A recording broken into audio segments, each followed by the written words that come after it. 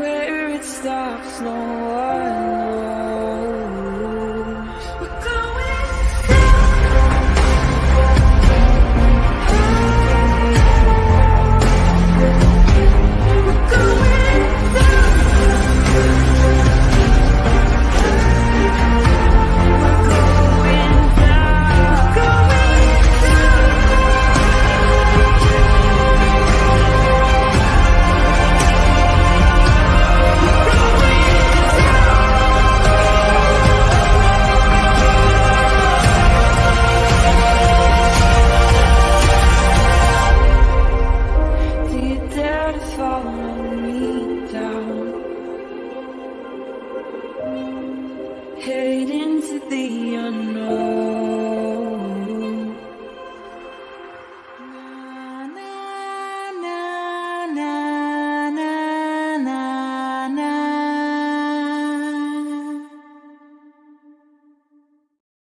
Well, hello, everybody. Happy Friday. Welcome back to Criminality. Or if this is your first time here, welcome to Criminality.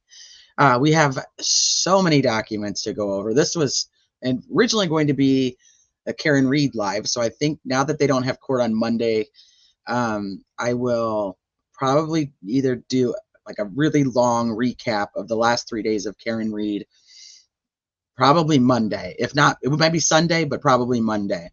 But docs were just dropping like it was hot. So I was like, all right, let's go do Delphi. We'd had a few docs at the beginning of the week that were like, you know, kind of important, but not like uber important. But today we got some big ones. My voice is still kind of cracky. I thought that by taking a couple days of not talking, that, you know, well, not talking as much as I do when I'm on here would help.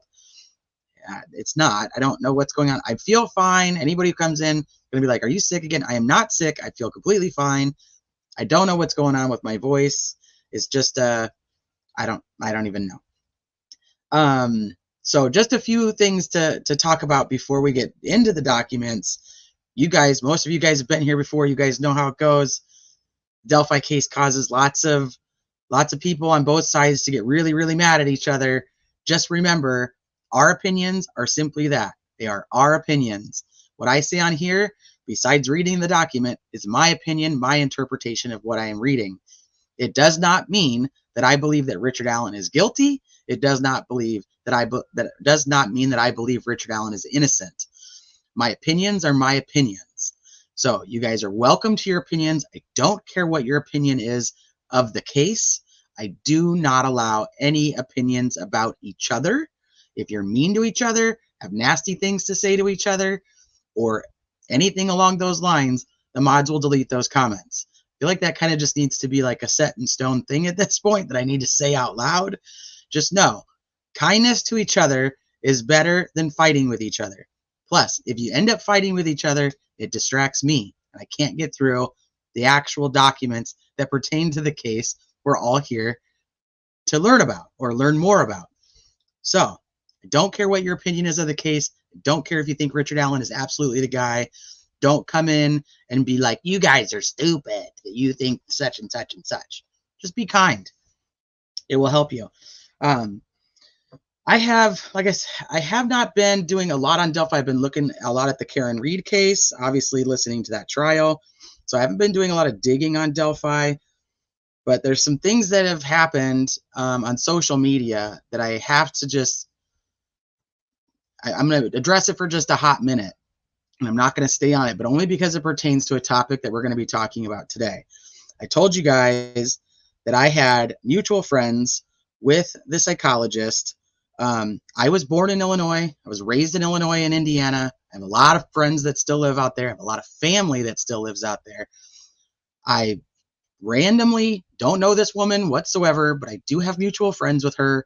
And I did talk to one of them, and it is verified 100%. They absolutely know her, and she is absolutely the person who works. She still works there, but Richard Allen's not there anymore, at Westville Correctional. It's not really up for debate anymore. I know that there's people on social media who still want to say it's not her. That's fine. I'm not going to show you my screenshots with my family and friends. It's not going to happen. I get it. I'm a big person on receipts, but I'm not going to do that.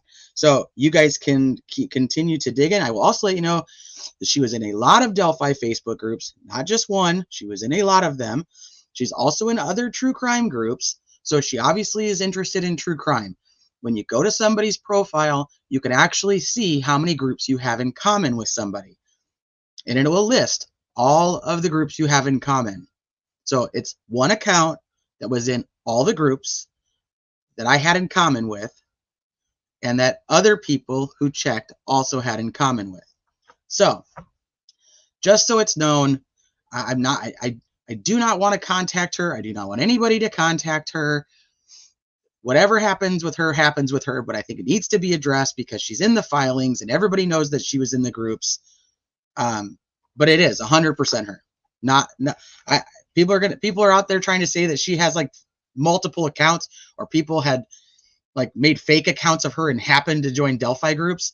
Let me just ask you, very intelligent people, who knew who this woman was to make a bunch of fake accounts of her and join a bunch of Delphi Facebook groups? Like, ask yourself that question when you read the comments from people who are adamant that that's what happened. Just think about that for a second.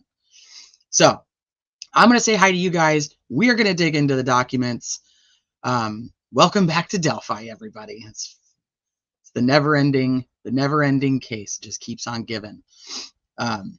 What's up, Criminality crew? Hi, Francis. Hi, Sleuthy. What if anything, have you guys seen or heard? Hi, Jen. Hey, Fiend. I don't think her attorney would allow her to talk to anybody anyway. Well, no.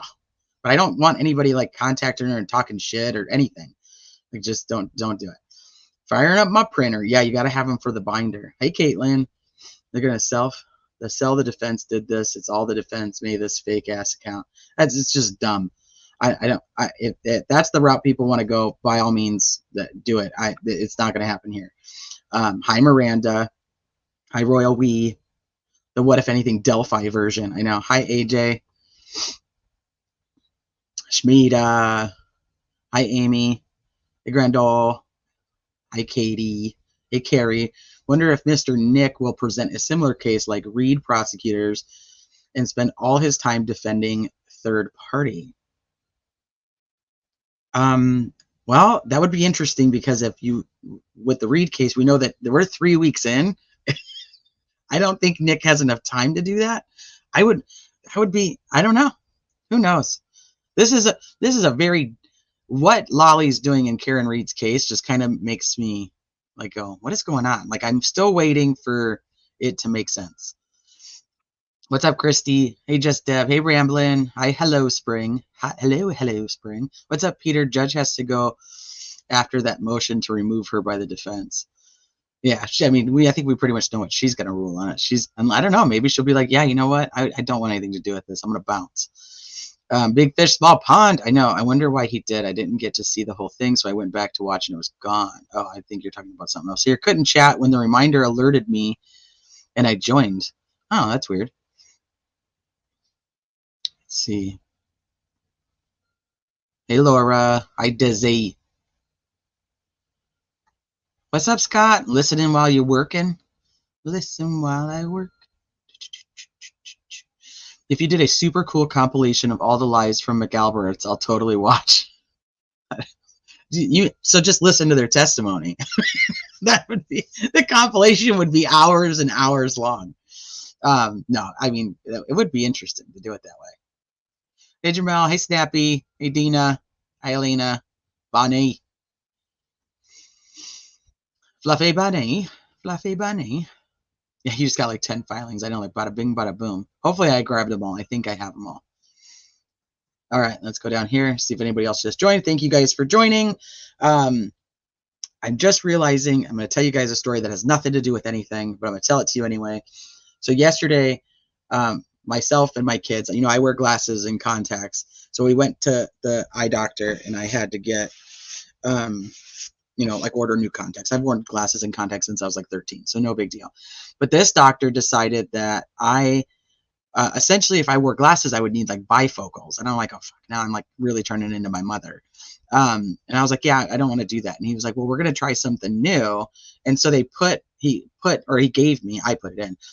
So this eye is so I can see far, and this eye is so I can read better. So it's like I have one for far and one for close, and I'm really struggling with trying to like see anything. It's like I'm like, which one? What eye do I use for what? Like I don't know if it's gonna work. I said I'll do it for a week and I'll see if it works, but I don't know. Hey, Bossy, what's up? Hey, Susie. So, who, if anyone,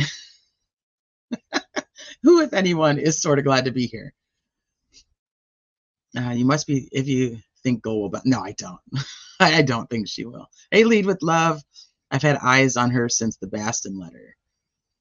Eyes on her in Facebook groups. But do you think that from the Bastin letter, people were actually like creating fake accounts? I don't know. I mean, like anything's possible. Hey, Brecascent. I've heard of those. Your brain will adjust. It takes about a week. Yeah, this is monovision. Yeah, that's what he called it. And I'm like, yeah, mono contacts. Yeah, I'm like, what? So how do I make myself use one eyeball? It's very confusing. So that's why I said I'm going to try it for a week. I mean, it's super. Like if I close one eye, I can read really well out of my left eye.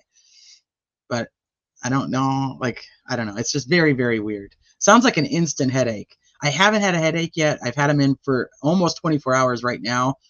But it's definitely weird. It's definitely just a weird monovision for the win. Your brain will learn. All right. I don't know. Well, so another little side. I have double vision, so I see two of everything, and I have my whole life. So he's like, you actually should be fine adjusting to wearing these because you already see two regardless. I had glasses and contacts my whole life. Never heard of those contacts. It's crazy. Yeah, he's like, well, you're over 43, so now it's time that you're gonna need to like start having readers. You winking at me or trying to see past me? I don't know. I guess it depends if I'm which eye I choose. What's up, True Crime Fangirl? Hi, Chelsea. Yep, I have it, Chelsea. We're ready to go. You have trifocals? Yeah, I don't know. Maybe that's where we'll end up. Had glasses up. Big Fish, tell T to drop a link. Why? What's up? Well, I'm just going to be reading. Do you want to sit up here while I read? I'm not cut out for so. You got left. You got left alone the other night. I heard everybody just left you on a stream that you had no control over.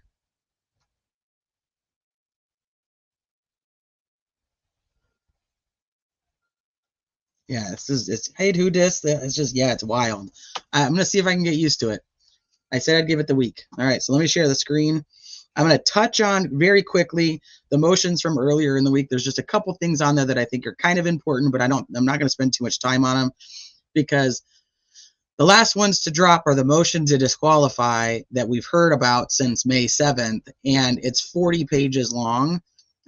So I know that I love hanging out with you guys, but I don't know if we want to spend the entire, maybe we do. I don't know. It is Friday. Like, who cares, right? All right, so let me pull this up here.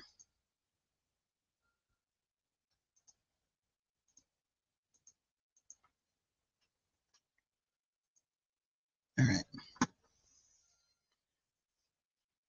I need a reversible pirate patch. It's like, you know, I can just flip it from one eye to the other depending on what I'm doing. Yeah, I'm gonna have to break down and get contacts since my grandbaby won't leave my damn glasses alone. I use my glasses to hide my dark circles. No, no dark circles. My glasses have bifocals. My mother had the all laser LASIK with monovision. She loves it. So not to stay on my eye stuff for too long, but he did say that my double vision is probably one of the worst he's ever seen, and he doesn't know why nobody's sent me to a surgeon to have it fixed. And I won't tell you what he said they'd have to do because I was like, I don't even know if I can handle that. And he was like, go have that done and then have LASIK, and then you won't have to worry about any of this. And I was like, that might be a good idea. Yeah, I have to read with one eye. Yeah. Or if I want to see far, I have to drive. I have to look with one eye. Fucking weird. Hey, this account, what's up? The downside, that's not a downside. I don't want to go skydiving. I'm in my 40s. I don't have any desire I have so much anxiety at my age. I have no desire to do anything. Ask me when I was a teenager or early 20s, mid 20s even. I would have been all over it. Nothing now. Even talking about Delphi, like going out on that bridge, I'm like, well, yeah, if I was Libby and Abby's age, I would have been all over that bridge. My age now, like I think I'd look at it and cry. Like I can't do that. I'd be one of those.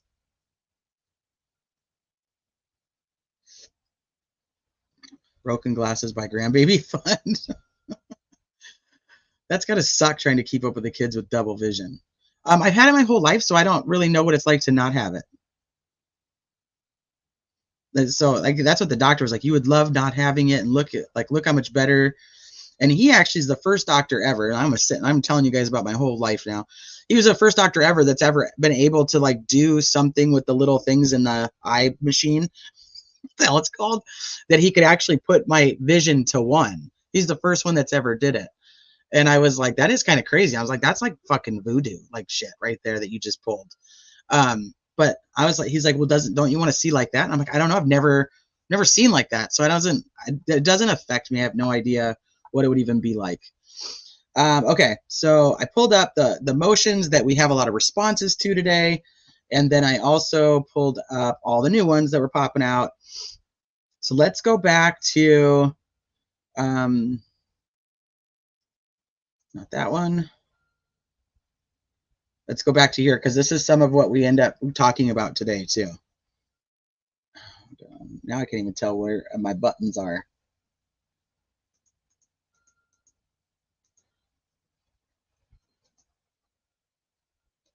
Yes, I am. Very close. I can't believe it took him so long to actually try to treat that. It's crazy. Yeah, I just kind of figured nobody ever could. But as I said, I won't tell you what they do in the surgery, though, because I was like, oh my gosh, that's terrible. All right, so at the beginning of the week, we had the motion to vacate the safekeeping order from 513. And it's Richard. It's essentially Richard Allen's defense attorneys that are requesting for him to be moved, that there's no reason that he stay there. So I'm going to just read over it super quick, and we're going to go on from it because, like I said, we get some more information on it today. So on November 3rd, he was put into the prison. On the same day, an order was entered finding that Mr. Allen was an inmate awaiting trial and was in imminent danger of serious bodily injury or death, or represented a substantial threat to the safety of others. Tony Liggett is currently the sheriff of Carroll County. On May 3rd, counsel for Mr. Allen deposed Carroll County, another typo, Sheriff Tony Liggett. During his deposition, Sheriff Liggett testified as follows. I did not have a problem with him, Richard Allen, going to Cass County. My problem was going to be transport. I never had a problem with him, Richard Allen, staying in a county jail. Sheriff Liggett has since made arrangements with the Tippecanoe County Jail to house Richard Allen during the trial. Interesting. When asked if Richard Allen could stay at the Cass County Jail, Sheriff Liggett responded that he does not care where Richard Allen is as long as it does not become a manpower issue for him. Well, really shouldn't be a big deal. He has to drive to Wabash to pick him up if they don't put him in a jail. So, hey, the Rockaways. I have that one too, yeah. I think that's probably the last one. They do something crazy like that. Yeah, Jen, that's kind of what they do. He's like, they'll take out your eye and then move it. They shift that whole thing over so it faces the right way. Yeah. Side note, it's so crazy. Sheriff Liggett also testified that the Indiana Department of Corrections does not want to transport Mr. Allen.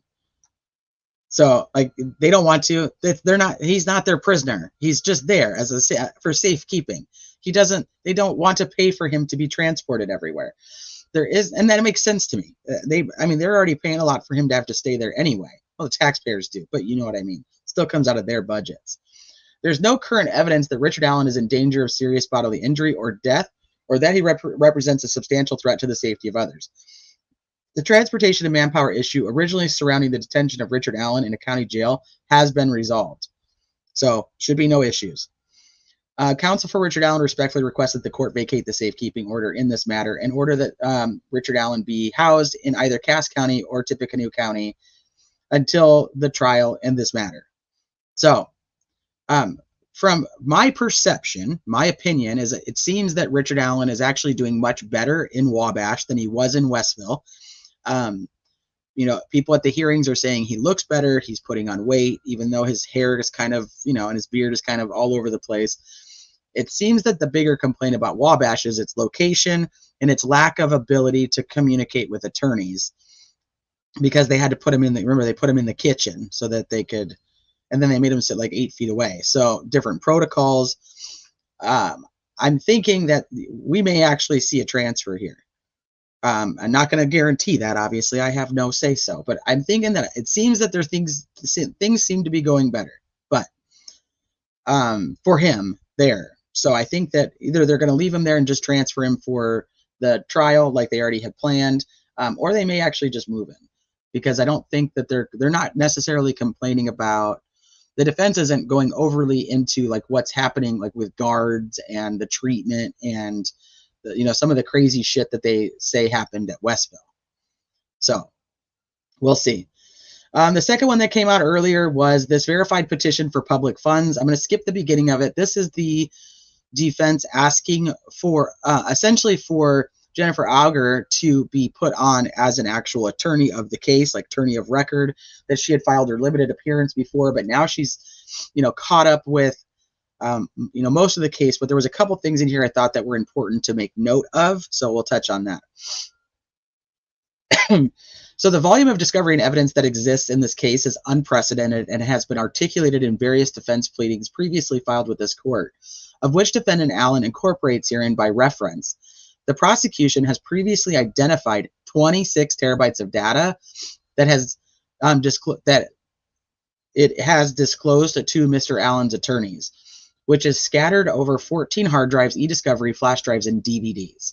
To give the court some reference, if the 26 terabytes of information were one-page documents, think of this, it would equate to 60 million documents.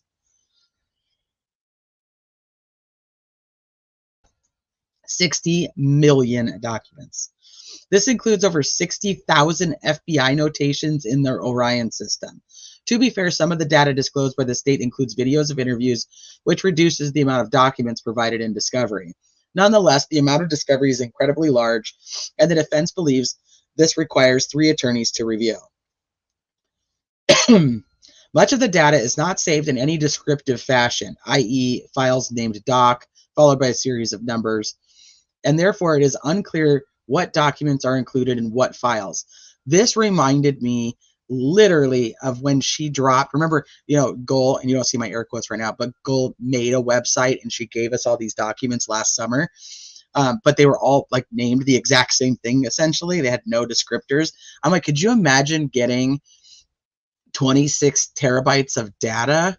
Like we had, 40 documents, like 40 court motions and things, and we were like, what in the world is this mess?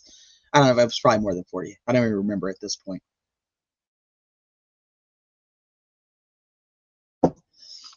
But I'm just thinking, like, if you got 26 terabytes of data that was just named with sporadic numbers, that'd be a fucking nightmare. Hi, Marshall. What's up, Chopper? Thank God it's something other than Karen Reed.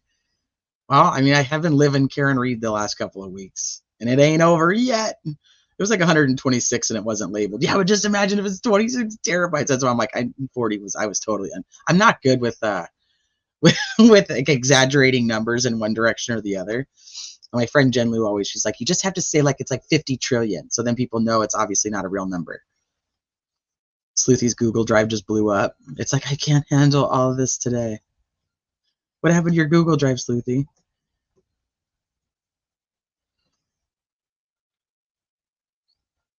It really is, Chopper. I agree. But the last time we talked about Delphi, I did say, and I still believe, that what we see right now is not what is going to end up being the circumstances, in my opinion. I think that we're gonna have to go through a lot of ups and downs and more situations. Oh yeah, absolutely, Sleuthy. Yeah, for sure. Link them up for all of our people, because you guys know I need to read, I need to listen. I can go over to the same documents like multiple times because I need to do it in different ways. So some people need to read it themselves to comprehend it, like to absorb it. What's up, Kaleida Hope? I think that's supposed to say hello all, but if it's help, wink with your right eye. What's up, Ben? I hold out a little bit of hope too, Chelsea. I really do. I know. I was like, yeah, just wink with one eye and then the other. It's good to hear some Delphi stuff and get out of here and read for a hot minute. We'll go back to it. Okay, so Sleuthy's going to drop all the docs. If anybody wants to grab them, download them, read along, any of that stuff, have at it.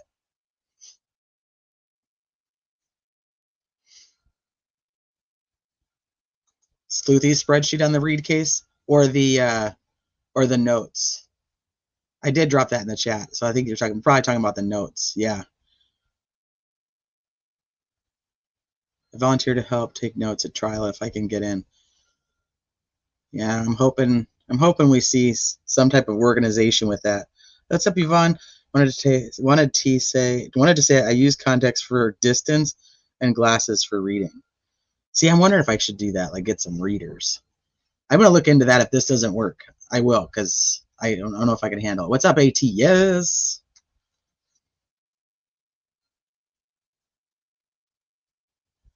Hey, Mama K. Okay, so lots and lots of info. So they want a third attorney. Much of the data is not saved in any descriptive fashion. We just did that. As a result, Attorney Auger has reviewed numerous unrelated documents in order to prepare for just the cell phone forensics portions that she was actually there to help with. While the prosecution has had much of the information disclosed to the defense since February or March of 2017, the defense only began receiving the disclosures on January 30th of 2024. Now, we know they got other evidence that they had gotten in 2023, but remember, they were taken off and they were brought back in, and then when they were brought back in, they were given additional items that weren't in the original batch. Plus, they had mentioned that some that they had gotten in the original batch they hadn't gotten back. So there is some carryover between forensic witnesses and other witnesses. Additionally, this is where I thought was important to go through too. There are approximately 16 expert witnesses that are identified by the parties. So this is both together, the state and the defense, which include the areas of cell phone forensics, geofencing, Odinism, ritualistic killing, blood spatter, DNA, ballistics, psychology, psychiatry, false confessions, and forensic pathology. So, I mean, we're looking at a wide array of people that they're calling as experts up there. Now, the parties have identified over 185 witnesses who may testify at the trial of this action. While the prosecution previously stated that they were paring down their witness list. So remember, on the May 7th hearing, Nick said that he was streamlining and that he'd got it down to about 45. So what the defense is saying is, hey, he may have gotten it down to 45, but he hasn't told us. So we still have to prepare to cross-examine his 100, because he had 100 or more witnesses on his list. And he's like, so we still, like, the defense is like, we still have to prepare to cross-examine all of those people because we don't know which ones he's not calling. So he needs like he needs to send over an amended witness list of who he's actually calling so he's not sitting there wasting the defense's time. Will that happen? I have no idea. You know how they go. They like to waste each other's time. 7 stars, that's an interesting question. I don't know. I have no idea what his history would be that anybody would want to. I don't know if there's like I don't know. I mean, it's a very interesting question.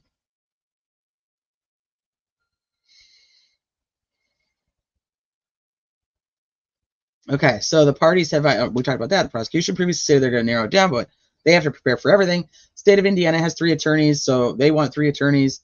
Due to the volume of discovery, which continues to be disclosed, Rosie and Baldwin have very limited time and therefore need assistance with the discovery, preparation, and the trial.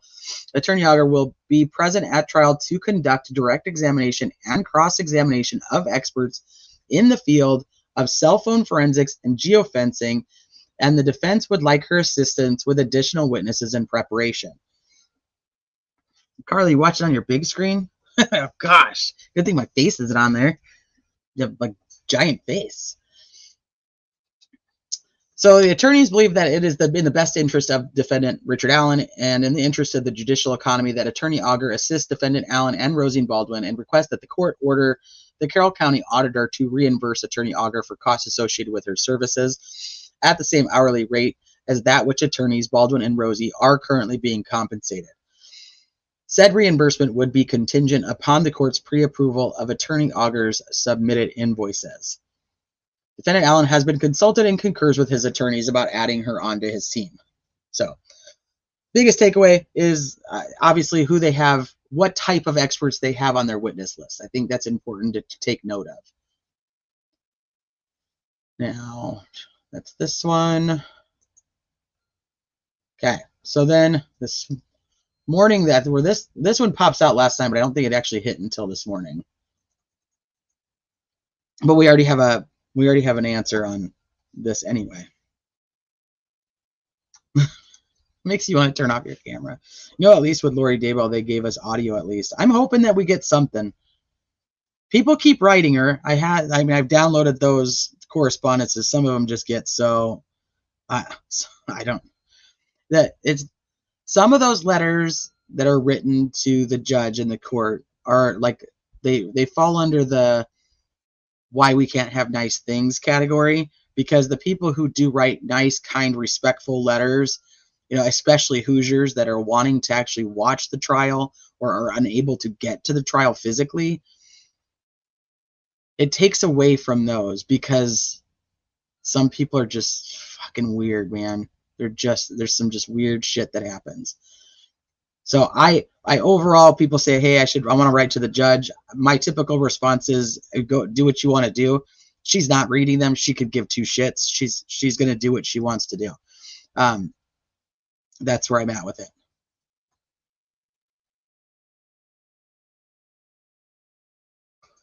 I can't imagine, like we won't even be able to get the transcripts, like a full set of transcripts. We wouldn't even be able to get till the trial's done to even read through and have the exact of what's happening. So we're at the mercy of the people who are in there taking handwritten notes and hoping they don't miss anything. I know, remember the Sabbath. Well, she did say if the jurors didn't have a religious exemption, but I don't even know if she'll still continue to do Saturdays. Nobody's talked about that. Nobody, like, did she change it to where she's not going to even, no, you wanted longer, you wanted a longer amount of time? Fine. Now I'm going to take away your Saturdays. Or is she still going to do Saturdays? No clue. Is she going to be like, well, Carroll County court closes early on Wednesdays. Too bad for you.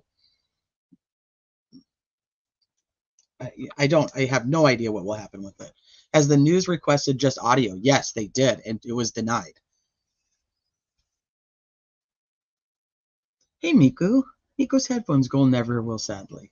She's just not going to turn. She's not going to change her mind, in my opinion, unless something else happens. I think that that part's going to be what it is, unless she's not there or some lawyers come in and make some really good arguments. I just don't think it's going to happen, though. Hey, Sunshine and Roses. Hey, Hammy. Speaking of transcripts, I do have a request in for the May 7th hearing. And I also put a request in because there seems to be some confusion on exactly what happened, once again, based on differing and various note-taking by multiple different people. So I actually put in a request, too, for the June 15th, 2023 hearing. So, AJ, I'm at Delphi now, cute little town, and they have a Pizza King. They have a Pizza King.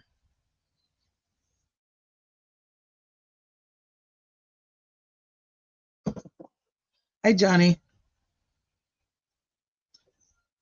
All right, so motion to continue comes now. Attorney Bradley Rosian respectfully requests that the court continue the hearings on May 21st, May 22nd, May 23rd regarding Richard Allen's purported confessions and the admissibility of communications between the accused and his state-appointed psychologist.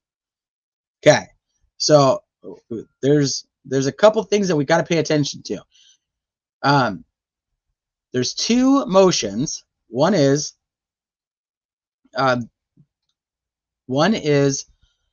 McClelland's his motion for admissibility of this estimated transcript costs depends on the transcript. They're different prices. Also depends on how many copies have already been made. T, how can folks donate to help with the transcript costs? Any type of donation or anything that you want to contribute to my channel ever is in the link tree that is posted.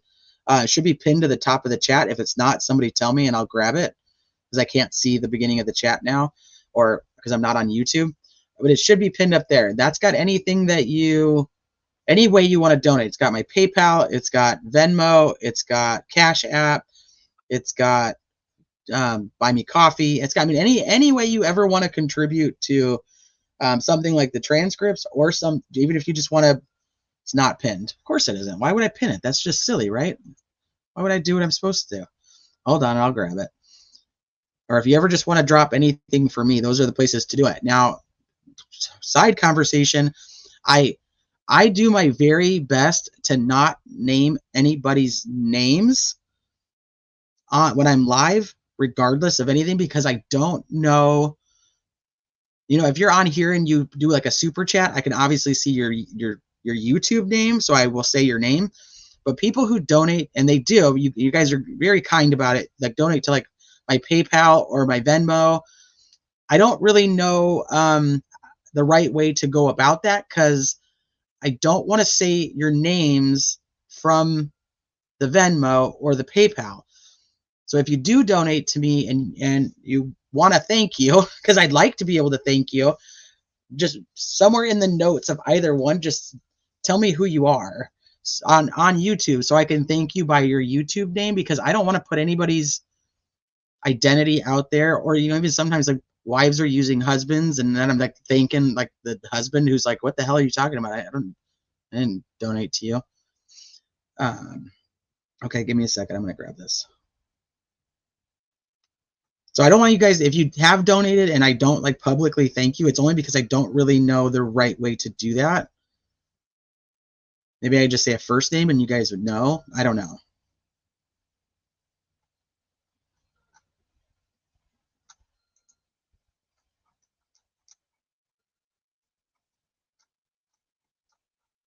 Hold on, I'm grabbing the link. I'm not muted, I swear. I'm not a cat. I'm here, I'm ready.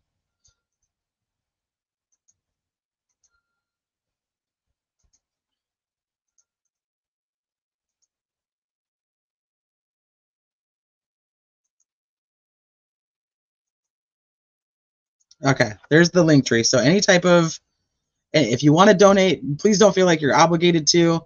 I'm going to be getting them either way. If it's something that you want to do, by all means. T, can you send? Can you send that from like Venmo and PayPal, Sleuthy? Because if you can, I don't know. If you guys know, I'm some tech savvy. I'm not ultimately tech savvy. What's up, Joanna?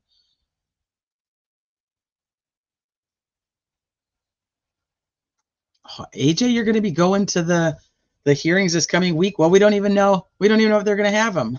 But I mean, we can expect that she's not going to give him anything.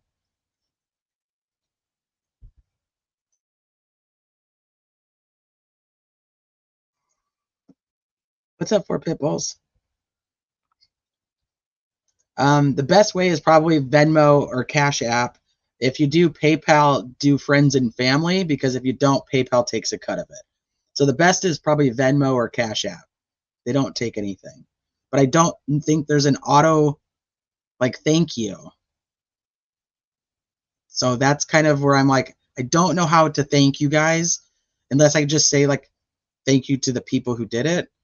I'm very, like, leery about saying people's names. So, but I also don't want people to think I'm not appreciative. I don't know. I've been trying to figure that out. So I just kind of thinking of this made it come out to you guys, because I don't know what to do. I mean, obviously, what you guys contribute to me helps me stay here, so, and be able to do this. All right, so motion for continuance. Let's go back to this. But if you guys want to, feel free. If you don't, like I said, don't feel obligated to. I'm going to get them either way. And I'm only getting the ones from last year just because, once again, like I said, there's just seems to be some differing things that people are saying happened. And obviously, I wasn't as involved in the case at that time. So I had to go back and listen to people's notes. And I was like, yeah, you know what? I'm just going to request it. Okay, so there's two things. The admissibility of the communications is what McLeland had talked about on the May 7th hearing. I have not, Joanne. I haven't got there yet. I'm kind of going through the process of how we got the documents this week. So we're hitting some of the other ones. Hey, Rebecca. We're just like, okay, can we contribute to that? Many trails along the beautiful canal. Chopper, yeah, I could use their screen names if I know them, but people have to tell me what they are. Like I don't necessarily just know people's real names to their screen names. The admissibility of the communications between the accused and his state-appointed psychologist. In the support of said motion, counsel states, on the 11th day of April, defendant Allen filed his motion to suppress statements. Said motion is scheduled to be heard in conjunction with the various other matters between May 21st and May 23rd. These 3 days of hearings are like a hodgepodge of just tons of different motions coming in front of the judge. So she's like kind of scheduling them like throughout the days, but it's not like one long hearing of one thing, if that makes sense. On the 8th day of May, the state of Indiana filed a request for pretrial ruling on admissibility regarding communications between defendant Allen and his assigned psychologist. Said motion is currently scheduled to be heard in conjunction with various other matters between May 21st and May 23rd. The defense has recently conducted discovery in the form of a deposition of Dr. Monica Walla.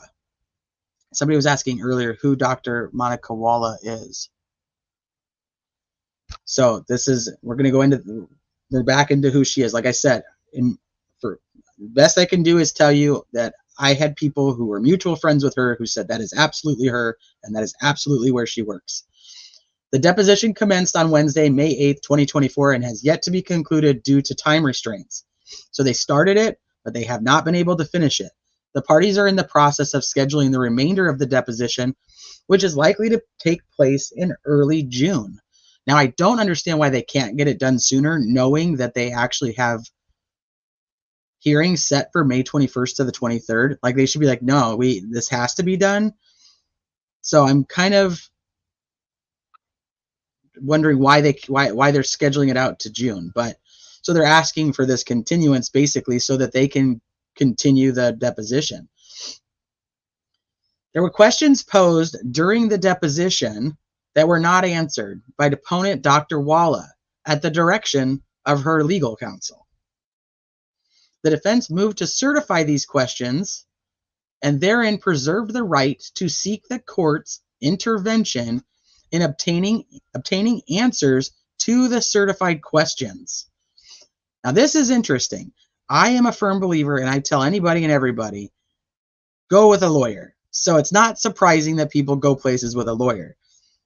But it's still like an interesting thing when somebody does take a lawyer. Like, you can't, I know that's like a two-sided coin there, but that's how I feel.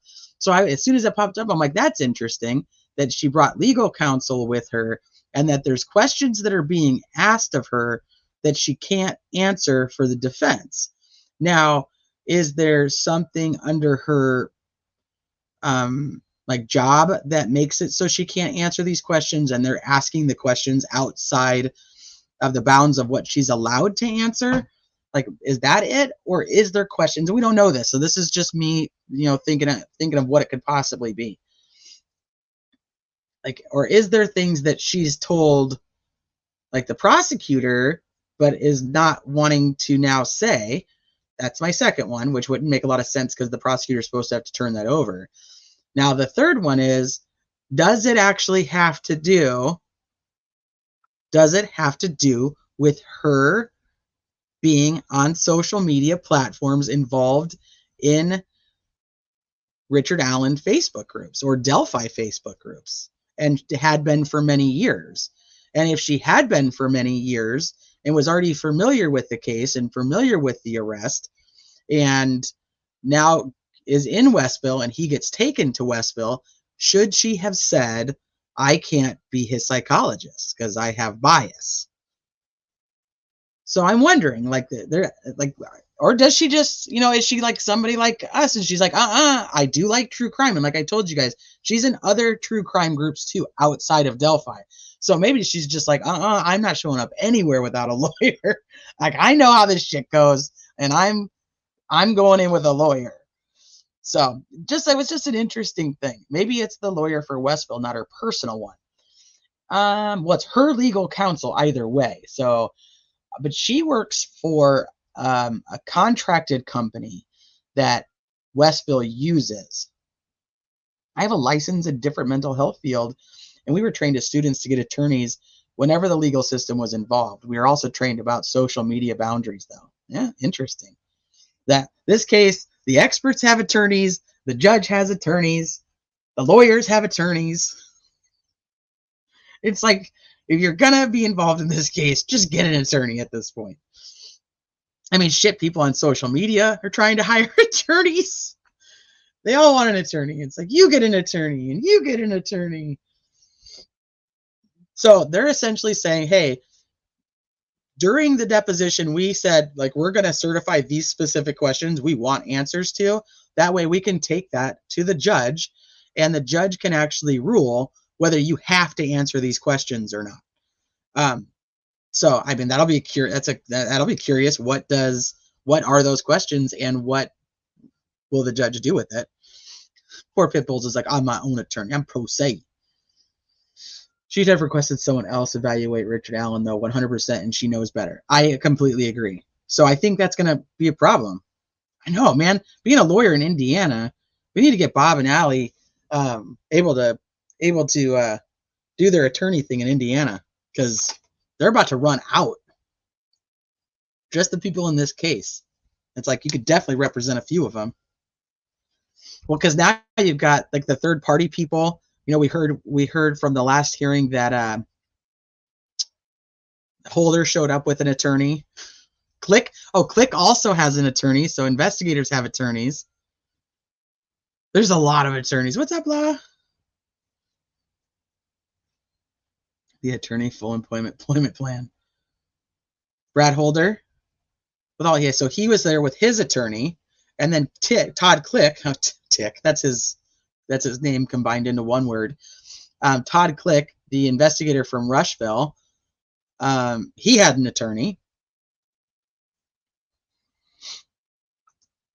How many people are going to show up to this trial with an attorney? The only one I want to see go pro se is Sarah Boone. No, she just goes through all of them. She goes through too many attorneys. She's on like number 9 or something stupid now. So the judge will have to decide whether they're able to essentially force her to answer these questions. Additional time is necessary to not only conclude the deposition, but to attain a certified transcript that might otherwise be used as evidence in the hearings on both parties' motions. This could assist in shortening the presentation of evidence regarding said motions. Attorney Rosie has reached out to the state of Indiana, who does object to the request to continue as to the motion to suppress, which is the defense's motion, and as to the state's motion or request, the state's request for the admissibility of Dr. Walla's statements, both of which relate directly to Dr. Walla and her professional relationship with the accused. And Defendant Allen respectfully requests that this court issue an order continuing the hearing on Defendant Allen's motion to suppress statements and the state's request for pretrial ruling, and resets the matters on a date. So in this one, like I said, we're going to hear more about this throughout today's documents that we go through. But in this document specifically, they're only asking for 2 of the motions that are set to be heard over that 3-day period to be postponed. In this motion, they're not asking for the entire thing to be moved. Just those 2, set like a separate hearing in July for these 2 things that have to do with Dr. Walla, so we can finish the deposition. That's what this one is asking for. Now I'm going to skip ahead to, so she already puts out an order, and so this is from Judge Gull, and she says, defendant's motion for continuance is reviewed and denied in part. The court scheduled this hearing at counsel's request. You guys can't see that.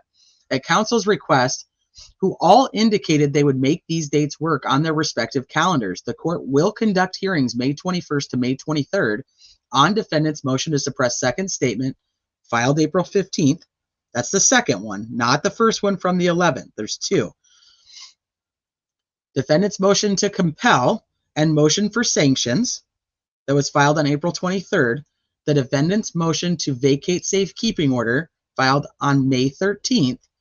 The state's motion in limine filed on April 28th, and the defendant's response to state's motion in limine, as defendant is not prepared to address his motion to suppress, filed April 15th, 2024, and the state's motion for admissibility.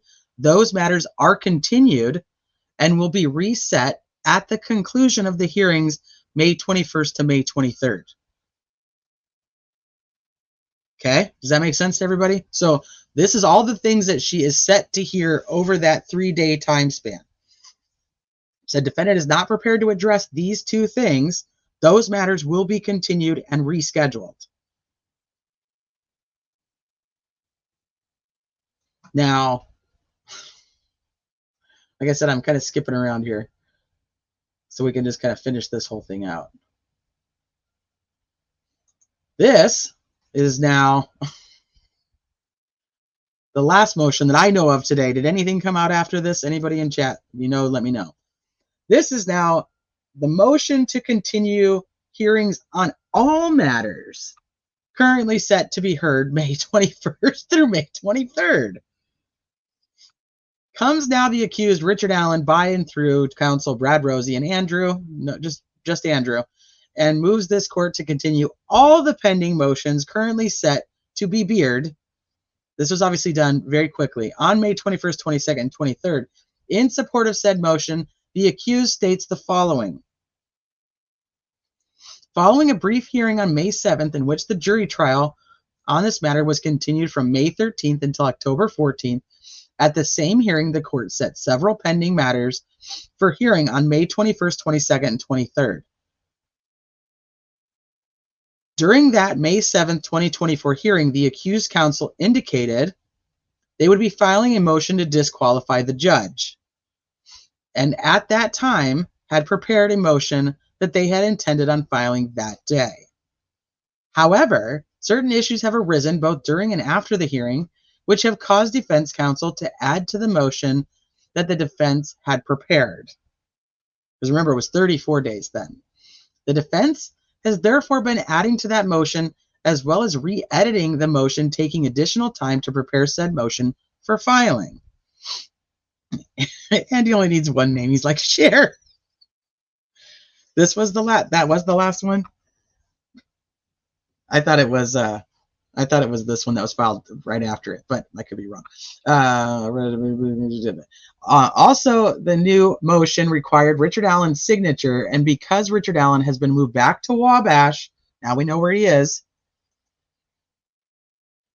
back to Wabash Valley Correctional Facility, it is logistically difficult for Richard Allen to review the document and sign the document so that it comports with the legal requirements of a request for disqualification. Richard Allen has just signed the documents as needed, and therefore the defense files its motion to disqualify at the same time as this motion to continue next week's hearing. As the court is aware, at the time Richard Allen petitions this court for change of venue from the judge, this court will be without jurisdiction to do anything other than rule on the motion. Additionally, the defense is requesting Judge Gull to issue findings of fact and conclusions of law if she issues a ruling denying the defense motion to have her disqualified. So if she says, this is denied without a hearing, they're saying if you're going to do that, you need to put in your order exactly why and what law backs you up to be able to just deny it without a hearing. That's what they're asking her to do. Therefore, Judge Gull will not be able to conduct a hearing or rule on any matters until she has reviewed the motion to disqualify and entered findings of facts and conclusions of law. Additionally, on May 15th, 2024, the state of Indiana just turned over a new phone extraction that had been conducted this past weekend. The defense received possession of that new phone extraction less than 1 week before the motion in limine hearing was set and needs more time to review the phone extraction data. So they received new phone extraction information.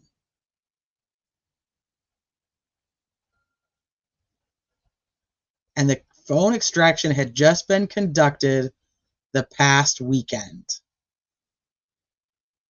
So here's your prosecutor and your investigators. They're pulling somebody's phone data. You think it might be Holder's? Made me think it was Holder's.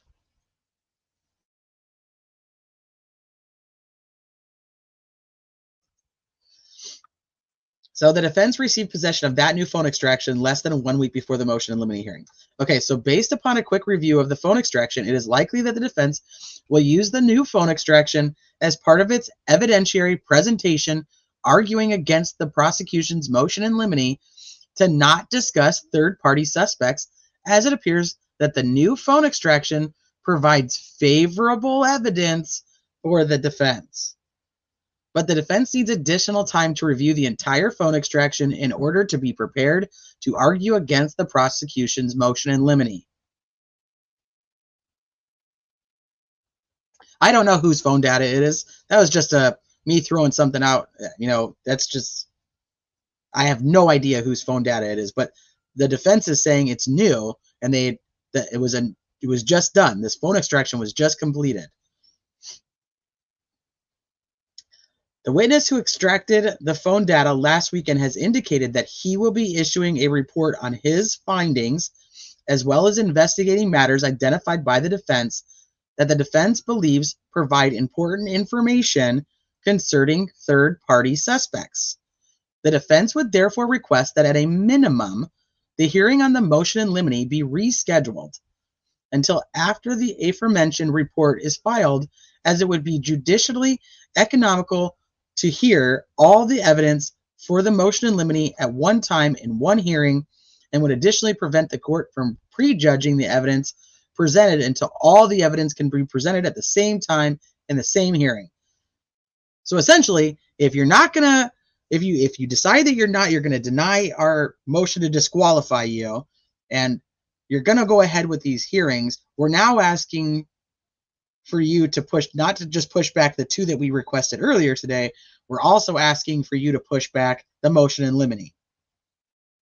I'll kind of break it down in just a minute too, like to put them all together. The trial has been continued until October 14th of 2024, which should provide an abundance of time to find new dates to conduct said hearings. Since Judge Gull cannot rule on any motions until after she rules on the defense motion to disqualify, it would be judicially economical to continue the matter scheduled for May 21st to May 23rd until after Judge Gull has had a chance to review the motion to disqualify and issues findings of facts and conclusions of law, should she deny the defense's motion to have her disqualified as the judge on this case. The prosecution has been contacted and does object to this request. I like that they're putting that in there now. Like, hey, we're asking, and they're saying no. We want to do it anyway. So we have in the amount of all of these. Let me go back to this one. She's already said, okay, we'll push back the two that you asked for earlier. Essentially, the last one is saying, hey, if you really should just push out this entire hearing, this May 21st to the 23rd, because it takes you a long time to read documents, and there's no way you're going to be able to read this document for you to be disqualified and rule on it with conclusions of law and facts in a written order before May 21st.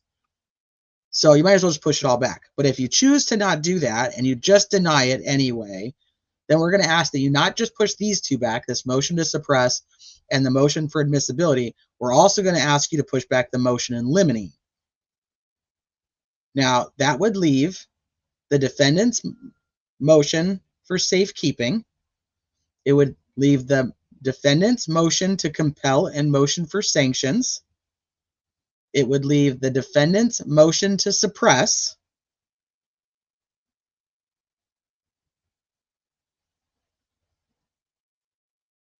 Okay, hold on. The second motion to suppress is this one from the 15th.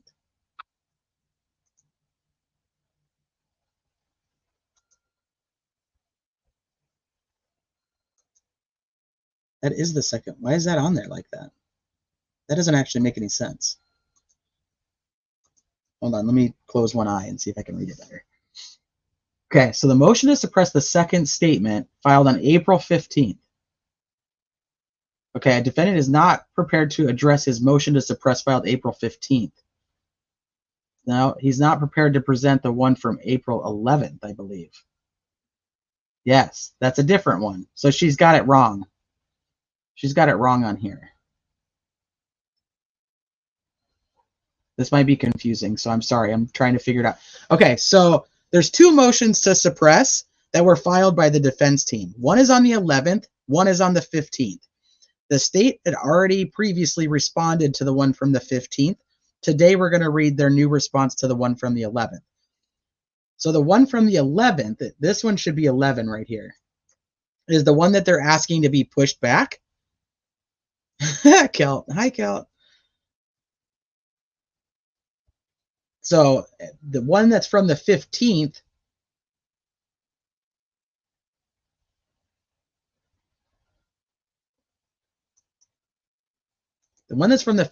is this one right here.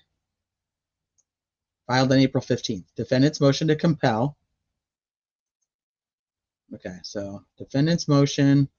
Nope, I don't want to do all that. Stop doing that. Filed April 15th.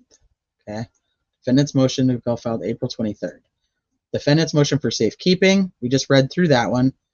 They want to get rid of this one, and the defense response to the motion is eliminated. That wouldn't matter either. Okay, so let me do. This should be the 11th. So this has been pushed back already, but change the date of which one it is, because that's the one they're asking for. And then the state's motion for admissibility, which is the one about Walla. Well, they're both about Walla. This is the one from the 11th, where they're talking about. Hold on, let me make it bigger.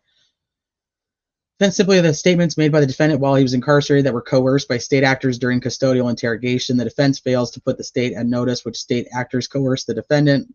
Under criminals rule, when the defendant files a motion to suppress, the defendant must clearly state the items they want suppressed. The defense has failed to outline which statements they wish to be suppressed. Oh, that's his response. Sorry. I'm reading the wrong one. Motion to dismiss the motion. Motion to shoot. I got to find the other one. I pulled up the wrong one, because this is the second statement. And then this is the one from the 15th. See that because everything goes in like a, it's almost like in order, like, because they literally are just talking back and forth to each other via motions. Like, you have to figure out which ones things are attached to. Okay, so go back to her. Where was that? Okay, so if she doesn't make a decision, or if, so let's say she just denies the motion to disqualify outright, no hearing, then they're saying, okay, we also want you to continue this one. We only want you to hear these three from the 21st to the 23rd. We don't want you to hear this one. Make sense? These two are already being pushed out.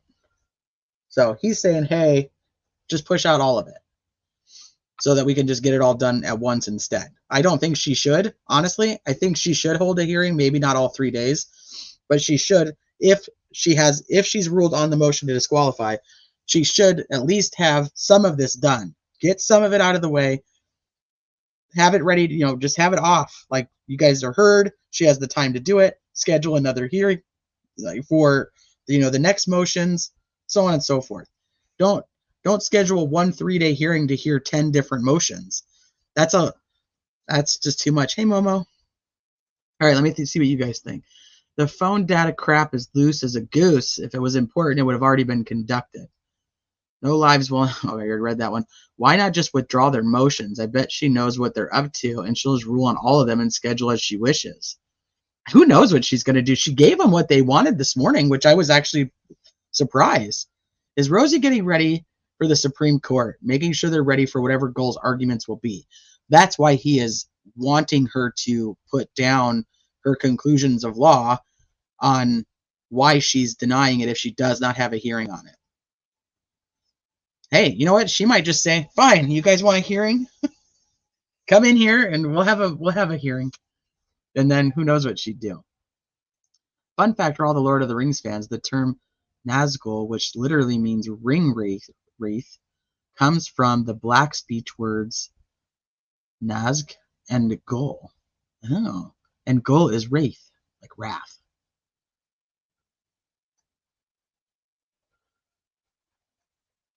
A ticking time bomb. You have an idea? I don't know if I should be excited or scared. Maybe family phone data? What were we doing for 6+ years? Well, we know they weren't investigating these guys because they said, no, case closed. We don't need to do anything with any of them.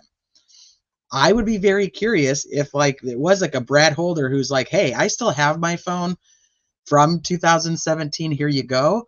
Or if it's from, like we had Messer's ex-girlfriends show up with phones, multiple phones. Maybe we get an Elvis Field sister's phone or something. Who knows whose phone it is? But we know it wasn't extracted before, apparently. Give me 1 second. The dog's scratching at the door. I'll be right back.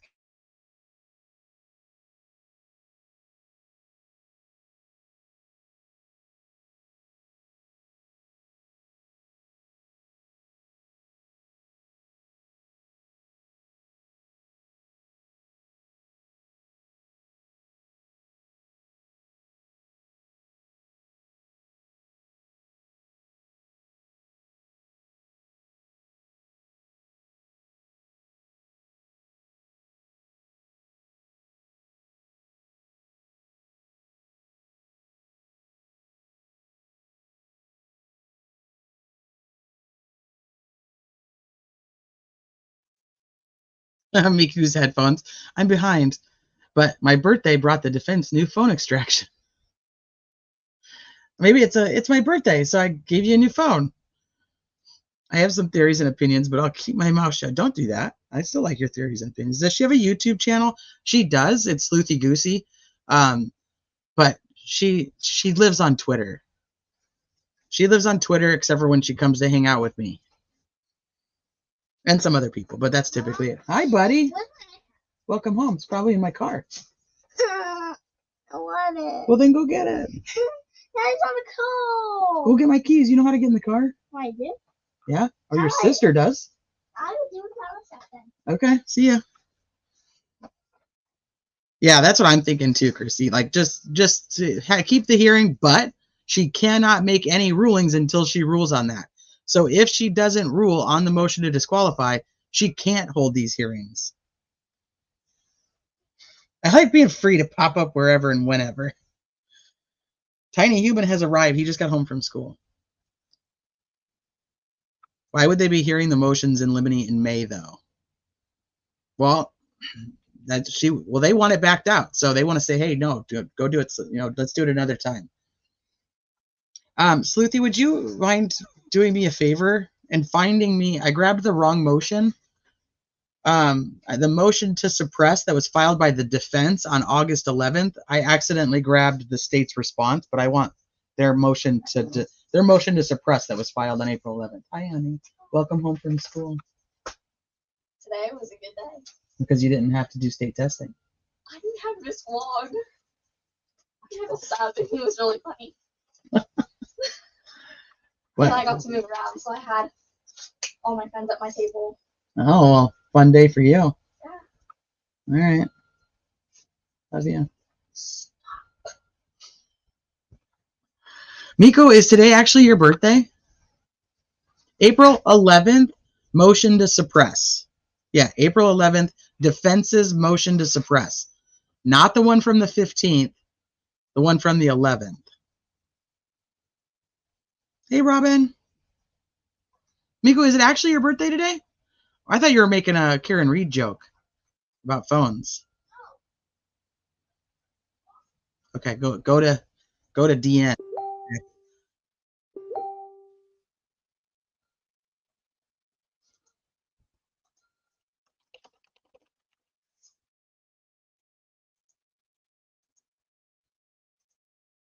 Okay, let's see. This is, thank you.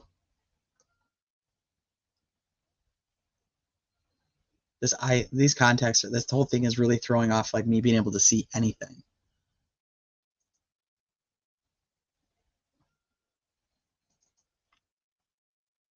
Okay, this is the right one.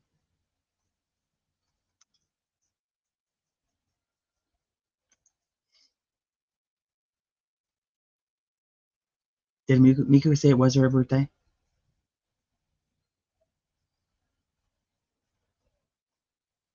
Not above water, but Kyra. I like hearing Sleepy's commentary too.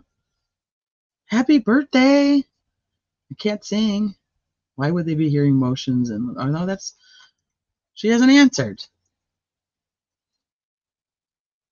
Well, happy birthday was Wednesday. It was 2 days ago. Well, happy belated birthday. Now I feel like a jerk for not wishing you happy birthday on your birthday. But it's okay, because that means the defense got new phone extraction stuff.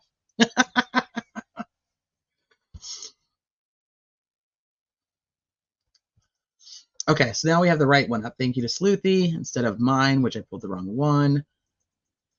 So this is the motion to suppress the statements, and then we have the response from Nick today on this motion to suppress. So I wanted to review. This one's old. This is the one from April 11th, but it'll give us a general idea of what we're looking at. I sent you an email about 3 weeks ago about who I think it is, and I also tipped FBI at the same time. Oh, really? I don't, for whatever reason, a ton of my emails are going to spam on Gmail. I'll double check. I'll check my spam folder.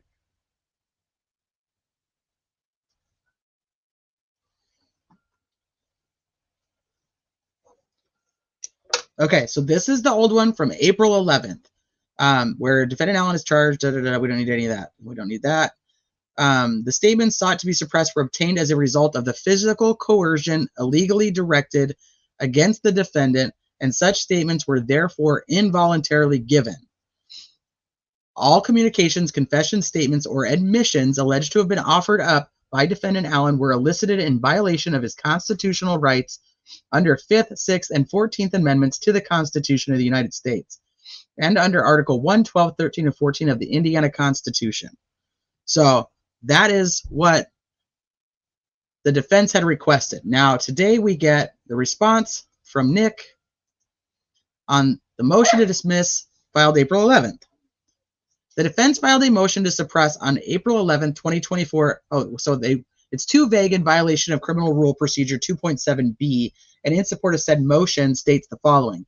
The defense filed a motion to suppress on April 11th, asking the court to suppress the statements the defendant has made while he was incarcerated in the Department of Corrections.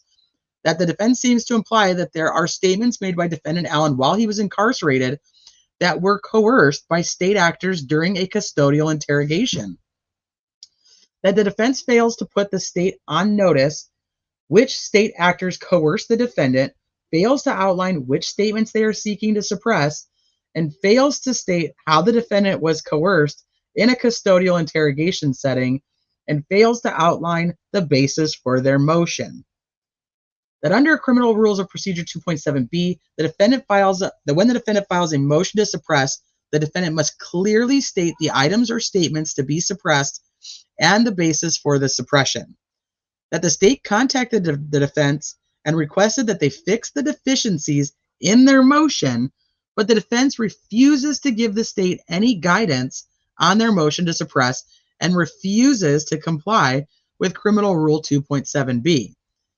That the defense has failed to outline which statements they wish to be suppressed, who the state actors are that coerce the statements, and the basis for the suppression.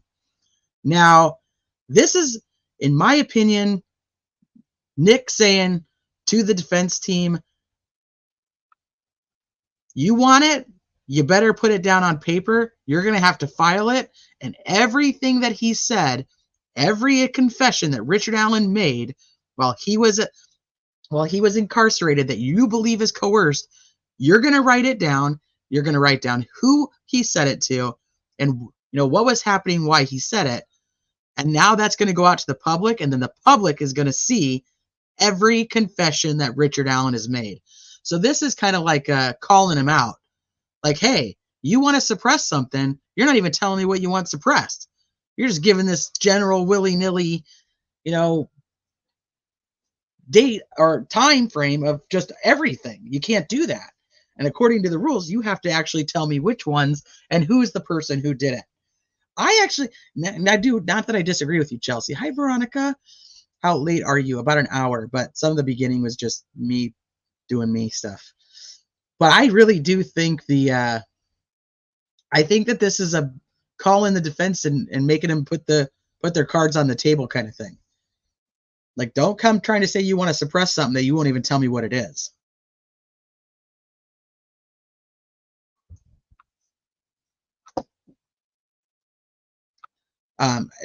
Ultimately, both sides should know exactly what these confessions are, right?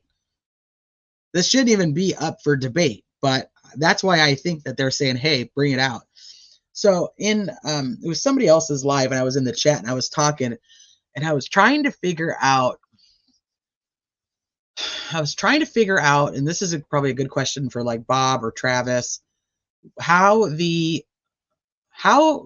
Rick Allen's Miranda rights would be in prison, like pre-trial, detainee in prison during any type of conversation with any of these people. And remember, we went over Miranda rights. And do you guys remember what were the two requirements that a person had to be read their Miranda? Do you guys remember them? Your motion in limine is overbroad and too early. Sounds like Luttrell. Interesting. They're treating him like a convict. Correct. Nick knows. He wants the defense to put it out to the public. I'm telling you. That was my gut instinct when I read this. Has time to listen to YouTube? Maybe. You know what? We could send her in a letter. I know a channel that read the Franks memo. Mine's in like 6 episodes with a ton of commentary. That would not work for her. But I know somebody who read it straight through. Maybe we could just send her that so she doesn't even have to read it. She could just listen to it while she's doing like stuff around the house. I didn't know there was a quiz today.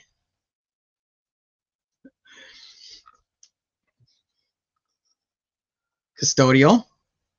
So they have to be in custody. And it has to be before questioning. So there has to be even the perception of custody or a reasonable person's belief that they are in custody. And you can't ask them questions. So people think that like you get arrested and you get put in the back of the squad car that the cop has to read you your Miranda rights. They legally don't have to if they're not going to ask you any questions. Most of the time, like when we watch like TV shows, and I don't mean like CSI kind of shows. I mean like cops. They will ask or they will read their Miranda rights because they know that they're being recorded. But truly, if they're not going to ask them any questions, if they're just going to pick them up for like a warrant and they're going to bring them in and some other investigator is going to come in and ask them the questions and interrogate them, then they are taken into custody and they can't be asked any questions until their Miranda rights are read. So then the investigator walking in to interview them or interrogate them would be the one having to read the Miranda rights. So I was thinking, okay, under those circumstances, if those are the two requirements, the person cannot leave, right? That's one. It's custodial because you're in custody. The person can't go anywhere. If they're being questioned about what they did by any state actor, by any state actor, then they would have to have Miranda. So let's think of it like if we have these suicide companions that are just supposed to sit outside the door. My email is criminality187@gmail. If you have these suicide companions that are just supposed to sit outside the door and take notes, in custody doesn't mean you can't leave. No, you have to have the perception that you're not allowed to leave. Right now, he's in custody and can't leave. So I think his perception would be reality. So they're just sitting out there taking notes of whatever Richard Allen is doing and whatever Richard Allen is saying. So they're not engaging in the conversation or asking him any questions. We're just going with this. This is totally an example of something I'm thinking in my head, not something we know. So they're just sitting out there, and Rick's like, "Hey, Joe, what are you in for?" And he's like, I'm in for whatever bad shit that I did."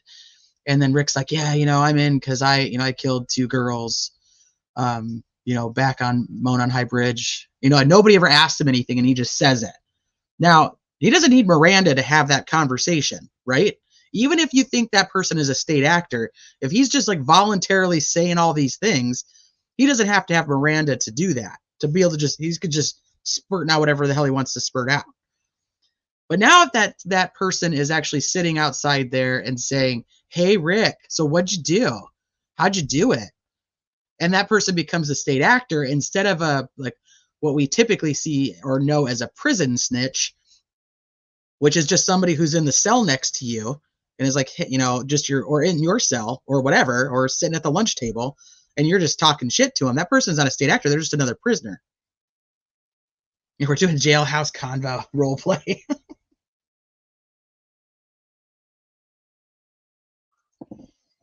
So I was trying to figure out how it would work for a mental health evaluation or anything like that. Would the lawyers, and like I said, I don't know this answer.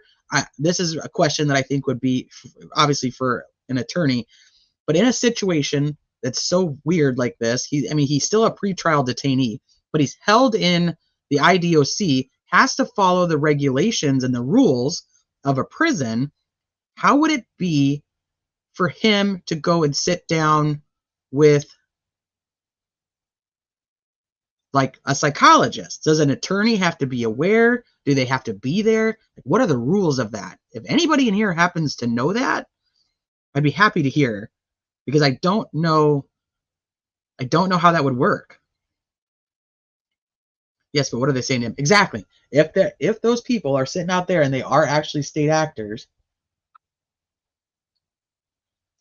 then they can't ask him any questions. If they're asking him questions, then the defense might have something there.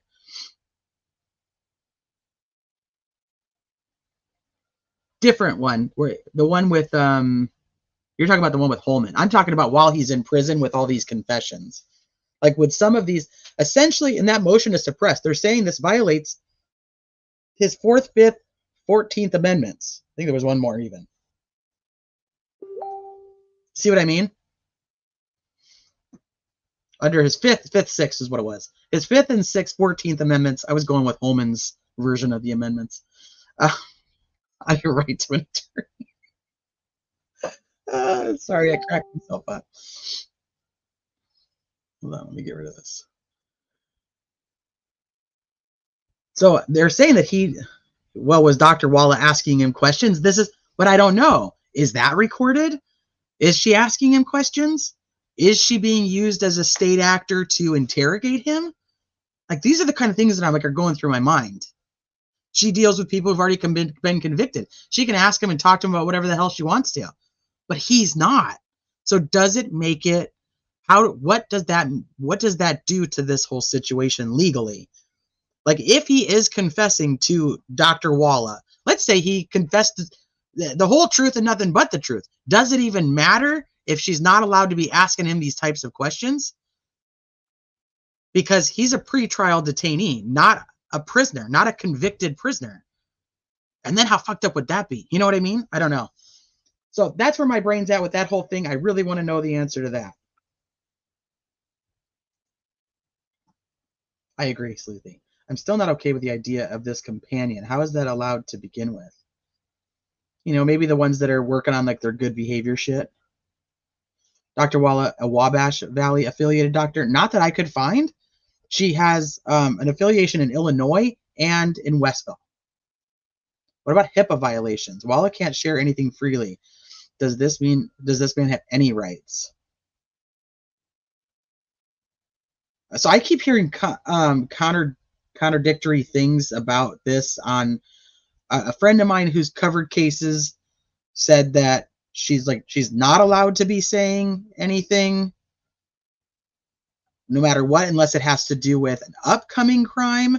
But then if you read what Nick says, then it's like anything that has to do with any crime or a trial is in pursuit or in process, not pursuit.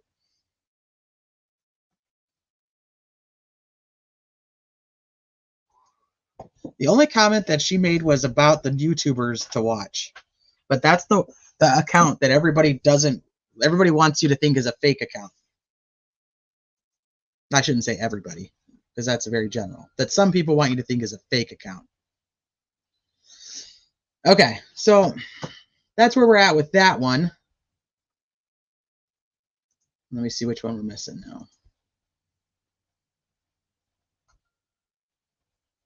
So he's just saying, nope, you better write it all down. If you want it, write it down. Write down exactly what he said and who he said it to. Which, you know, I mean, they're already throwing some things out there because the defense only put out there, you know, that he confessed to, you know, shooting the girls in the back and weird stuff that didn't actually have anything to do with the crime. Hey, CO Mama, I thought you were already a member. So either welcome or welcome back to the members. And Schoolie, I see that you joined too. For whatever reason, that didn't pop up before, but I see it now. Thank you for joining also. One day we'll figure out the member names. Hey, Sharon. Hi, Ann. Hi, Diane. Judge Jeannie, she should be the judge on the Delphi case. I would like to see Judge Jeannie on the Supreme Court, not this judge on the Delphi case. No way. Why would anyone want us to think it is a fake account? Because they don't want you to think that she did anything unethical or to complain about her ethics or anything being wrong with her. So anybody who's uber pro prosecution and is adamant that Richard Allen is guilty want you to think that that's not the real account. But it is her account. It's her account. So somebody wants to say it's not, they should be able to prove it. How they got to that conclusion. She can be court ordered to testify, otherwise she's only allowed to speak if he makes a threat to himself or others. Well, I mean, she's made a statement to McClelland already, and he's asking the judge to make it admissible. That's what his motion is to, hey, make sure that we can actually use this testimony. And then they're going to discredit the crap out of her and say, this woman's been hanging out in YouTube channels and on YouTube channels who absolutely think that he's innocent, on YouTube channels that are unsure, on YouTube channels that, you know, hate the guy. Like she's biased. She's been in Facebook groups about him for longer than he was even arrested. So she absolutely knew he was arrested and should have recused herself from taking care of him when she was there. We don't even know what he confessed her. We don't even know how important it is. At this point, that's not even the concern. It's all about the ethical boundaries of what she's either stayed within or has completely demolished. Any other judge should be trying this case. Oh, thank you, Diane. I appreciate that. Indiana Miranda, you have the right to remain silent. That's okay. We'll make up your statements anyway. Or we'll just make them up and then say we deleted the interview. I'm just joking. Best if she was a big Unraveling fan. Best believe if she was a big Unraveling fan and was testifying for the defense, the same people would have something to say about it, though. Could you imagine? Could you imagine if it came out that she was hanging out in the Unraveling lives or Joe Lewis's lives? Holy shit. It would be bad. And if she was testifying for the defense, oh yeah. I mean, look at what they've tried to do to Osbrook, who literally filed one motion about the contempt hearing.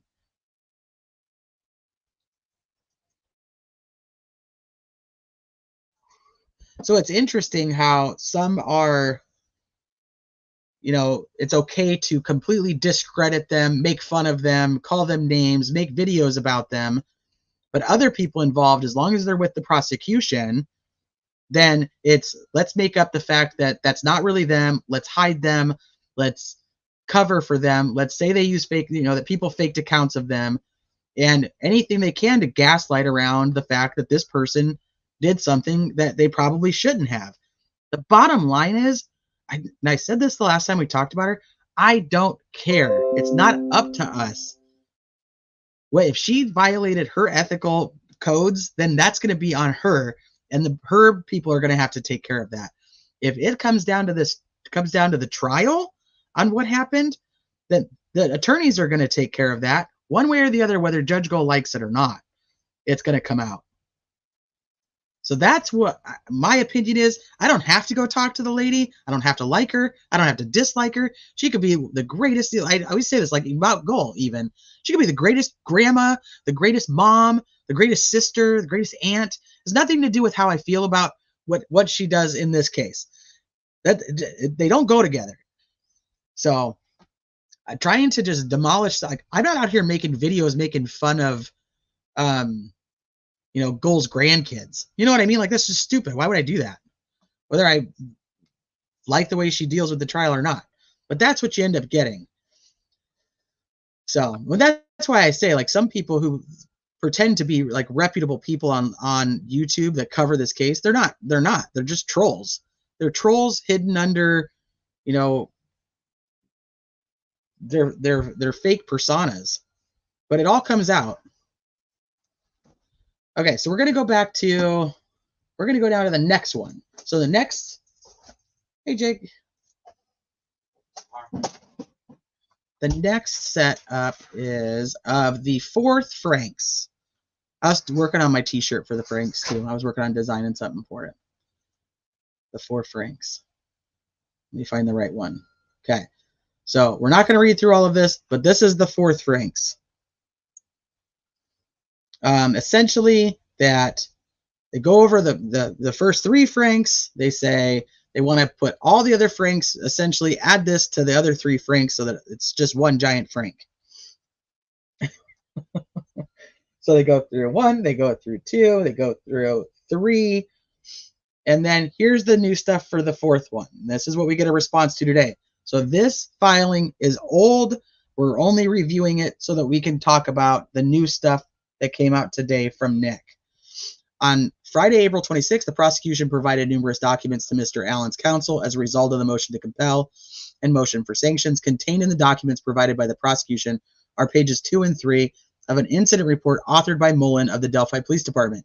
These 2 pages indicate that Steve Mullen contacted Mitch Blocher of the Indiana State Police at approximately 9 p.m. on February 13th to assist with acquiring precise location information for a cell phone using some of their more technical assets. It appears that the last communication with Sergeant Blocher was prior to 1 a.m.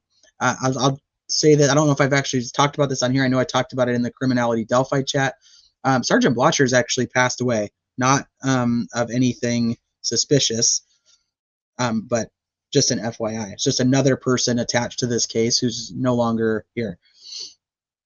The 2 pages provided to the counsel contain the following summary of this conversation.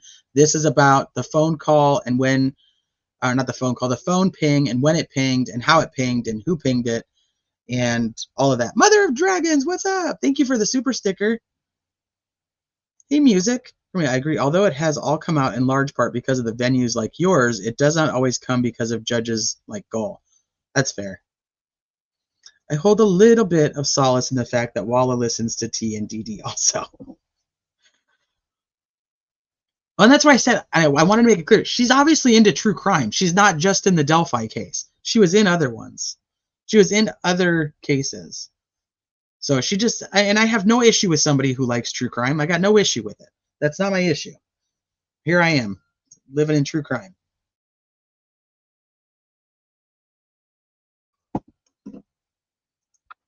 Well, yeah, or they pull some type of shady thing just to get the conviction. That wouldn't be the first time that happened. Like, if he actually did do it, Ramblin's birthday's coming up. Happy birthday, almost, Ramblin'. Almost birthday. Sergeant Blotcher advised, according to his evaluation of the data provided by AT&T, the last contact event between the cell phone and the tower located at Wells Street was at 5:44. He advised that according to the records provided by AT&T, there had been no contact with the phone since then. Sergeant Blotcher advised that his interpretation of the information which we were receiving from AT&T indicated that the cell phone was no longer in the area or no longer in working condition. He advised that since there had been no change in the every 15-minute update we were receiving, and the last known contact time had not changed since 5:44 hours. This conversation appears to have occurred prior to 1 a.m. So before 1 a.m., that's it. That's what there was. The 5:44. We've heard about the 5:44 for a long time. On November 9th, 2023, the prosecution provided Mr. Allen's counsel with evidence of 44 pings generated by AT&T to locate Liberty German's phone. There were 2 pings from February 13th, and the pings provided to the defense. 5:48 and 7:16 p.m. Mr. Allen's counsel did not learn of additional pings which took place every 15 minutes on February 13th, 2017 until the discovery disclosure on April 26th. Maybe we knew about the 5:48, not the other 5 o'clock one. We knew about a 5 o'clock one. I don't want to say maybe we knew about the wrong minute. Until the discovery disclosure April 26th, defense counsel still does not have the additional pings from February 13th in the early morning hour of February 14th pursuant to the information which the prosecution disclosed to Mr. Allen's counsel. The first ping on February 14th was sent to Liberty German's phone at 5:39 in the morning. More importantly is Sergeant Blotcher's statement that his interpretation of the information which they were receiving from AT&T indicated that the cell phone was no longer in the area or no longer in working condition. The prosecution's entire case rests on the idea that Liberty German and Abigail Williams were very near the south side of the Monon High Bridge at 2:13, and that Richard Allen killed them between that time and when a witness allegedly saw a man in blue jeans and a blue jacket on 300 North before 3:57. My opinion is this person on 300 North has nothing to do with anything. That is my opinion. I think that has nothing to do with what we're talking about. But once again, that's me. If this person's walking on 300 North, 357 would have been on the Hoosier Harvest Store camera. 357, you've got family and friends showing up. You've got Derek sitting in the parking lot or walking around that area. It's not like you've got so many people that are standing there now because now people are coming in. Remember, this is when Becky's being notified. She's showing up. You got Tara who shows up and supposedly sees Logan Maxwell. That person means really nothing to me in my theory of what happened, whether it was Richard Allen or not. So additionally, assuming this timeline is accurate, which I don't think it is, I don't, but that's me. Until they were found at approximately 12:15 on February 14th. At the time the bodies were found, her phone was under her shoe, which was under Abby Williams. Assuming the prosecution's timeline is accurate, Libby's phone was under LG's shoe, which was under Abby's body from sometime after 2:13 on February 13th until the bodies were found at approximately 12:15 on February 14th. However, Sergeant Blotcher stated on February 13th, 2017, the cell phone was no longer in the area or no longer in working condition. There is no way Liberty German's cell phone could have been out of the area between 9 p.m. on February 13th and 1 a.m. on February 14th if prosecution's timeline is accurate, because the phone was at the location where the bodies were found that entire time. Assuming the prosecution's timeline is accurate, there's no way that the phone was not in working condition between 9 p.m. and 1 a.m. Okay, if you guys remember, I'm not going to go through all of it, but this is essentially what the Franks 4 is. So had Tony Liggett not recklessly withheld pertinent information from his probable cause affidavit on the search warrant, the application would have been denied. Because of his omissions of facts, he thinks that the search warrant would have been denied. I don't know if I agree with them on that. I think that they probably still had enough to get a search warrant. I do. And I know that many people don't and think the search warrant should be thrown out, but I do. I think that part of it is that if you take out all the things that, let's say Tony Liggett did lie, I think the bigger issue is the lying versus the information that he lied about. Because if you take that information out, you don't necessarily not have enough to search Richard Allen's house. That's my opinion. But now we're going to go to Okay, so remember, that was the old one. We're going to go to Nick's response of this, which came out today. So this one we're going to dig a little bit more into. Like they said, the other one we've already read. What's up, DB?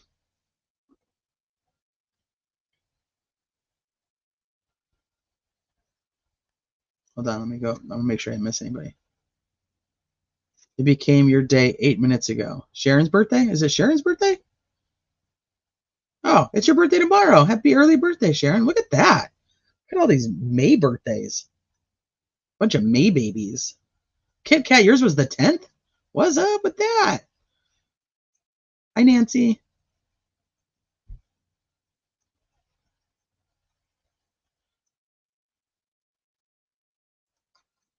Dang, happy May birthdays, everybody.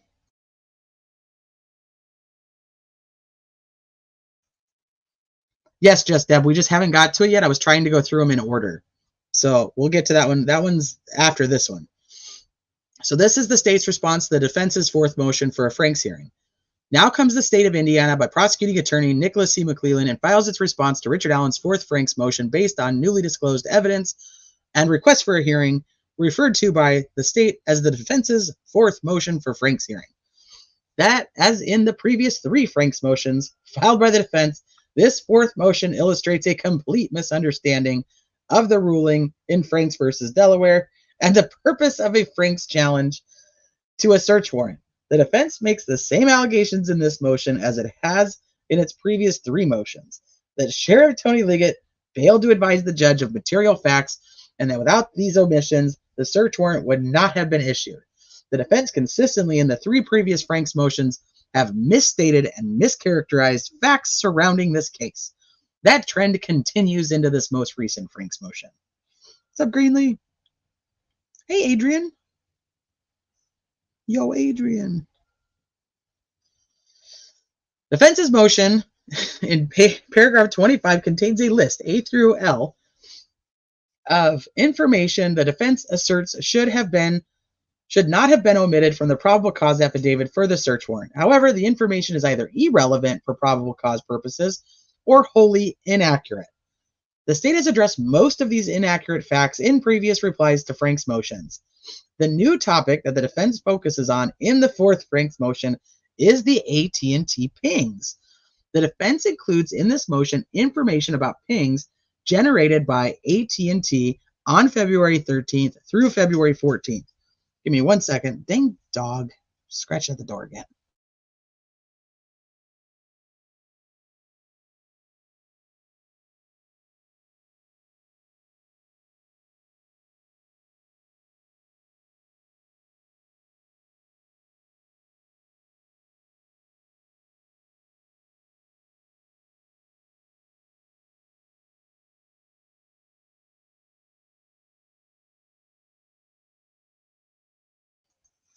Okay. Where was I? The AT&T pings. The defense includes in this motion information about pings generated by AT&T on February 13th through February 14th. The defense also includes statements made by Sergeant Blotcher when he was consulted by Steve Mullen about the pings. The information in the motion show that the defense does not understand the information contained in the pings, and then exasperates the problems by mischaracterizing the statements by Sergeant Blotcher. Further contrary to what the defense's motion states, the defense have known about the quote-unquote pings well before April 26, 2024 discovery disclosure. When AT&T pings a phone, they will send a signal from the tower nearest the cellular device to that cellular device. From the time it takes the signal to reach the device and get back to the tower, they will determine a location of that device. The location can be accurate at times, but can be completely inaccurate at times. Oh, the phone extraction might be from Monaco. Roxanne wins. Roxanne. Hey, Cleveland Rocks. Huh. What's up, Catastrophe? That's why I like you. That's interesting. Man, Monaco. You think they got Monica's? You think she's out there texting all kinds of people about what's going on? That would be interesting. And that could be why the defense is like, this is favorable to us. Okay, so sometimes it's accurate and sometimes it's not. This is a very flawed comment, and let me just explain why. Because what's happening here is now the state, regardless of the case, is essentially saying we will pick and choose when it's accurate. We will pick and choose per case whether we want to use phone pings or we don't want to use phone pings. This is the same thing that happened with the geofencing. So the state or the defense essentially says, we don't know as much about geofencing. We don't disagree, which is why we want experts to come and help us with it. But you can't say the geofencing doesn't work and then go and try to use geofencing to go ahead and capture somebody else in another case. You don't think the other defense attorneys from other cases are going to look back and go, you're the one who wrote in your filing that they're not even accurate. So this is a terrible idea on his part. I'm just saying that no matter what the case is, there is another defense attorney that's going to be like Nick McClelland. The prosecutor in our case said, you can't even rely on these. They don't mean anything. They're not accurate. So, I don't know. That was just... If the tower cannot make cellular contact with the device, then the ping data will show a historical data location.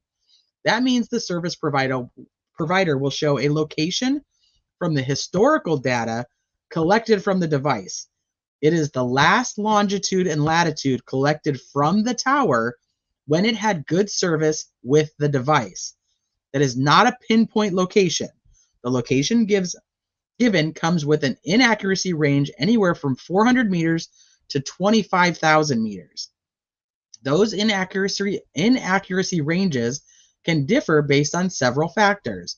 A tower can lose contact with a device because the device runs out of power or because the device loses cellular service. Law enforcement use this as a tool in certain cases to attempt to locate a cellular device. It is not always an accurate way to locate a device, but can be used as a tool to help determine the location of a device. Hey, Louise. Hey, KO. If Nick doesn't want to win this case, he won't have a career to worry about. Oh, if Nick doesn't win this case.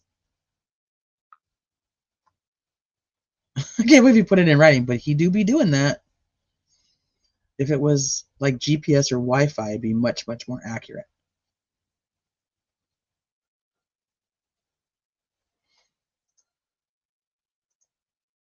Whether or not the location is correct, the fact remains that Livy's device was off and then suddenly pinged early morning February 14th. Well, that's what he's trying to say. It's either runs out of power, which it didn't because it didn't just come back on and then automatically connect, but he's saying that it's like losing service so that it's going to reconnect in the morning when it gains service. Yes, Louise, yes. Hey, Lone Pony, I hate it when they talk in meters. Making us do math and shit. They did. They located the Valo kid's grave by using phone data, tracking his phone, Alex's phone. I don't know a lot about astrology. Oh, I've never seen a 25-kilometer air range on a location of a phone. Even while geofencing or geocaching in rough terrain, the normal range is within 10 to 15 meters, not kilometers. Blotcher does say accessed. So Rookie Boy is saying the defense doesn't know what they're doing. Well, yeah, they essentially both tell each other all the time that they don't know what they're doing. It's like watching the great debate. No, you're good. I like astrology. I just don't want to get sidetracked because I already talked too much about my eyeballs.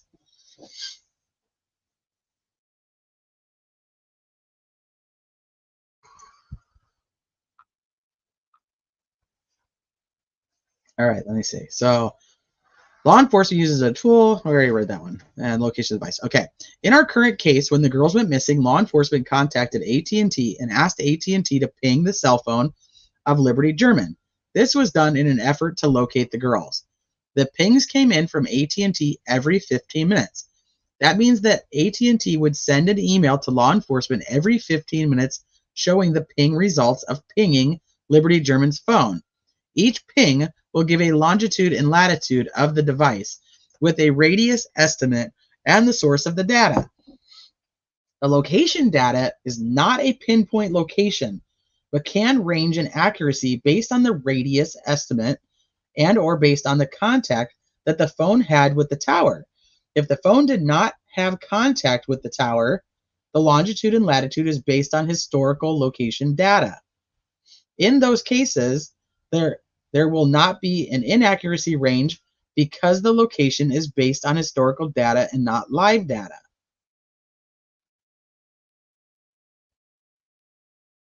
Okay. The defense deposed Indiana State Police Sergeant Greg Edwards on February 27th of 2024. The defense presented the AT&T pings to Sergeant Edwards for his review. Sergeant Edwards explained the data in the pings to the defense at the time. Sergeant Edwards stated, so those emails begin coming in and you got this text block that has to do with, again, the case ID or the number that they've assigned to it. AT&T has assigned to it. You've got the mobile number, so the phone number that is assigned to that device that they're currently pinging. Talk about circular talk here. That they're currently pinging, and we can see the last 4 digits here are 7599. Confidence level, they might put in whether or not that was a high confidence location for it, meaning that they had a lot of good information coming in from the device and from the tower network to say it's real close within this area. They might say it's a low confidence area, meaning that it's quite large. Or here they aren't even listing a confidence area. So I don't know what to say about that confidence area. Sometimes the confidence level will have a size in meters. So say that this is within 1,000 meters. We believe that the device is somewhere within 1,000 meters of this geolocation. So that's what they'll list in the confidence area. Then the latitude and the longitude, so they can give you latitude and longitude coordinate so you can plot that on the map. And then radius, location accuracy unknown, so they didn't give us, that's why there's no confidence level. There's no number of meters from the geopoint that's associated with it. And then the data source is telling us that that's coming from historical records, that that's not coming from the device like live and active. They're providing information that's coming from. They're going back and they're collecting information from the historical call detail records. All right, before I read the next one, let me see what you guys are saying.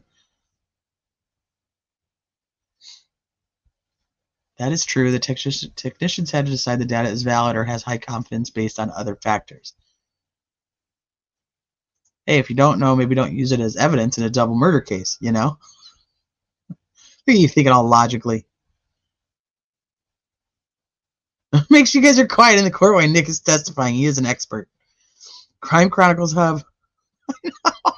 Welcome and thank you. I'm just like, what? I selfishly wanted this trial to start this month, but I am relieved the defense is able to take time to suss this out. I'm on board with you. I wanted the trial to be done, said and done. I wanted it to be done back in January. Just so that more facts were actually put out to the public and there wasn't so much of the back and forth and the hate. And I mean, there still will be, but I think it'll tone down a little bit. I've never understood why the search didn't begin at the bridge, last known location, and move in circles outward from there. Adrian, you have Twitter now? Look at you. I can't remember who, where, when was it said Abby's phone was pinging all over the place. Libby's phone. Mike Patty is the one who says, does he say all over the place or all around town? He says something along those lines, but I don't want to quote it incorrectly.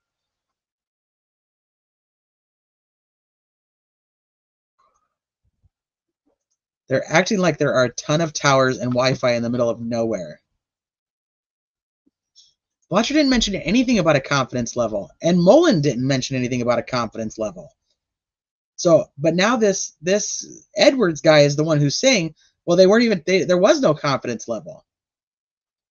They didn't even send a confidence level. I agree with you, Lone Pony. I absolutely agree with you. That's another reason. Selfishly, I'm actually glad. I mean, she has a YouTube. Okay, we're talking about that.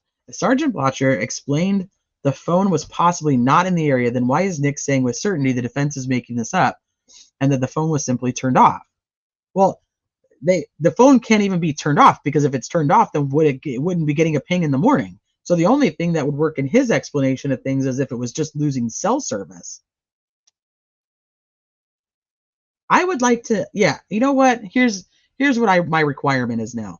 I would like, in all the filings from both sides, to give us a confidence rating on how accurate their shit is.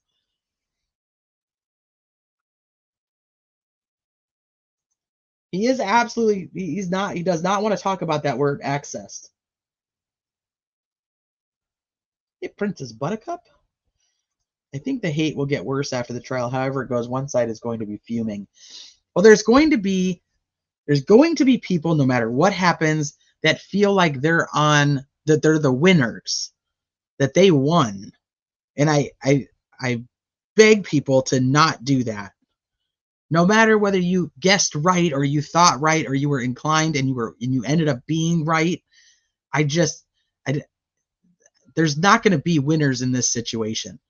No matter what happens at the end of this trial, if that man is found guilty, he has a wife and a daughter, and if he's not guilty and he's found guilty, like, there's so many circumstances that are just really sad about that entire situation. If he is found guilty, if there's evidence that backs up that he is guilty, no matter what, still I feel terrible for his family, his mom, all of them. If he's found not guilty, remember, not guilty doesn't mean innocent. Let's talk about Casey Anthony. So he would literally have to be found like factually innocent, or the defense would have to do something to prove he is factually innocent. And in that case, whether it's not guilty or factually innocent, you have two families completely destroyed that thought that they were going to have a final ending, an answer to what happened to their daughter, their granddaughter, their sister, their niece, their nieces, like, and that's not going to happen. So there's no winners at the end of it. So no matter if you are firmly on one side or the other, I just want you to think about the fact that there really are no winners. And us on social media, this isn't, as much as we have our opinions and we disagree with people, it's not ours. It just isn't. We walk away from the case whenever we choose to.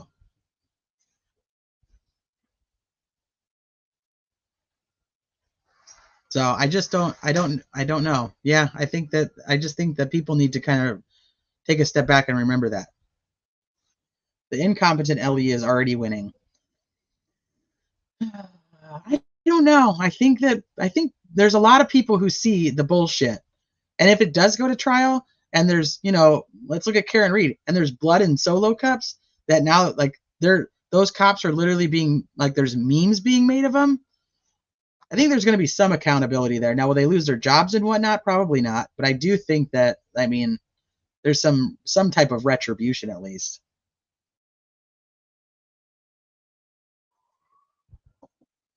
So, but I don't disagree. I think that people there will be a little bit of a fight, but I think it'll become less, because there are people who will move on. They'll find closure in the answers that they get, and they'll keep going. Yeah. At least we don't have that here as far as we know. Okay, so let me go back to this, because this is a lot. And once again, I feel like there's a lot of circles that I'm not sure they've even addressed the things that are from the Franks, besides to just say that they don't know what they're talking about. Okay, I'll give you that. People will disagree with that for sure.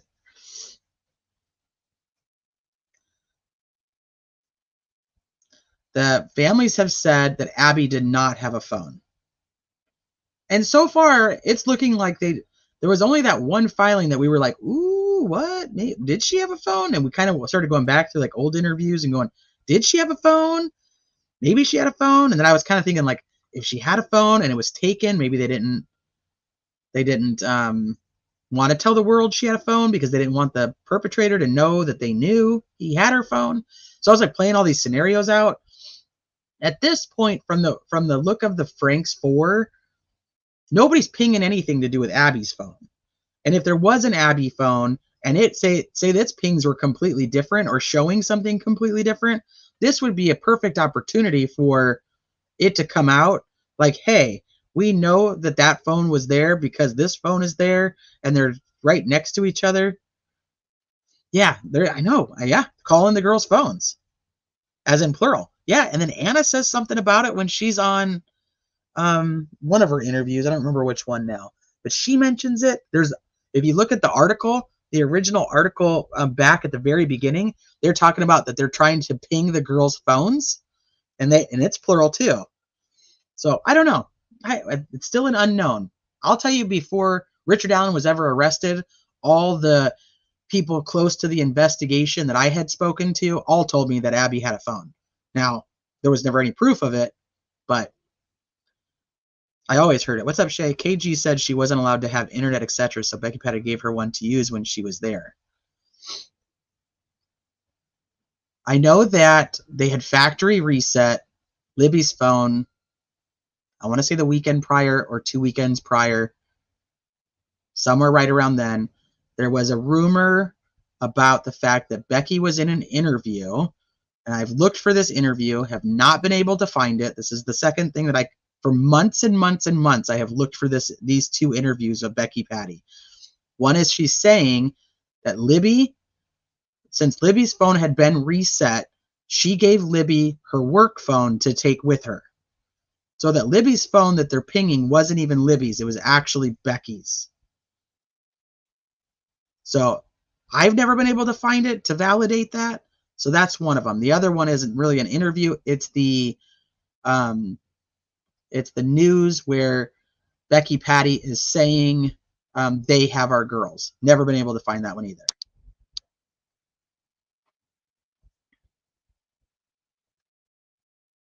That she gave Abby a phone. See, yeah, those are things I've heard for a very long time. Just cannot find anything to.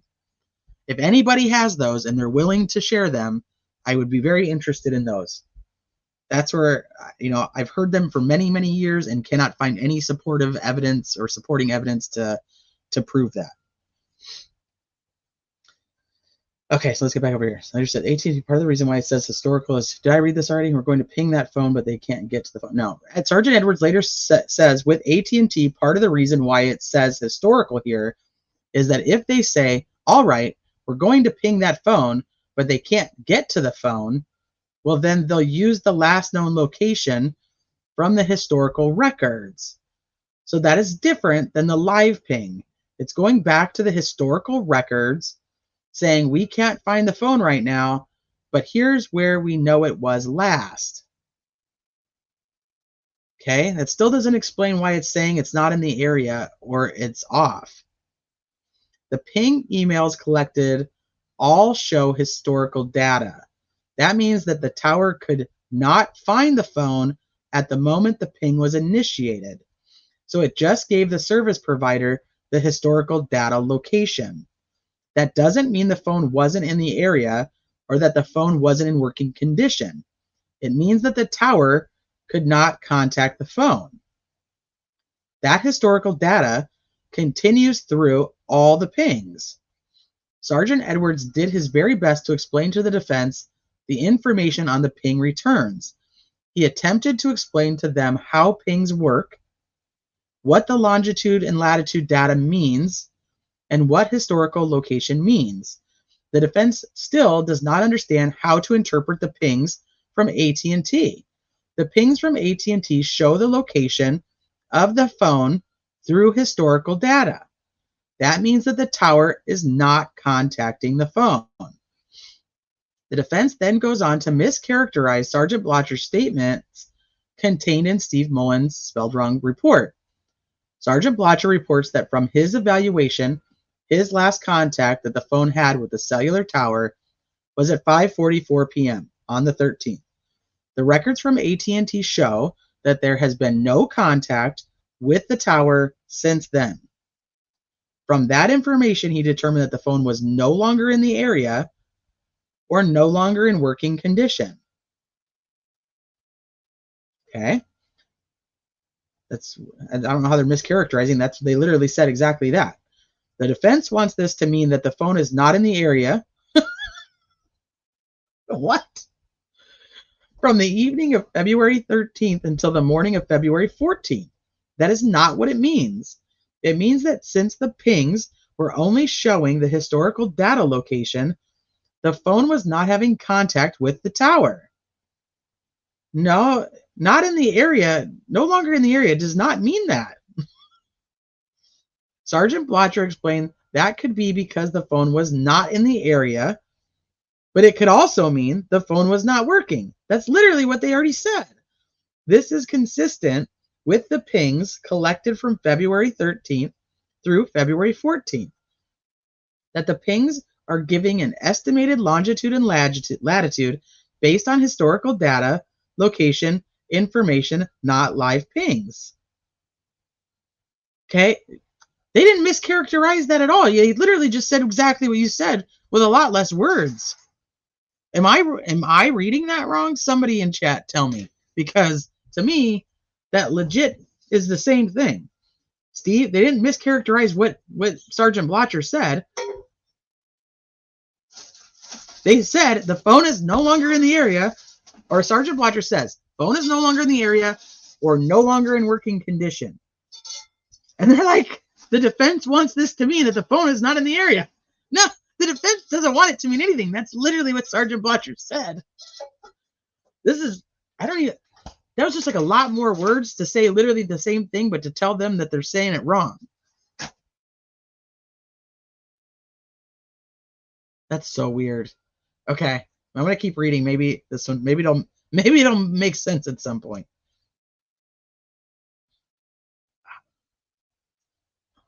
Why does Nick act like this is extremely clear to everyone besides the defense?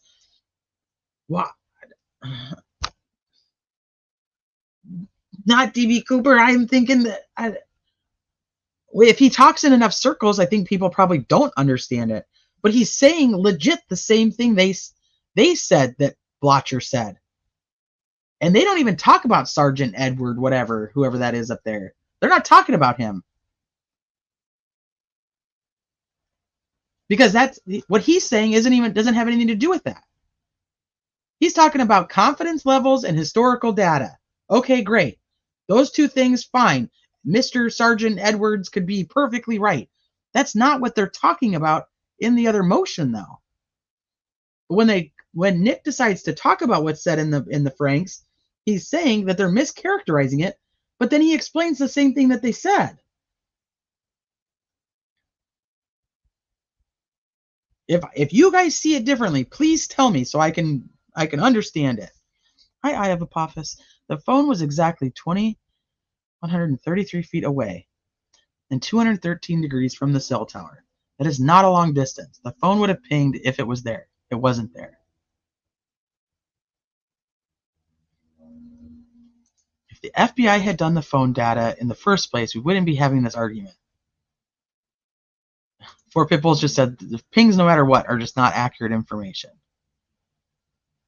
I was shown pictures the day the girls were found. Seen explained. BP confirmed it for me in the interview, but it's gone. Which interview, Veronica?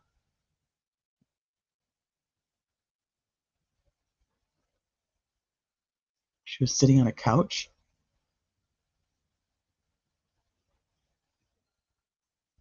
The FBI did do the phone data, promise. That's got to be later. That's the geofencing. Right? Not this. This is just the phone pings trying to locate where they were.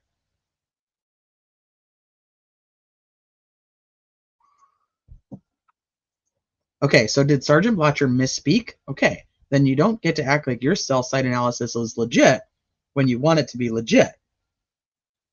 Yeah, if Blotcher's not saying anything about these confidence levels and Blotcher's not saying anything about historical data, or even if it is historical data, let's say it's only bringing up historical data. It's not bringing up anything if the phone isn't pinging at all, whether it's historical data or not. So I almost feel like this whole part here doesn't make any sense to what is being talked about. This could all be completely accurate, but not matter.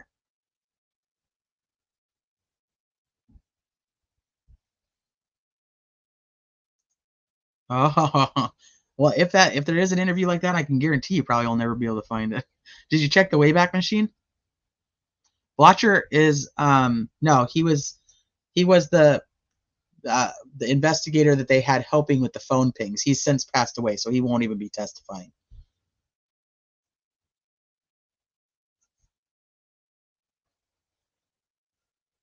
Yeah, true but irrelevant. That's kind of where I'm at with it. Like I said, if somebody disagrees, please tell me why.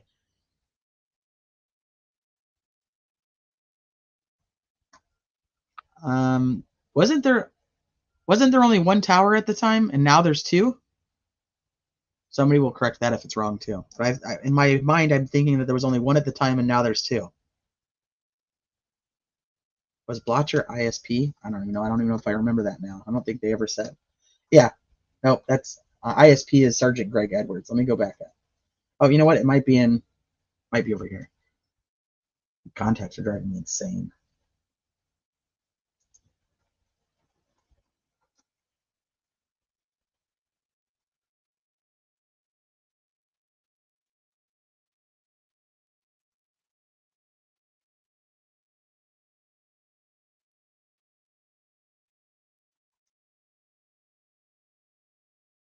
Yeah, Sergeant Blotcher was of the ISP. Yes. So did he put caps in here? She did? I don't see him. Hey, Brian. Good to see you.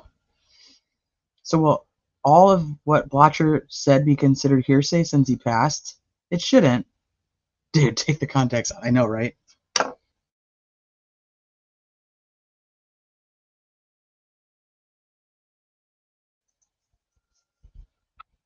Okay, let me go back over.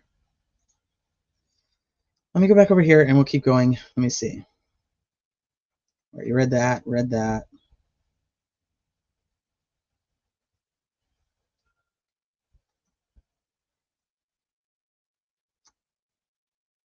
Mischaracterized here. So this information is consistent with the information in the probable cause.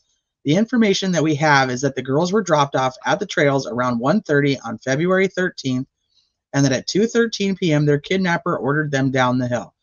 There is no evidence that the girls were ever taken from the area or that they were brought back to the area later to be murdered. Every indication is that they were ordered down the hill and then murdered soon after.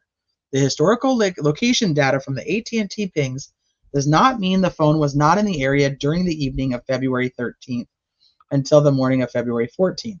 It is another example of the defense taking information and stating that it means something that it doesn't.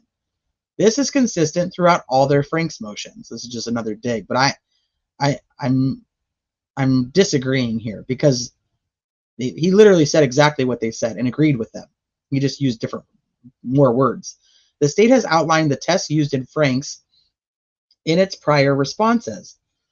In order to have a Franks hearing, the defense attack on probable cause must be based on deliberate falsehood or acts of reckless disregard for the truth, and those allegations must be accompanied by an offer of proof. The claim should point out specifically the portion of the warrant affidavit that is claimed to be false and should be accompanied by affidavits or sworn statements or reliable statements of witnesses. The defense must show that there is inaccurate or omitted information and that probable cause is lacking if the omitted information is included. Franks v. Delaware. Herein, the defense claims omissions, if included, would negate probable cause for the search warrant of Richard Allen's residence. The defense has not met its burden. The omitted information from the AT&T pings does not negate the fact that Richard Allen places himself on the bridge at the same time that Liberty German took the video of Bridge Guy, who ordered the girls down the hill. Further, Richard Allen admits that he was wearing clothing matching the clothing that Bridge Guy was wearing that day. That along with other eyewitness testimony and the other evidence gathered establishes probable cause that Richard Allen is Bridge Guy, and he is the one who kidnapped the girls. Wherefore now comes the state of Indiana by prosecuting attorney Nicholas McClelland files the response to the defendant's fourth motion for a Franks hearing and would ask the court to find that the defense has not met its burden to warrant a Franks hearing. The motion contains nothing more than their beliefs about what the AT&T pings mean without an understanding of what the data means. Sheriff Tony Liggett did not intentionally or recklessly omit evidence or lie about evidence in the probable cause affidavit to support the search warrant in an effort to mislead the judge. The facts in the affidavit are true and accurate and are supported by the evidence collected in the case. Sheriff Tony Liggett relied on that evidence when drafting the affidavit for the search warrant as the best reliable information known to him and related to Richard Allen at the time of the request. That there are no inaccuracies or omissions in the probable cause for the search warrant that are of a material nature, and the defense argument that law enforcement dishonestly is pervasive and relates back to the affidavit in question is not supported by sworn statements, affidavits, or other reliable statements. Okay. He won't say that. He won't say that at all. Hey, John. Yeah, they had no idea for 5 years, but they had all this. Is this the PCA, but with a normal format, normal font? I was actually, it's funny that you say that because I was thinking, I'm surprised he didn't just copy and paste it with the weird font that they use. I mean, did he read the Franks? Probably not. I don't know. He may have read it.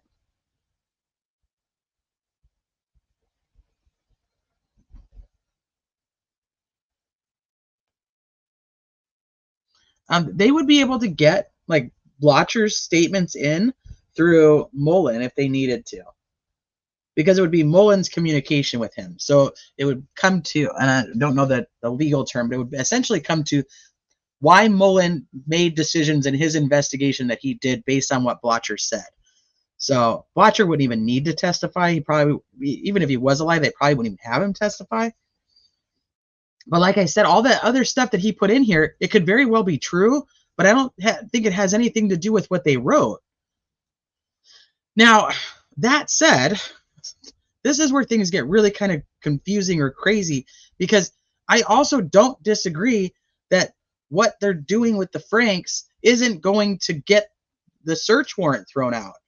So I think the search warrant, regardless, would stand. Take out everything that we think, and that's it.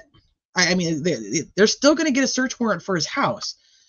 So I ultimately feel like there's a lot of back and forth here, and I don't know if it really would matter. And I almost wish that she had just given the Franks hearing and just said, okay, like, fine, we'll have your Franks hearing. We'll go through all your things and then show them ultimately that Diener would have signed the search warrant for Liggett and McClelland regardless. I think that's like the biggest takeaway, no matter what, is Diener was going to sign it. He wasn't going to not sign it.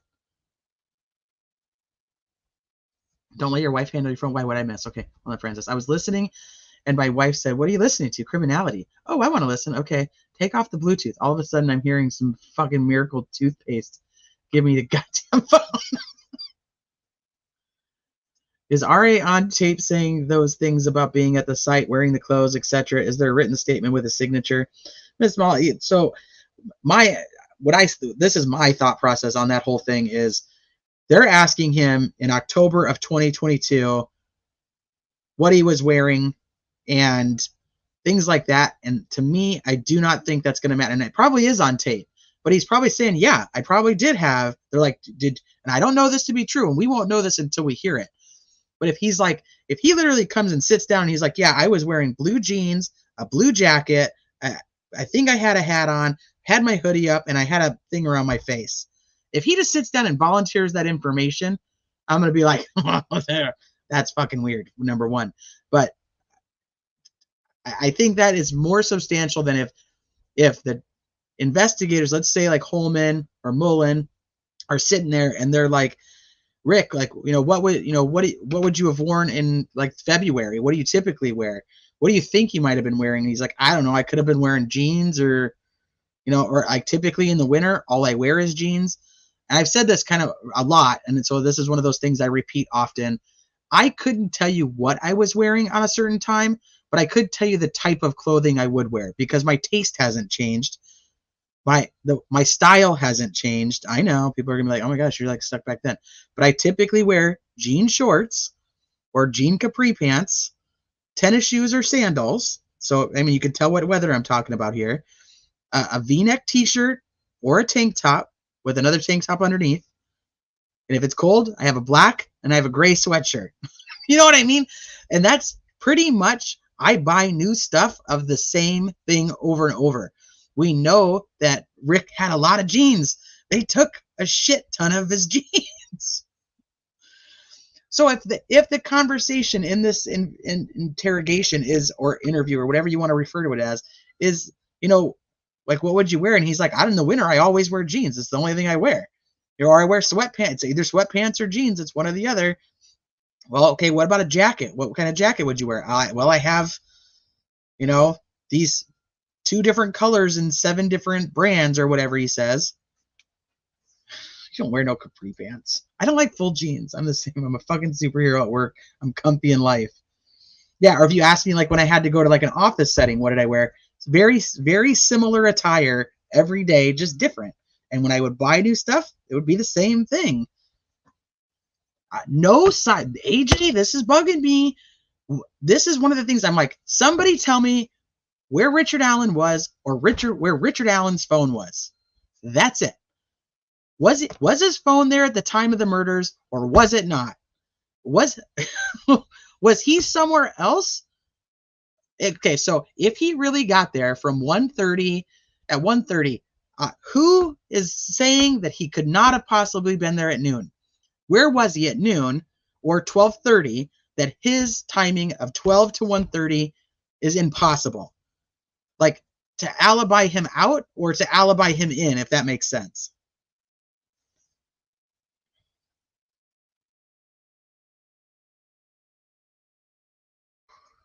There was nobody on the bridge at 2:13. No BG, no app. Well, then show me that his phone was there at a different time, because we know he says he was there. That's what I'm asking him. Like, just somebody on either side, tell me where his fucking phone was. And if his phone isn't there all day, then I'm like, okay, we've got 2 issues, or 2 potential issues. One, he's there with a burner, and we don't know what time he was there. Or 2, he's a fucking weirdo who likes to insert himself into cases and pretend like he's part of something that he's not. Which is possible. I mean, people do it. Is Peru. So yeah, if there's, let's say they have video surveillance of him at a store in Peru at 12:45. You know what I mean? Well, we know they have this potential of a car that's similar to his driving by Hoosier Harvest Store. Nobody will commit to it actually being his. So I still struggle with that, because it's a fucking black Ford Focus. So maybe they'll have some type of identifying feature, but the way both sides describe it is like, you can't really count on that. Yeah, where's his phone and when? That's what I want to know. It seems it should be really simple for either side. I'm just like, somebody tell me where his fucking phone was. He's changing time frames to come off innocent. Well, see, I struggle with that too, and I say this one all the time too, and it's the semantics on words. Dan Doolin puts in his report that he was there between 1:30 and 3:30. He says he was there from 12:30 to 1:30. I present it to you like this. If you were at work, or no, let's say you went to the park, and you went to the park from, we'll use the same time. Let's say you went to the park from 12 to 1:30, right? And I say, hey, Francis, were you at the park between 1 and 3? You left at 1:30. So if I say, hey, were you at the park between 1 and 3? And then you say, what would your answer be? Because I asked you if you're there between those 2 hours. And if you left at 1:30 Your answer to the question is yes. I was there between 1:30 and 3:30 or whatever time. But if I ask you, were you at the park from 1:30 to 3:30 or from 1 to 3? If you say 1 to, if I say, were you there from 1 to 3, you're like, no, I left at 1:30. I was not there. My answer would be no. So the tip info is written from Dan Doolin. It's Dan Doolin's notes. Not to say his notes are inaccurate, and they could be, but what I'm saying is he's writing down his own interpretation. Like if I'm talking to you and I'm taking notes and I say, Francis, were you there? Were you there between 1:30 and 3:30 or 1 and 3? And you're like, well, yeah, I was. I'm like, okay, between 1:30 or 1 and 3, he was there. You see what I mean? Because I'm writing down my question I just asked you, and I write down your answer. You said yeah. So I struggle with that. That doesn't mean that I think that that means everything in the world. I'm just saying, like, I can't put all my eggs in that basket. That's where I'm at. I hope that makes sense.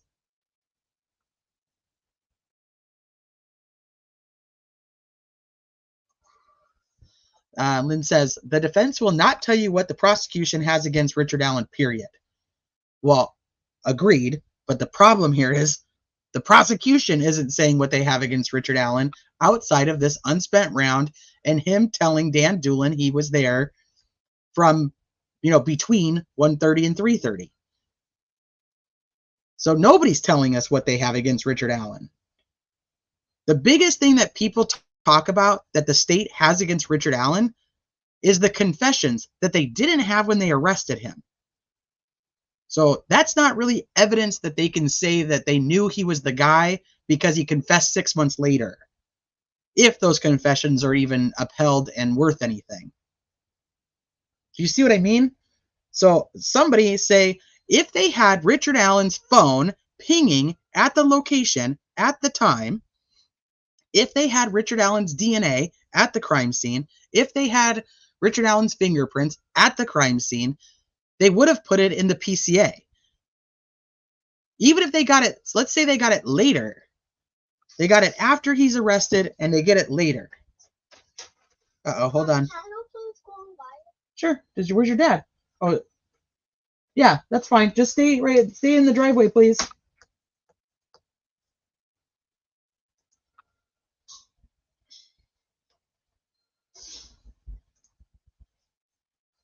Maybe he was there, had phone, was using it, and not in data, was traveling that day.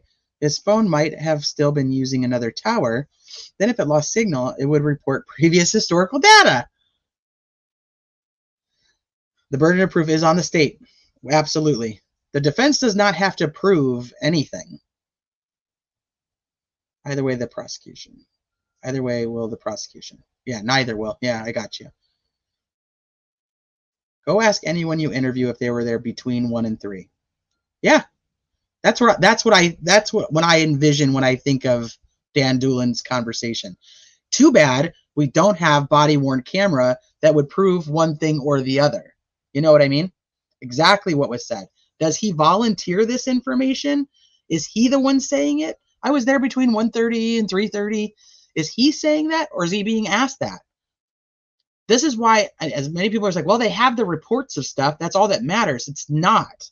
It's not, because it's people's interpretation of things that are said, and that's what's written down. The tip narrative doesn't state a date. The FBI deemed it an irrelevant or unreliable tip.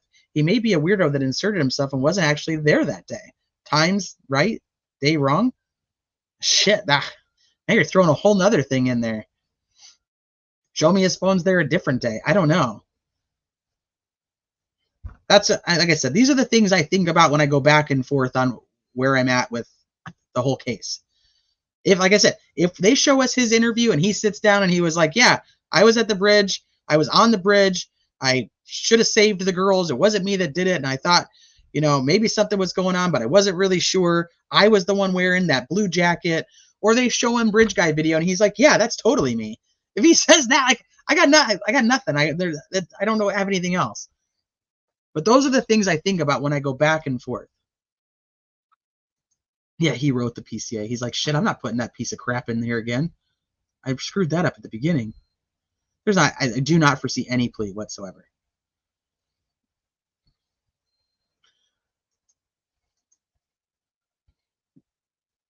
Maybe the new cell info is Alan's? That would really surprise me. They took all those phones. I'd be very surprised if they didn't have that. Oh, 2 towers in 2017. There's like 7 now. Okay, thank you. I knew there was something about different amounts of towers. I just, like I said, sometimes my numbers are off. Why change the time later? If he did it, he would have known what time to say he wasn't there, right? But what if he never changed the time? Is my point. What if he is there from 12 to 1:30? Dan Doolin says, "Were you here between 1 and 3?" And he says, "Yeah, I was." Or, "Were you here between 1:30 and 3:30?" And he left at 1:45, and he's like, "Yeah, I was. I was there between those times." And then he goes and says, "Hey, I was there from 12 to 1:30. He's not, or I was there from 12 to 1:45. I'm just saying there might be a possibility he didn't actually change the times. Not saying that he didn't, just saying that I think it's possible. And we need something. You guys, does anybody here do genealogy? This is just a side question, just to kind of show you my thought process. If anybody here does genealogy, there's typically, you have to have something that supports what you're saying.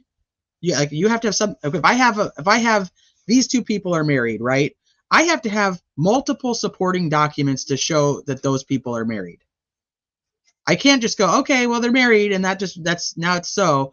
To actually do it hard, like to do it right, you have to have multiple supporting pieces of evidence that make it so.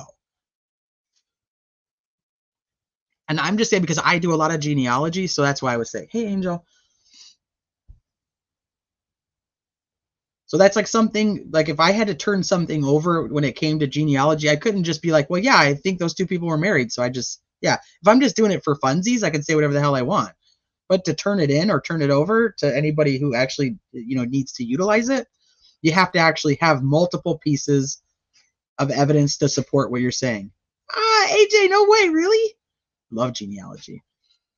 I hate asking this question. I should know, but was his initial statement before the release of the BG photo?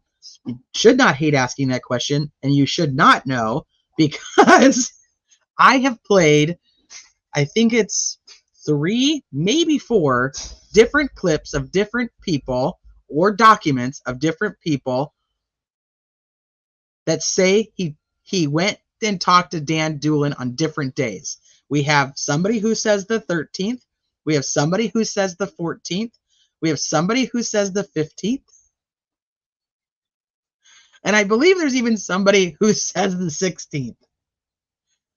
So no, not a dumb question, because everybody has something different. Susan Hendricks, who's close with the family, said that he actually went that day, that same day, which would mean that he went and talked to them before it came out. Other people say he only went and talked to him because the photo was out and he saw that it was him, so he knew he had to go in and tell somebody about it.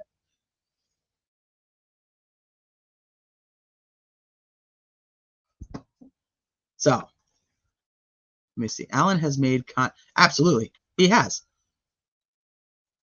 He has documented contradictory statements, I should say. We haven't heard him talk. So, there's documented controversial or contradictory statements. Yes. DB Cooper do Capri's genealogy. So, yes, what the public is told is statements that contradict the other. We technically don't hear from him. But yes, you're not wrong. Don't trust Susan Hendricks. Are you friends with, who's Monica? Oh, Walla? Francis, you friends with Monica? Yeah, your chat's calling me an idiot. Nuh-uh. No, they're not. Are they really? Don't call Francis an idiot. I don't see that. I don't see anybody calling you an idiot. But if anybody is, please don't.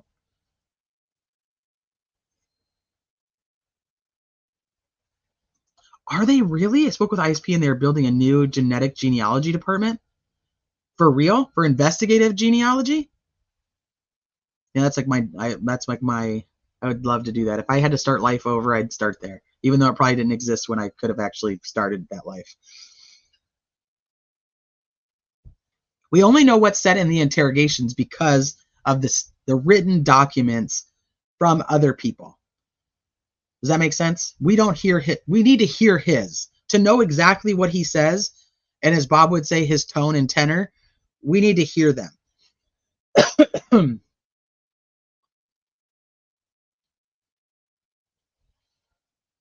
Right, it's in print. Yes, it's in print. Right. That's what I'm saying. But it's other people's documentation of what Richard Allen says.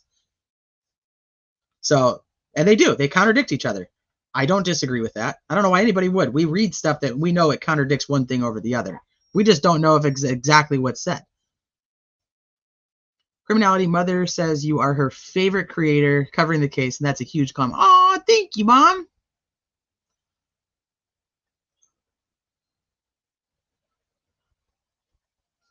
Oh, see, I don't know. I don't know.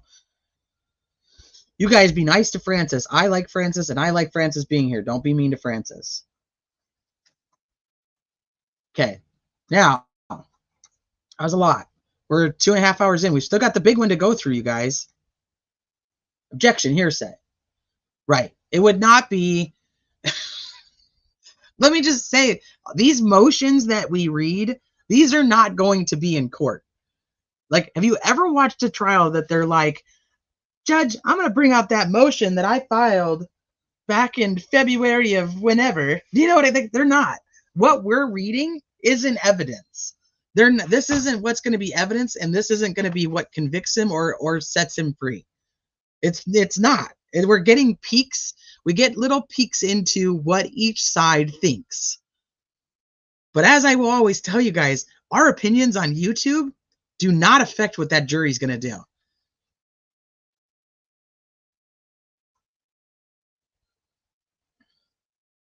They are in print and are hearsay because the state lost anything to compare Richard Allen's actual interview, his actual interview. Well, right now they still have his interviews recorded, but the second one, the beginning of it, is cut off.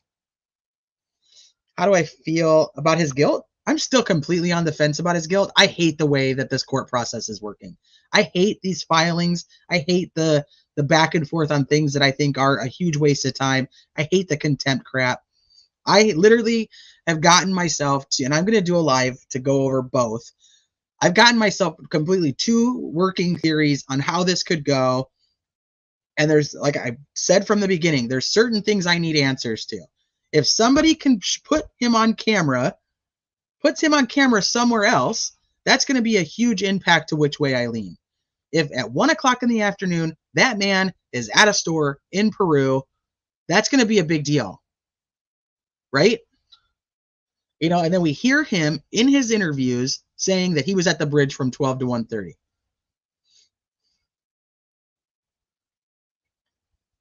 Somebody tells me that, you know, here's the geofencing and here's his phone, instead of this back and forth about, you know, geofencing isn't reliable. Like, what? Do you have like a really bad person doing it? Because I've watched a ton of trials in the last few years where geofencing is legit the evidence that gets people locked up. So if you have Nick, the prosecutor, who says geofencing is garbage and they don't want it used in court, that's a problem. Why are other people being locked up, Nick, if it's garbage evidence? Peru, Indiana. Sorry, not Peru, the country. Peru in Indiana. So no, I don't know. I don't know which way. I don't have a guilt or innocence. I could come up with an entire scenario of exactly how he is the guy and an entire scenario of exactly how he isn't. Yeah, see all these guys. They're like, Nick McClelland said that geofencing is bullshit.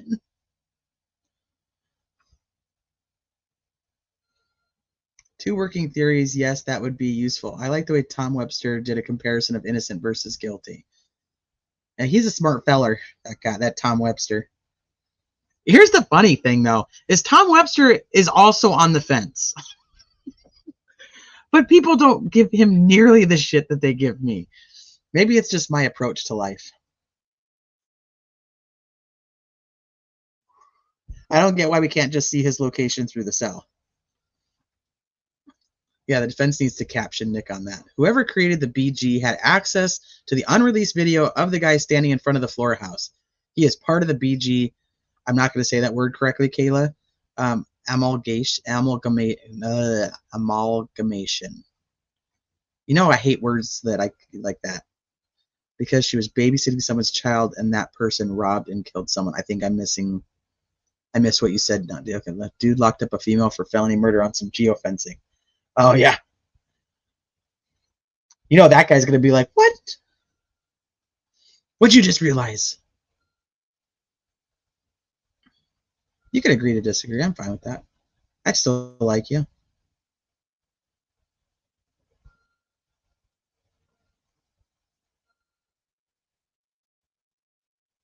Okay. I'm going to let Sleuthy tell me what she just realized. Her epiphany. And then we need to get into... We still got a big one to go to. Oh, never mind. Disregard. I don't know. I think probably. He says he's on the fence, but he's more biased in favor of the prosecution. But here's the thing. I will tell you, like when people say like I'm like I must be pro-defense because I say I'm on the fence, but I lean more towards the defense filings. This is where I say it comes to like a trust thing. And I think that he could still be on the fence, whether Richard Allen is the right guy or not, but still believe more in the prosecution than he does in the defense. For me, I'm opposite. Like, I think, I don't know whether Richard Allen is the right guy or not, but I lean on the fence towards pro-defense. Does that make sense? So I think there's two different fences almost. But I don't trust Judge Gull and I don't trust Nick. And this is, I think, a bigger issue with some people that are very pro-prosecution. It's not even about Richard Allen's guilt when it comes to me. It's because I support more of the defense than I do of the prosecution. Fiend. Don't get in trouble, Fiend. I only still like people who agree to disagree with me if they aren't asshats and treat me badly. Yeah, just don't be a dick to me. I don't care what you think of a case. Like I always say, there's other cases that we cover and we dig into and we look at. So what happens if we're just a bunch of assholes to each other now, and then the next case we completely agree? You know what I mean? And then we're like, oh, I'm telling you that I had to learn that the hard way. It happened to me in Watts. There was people I was like, you're an idiot. Go fuck yourself. and then I like leave the Watts case and we're both talking about a different case, and I'm like, shit. They're making really good points. Now I agree with them. I hate it. So that's why I've just learned there's people I don't like because of personalities or because of the way they treat me. But that's very different than well, there's also people I don't like that just make up shit. There are people who just post shit on YouTube and just make shit up. That's different though. Anyway, that is the worst feeling. I know. So I'm like, I'm not doing that anymore. Okay, so defense's second verified motion to disqualify. Are you guys buckled in? You guys have a drink? Does anybody need to take a potty break? Is everybody good? Because we've got the big one now. And we've already been going for almost 3 hours. I should probably take a drink. Very pro-Constitution.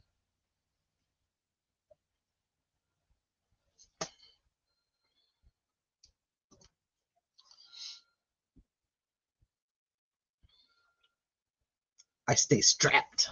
Bean doesn't always agree with me, but he's smart enough to talk to me about it instead of arguing like a jackass. Yeah, Bean, don't go around being no jackass. That's why he's my Twitter tube husband. Aww.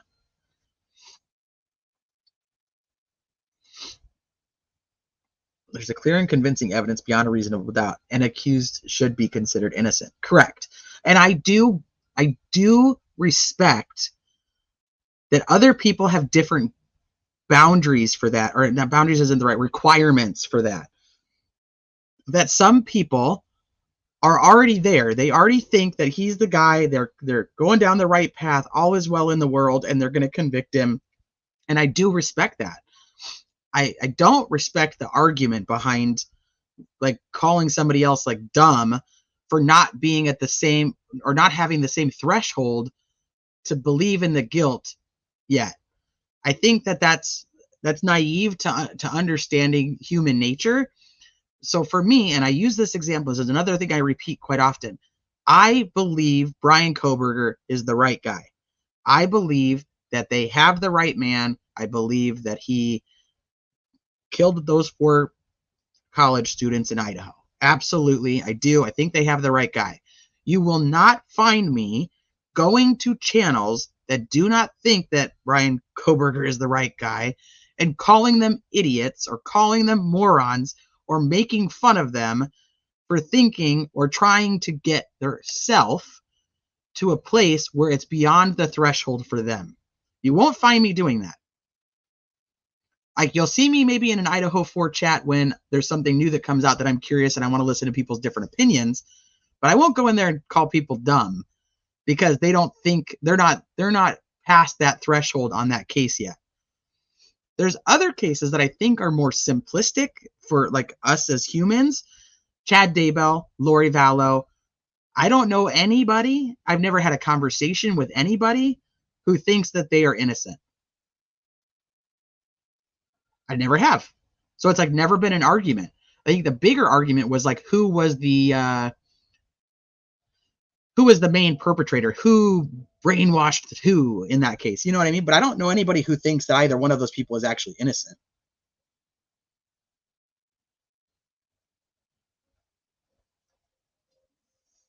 Everyone drink.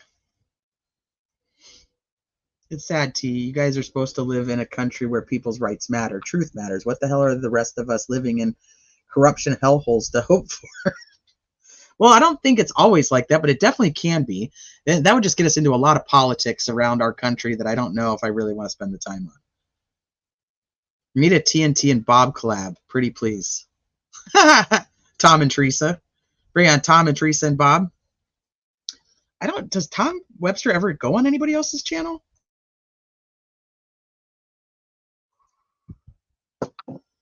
Thanks, Christy. And I think that's all worked out now, FYI. I think that we've worked all that out, so that's good. No, I know you didn't bring it up. I brought up politics. I'm just saying, like, there's a whole nother world when it comes to the way our country is run that has to do with politics. I believe more in Kohberger's innocence than Richard Allen's. However, I still have not made up my mind on either case. And that's completely fair. And here's the thing is, like, I think that there's some things that Ann Taylor does that I'm like, oh, she's pushing it, like as a defense attorney does, because like I say, a lot of this is normal.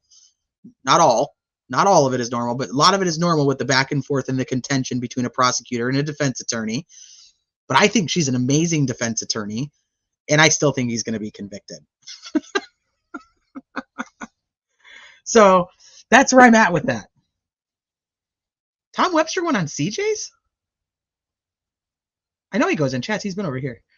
Teresa, do you think that when they searched his home, they thought he was just another person who would be eliminated as a suspect? I do. I think it's very possible. I don't think they went in with any expectation, in my opinion.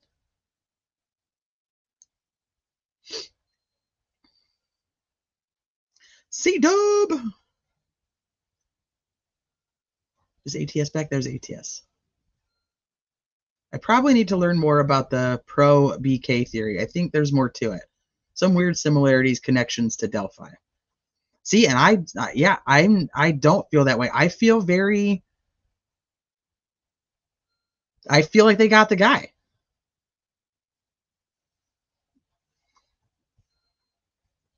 Yeah, I didn't know that. That would be interesting. If testifying be able to explain what, how, why I came to the conclusion I did in a manner 12 people from a bus stop could understand. I would think that, oh, hold on, that's 3 of 3. There's more up here. Sorry. Backtracking, sorry. Thinking about the original cell data person passing away. I started doing comp evals probably 15 to 17 years ago. I've always been told if just writing report include all direct and indirect observations. Testing used, why in my opinion I came to the conclusion if I was ever hit by a bus, the next assessor should be able to come to the same conclusion I did. If testifying, be able to explain what, how, why I came to the conclusion I did in a manner of 12 people from a bus stop could understand. Well, I hope that you just got hit by a bus. I don't want to use 12 people from the bus stop. I would think cell data would be the same. I would agree with you. I think that should be just kind of anything that you come up with should be able to be recreated.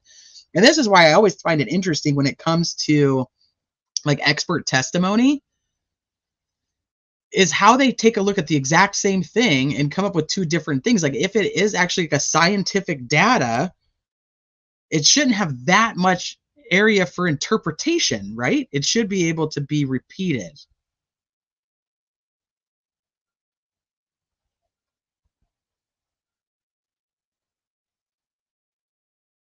You cannot recreate what's there.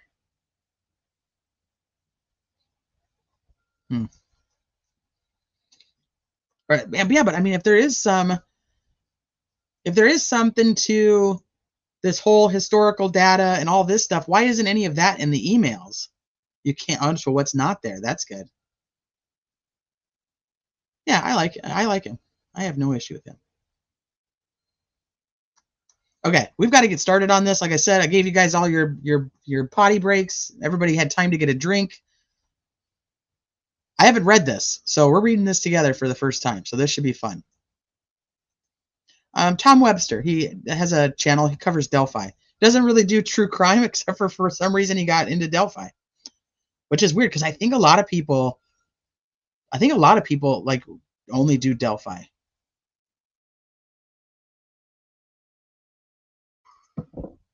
Okay. We're going on 3 hours. I know I gave you guys your potty breaks. Let's get this show on the road. Comes now the accused Richard M. Allen by attorneys Rosie and Baldwin and pursuant to Rule 2.4 of the Indiana Rules of Criminal Procedure and the Indiana Code of Judicial Conduct, move for a change of judge from Judge Frances Gull, C. Gull, or her recusal from this cause. In support of said motion, Richard M. Allen swears and affirms as follows. The legal standard, the filing of a motion for disqualification and a request for recusal strips the court of jurisdiction to decide on any matters until a ruling on the disqualification motion occurs. Pursuant to Indiana Criminal Rule of Procedure, the state or defendant may request a change of venue. This looks like a bad copy-paste. Change of venue from the judge only for bias or prejudice. The motion must be accompanied by an affidavit signed by the defendant or prosecuting attorney. The affidavit must set forth facts and reasons for the belief that bias or prejudice exists. If the defendant signs the affidavit, the defendant's attorney must file a certification that the attorney believes in good faith the facts recited in the affidavit are true. The court must grant the request if the facts recited in the affidavit support a rational inference of bias or prejudice.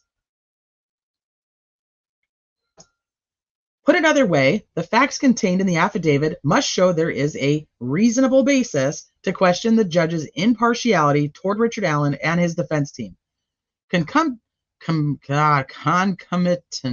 with freaking words is from Rule 211 of the Indiana Code of Judicial Conduct, which requires a judge to disqualify himself or herself when the judge's impartiality might reasonably be questioned, such as the case in this cause of action.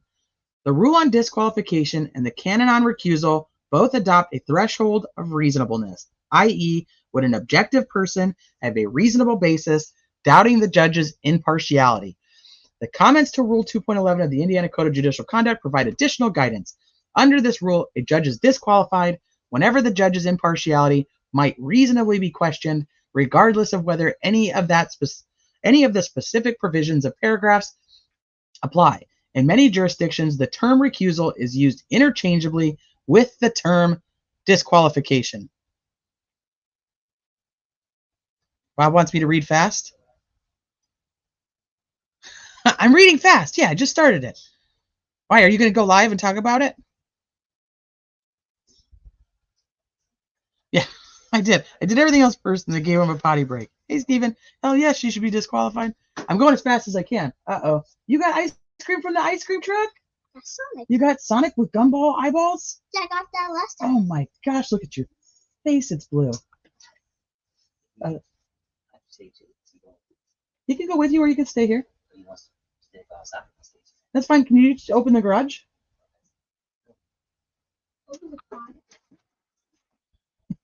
Is he really? Sons of bitches. Okay. All right. I'm going as fast as I can.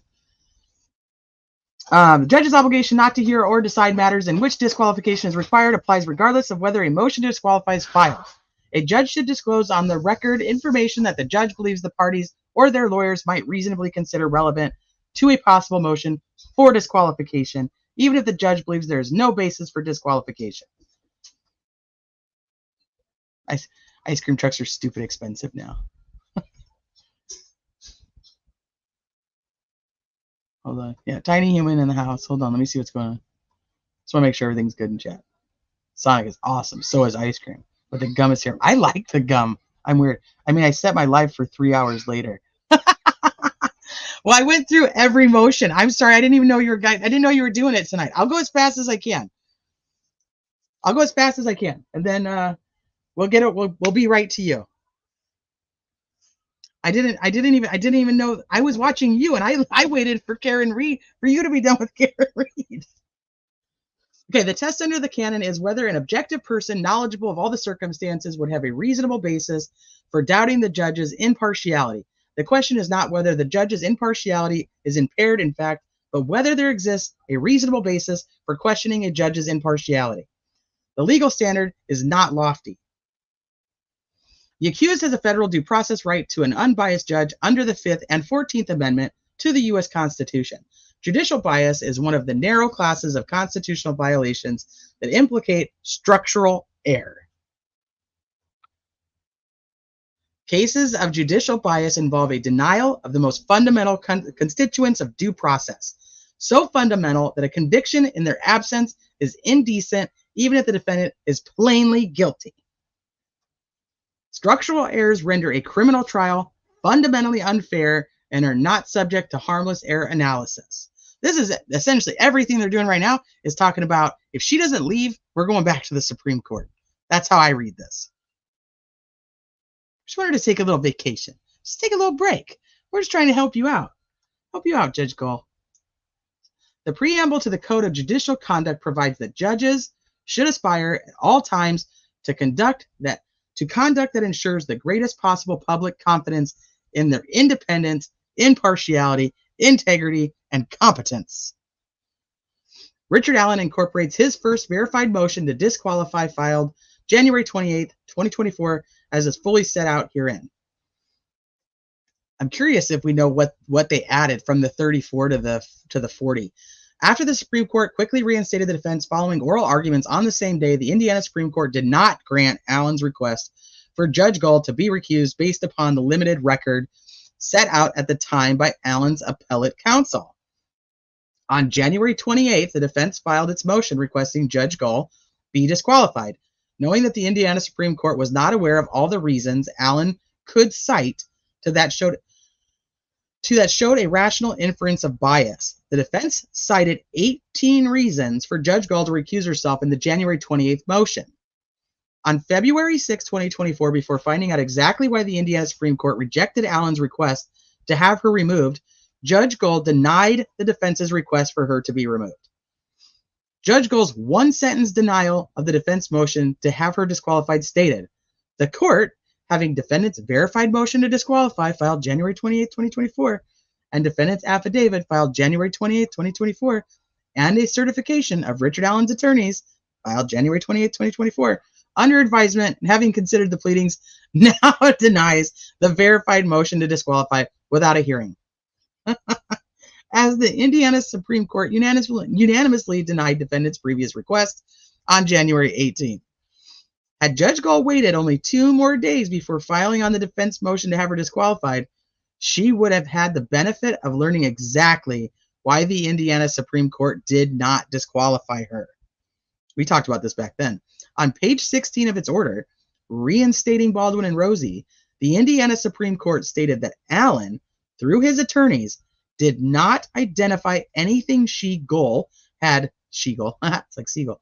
done that demonstrates she isn't impartial. That's according to the Indiana Supreme Court.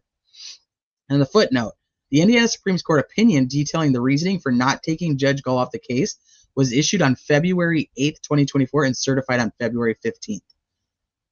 Did I miss a different footnote? No, I didn't think so. At the time the Indiana Supreme Court issued its opinion, the court did not have the benefit of reviewing the 18 reasons the defense cited in its January 28, 2024 filing, which the defense claims supported a showing of Judge Gull's bias. Certainly, some of those 18 reasons were included in the Indiana Supreme Court's opinion as, by themselves, not being enough to cause Judge Gull's recusal. However, many of the examples of bias identified by the defense in its January 28, 2024 motion were not cited by Allen's lawyers in their request for Judge Gull to recuse herself. Essentially, Supreme Court knew of some of the reasons, they didn't know of the others of the 18. In other words, Judge Gull's use of the January 18, 2024 Supreme Court ruling as a sort of blanket immunity to support her decision to not disqualify herself was wrong, in that the Indiana Supreme Court's February 8th opinion, leaving Judge Gull on the case, was clearly based on a very finite set of reasons argued by Allen's appellate attorneys and not the longer list of reasons articulated by Baldwin and Rosie in their motion to have Judge Gull disqualified. Judge Gull ignored that longer list and instead erroneously used the Supreme Court's ruling as her reason to remain on the case without any legal analysis and before reading the Indiana Supreme Court's actual opinion. The defense is requesting that if Judge Gull does anything but recuse herself from this case, that she issues findings of facts and conclusions of law that support her decision to deny the defense motion rather than a one-sentence order summarily denying Richard Allen's request. Denied without a hearing. In addition to the reasons cited in his January 28, 2024 motion, Judge Gull has revealed a rational inference of bias towards the defense based on the following. A. Judge Gull engaged in ex parte communications with the state of Indiana. Whoa. Judge Gull interfered with a properly subpoenaed defense witness. Bastard. Judge Gull treats the prosecution more favorably than the defense. Mom likes him better. Judge Gull engaged in the act of prosecuting Richard Allen by inviting the prosecutor to file pretrial motions seeking the limitation of evidence of third-party culpability and also forecasting the outcome of such a request by the state. Remember, when they put the email in about how she's literally telling him what to put, like what motion to file, and then here comes Nick, dude, at like midnight, and he's like, I got you, Gull, I got you, let me put this in really quick. And then he files it. It's freaking ridiculous.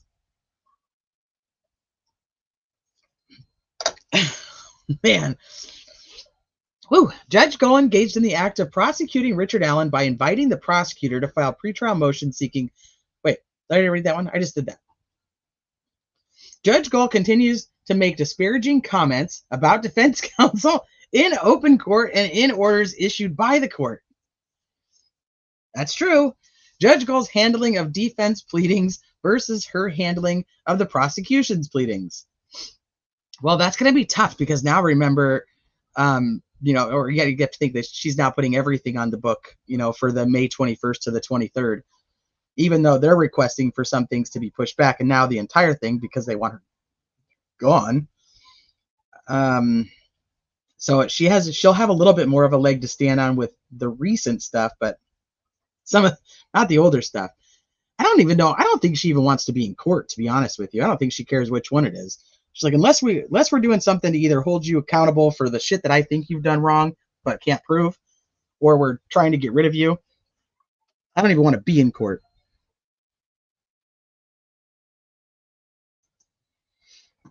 Okay. Judge Gull placed blame on defense counsel and its staff for administrative failures in maintaining confidentiality of ex parte defense filings, whereas evidence revealed that failures were on the court side of the filings. Yeah, honey.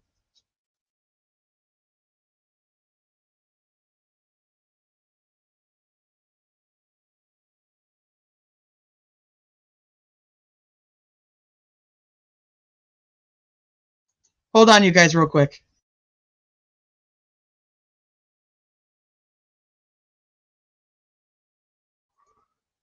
Apparently, the neighbor has a sprinkler out and he wants to run through it.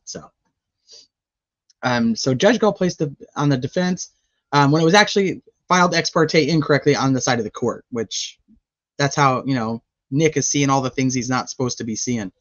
Judge Gull failed to conduct her own internal investigation into the allegations of leaks coming from her own staff, while facilitating contempt proceedings against Richard Allen's chosen attorneys for leaking confidential information related to this case. There were accusations about her own staff giving information to people on the internet, to people on social media, and obviously it's not proven, but they're calling her out for not even looking at it, not even trying to figure out whether it's true or not. Judge Gull effectively denied Richard Allen his right to a speedy trial by not requiring the prosecution to follow the same time restrictions at trial as she was forcing the defense to follow, which forced the defense to seek a continuance of the May 13th speedy trial. There they are. They're calling her out and saying essentially, hey, we didn't have a choice. You left us no choice because you wouldn't ensure that we were actually going to have time to present a defense. That's up for debate. I think the problem is really Nick, who couldn't, who's had a year and a half or almost 2 years to prepare for a trial and yet couldn't say how long it was going to take for him to present his case. That's problematic. How are you that close to trial and you don't know? How do you not know how long it's going to take you? You may not have an exact minute. None of them do. But he should have had some idea of, this is going to take me about a week and a half to get through these witnesses, depending on how long cross-exam is and redirect. Judge Gull participated in ex parte communications with the state of Indiana through its witnesses to the detriment of the defense. This is going to piss her off. She's going to be so mad. So then she's going to deny it without a hearing, and then they're going to have to go to court on May 21st because she's not going to let them have a continuance. I don't know what she'll do, but that's what I foresee happening. And then they're just like, hi, Judge.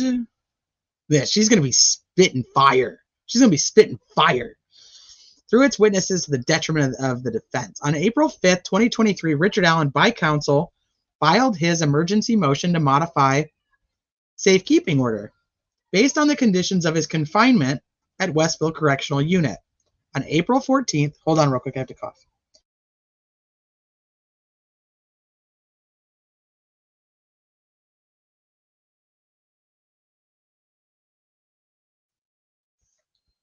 That's a good point, Chelsea. It's hard to figure out how long it's going to take you if you've never really done a trial like this. It's like, I have no idea how long it's going to take me to talk to these people.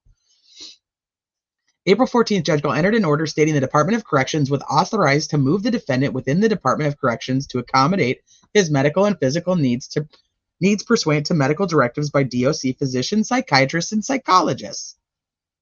On May 4th, 2023, I got to back up. What do you think that this is referring to? The ex parte communications with the state through its witnesses. Is this about Baston? No.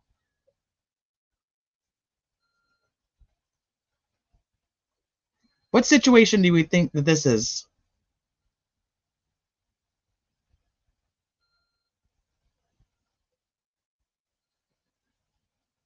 I'm trying to think off the top of my head now. I've read so much, I'm not sure I can think clearly. Keep reading? Okay. On April 14, 2023, Judge entered an order stating the independent was authorized. I already read that one.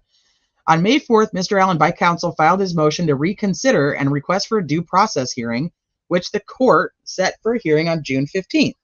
In preparation for the hearing, the defense served a valid subpoena on a witness at Westville, inmate Robert Baston, to appear for the June 15th, 2023 hearing. When a deputy from the Carroll County Sheriff's Department went to the Westville Correctional Unit on June 14th to transport the inmate to the hearing, the inmate became uncooperative. Carroll County Chief Deputy Tobe Lesenby contacted Judge Gull about the situation, and Judge Gull told Deputy Lesenby to leave the inmate there if he did not want to come to the hearing. Tobe Lesenby was the first witness called by the prosecution at the June 15th, 2023 hearing, and certainly will be called as a witness at trial. Yet Judge Gull and or her staff communicated with this prosecution witness the day before his testimony without the full disclosure of said communications to the defense. Ba-dum-bum.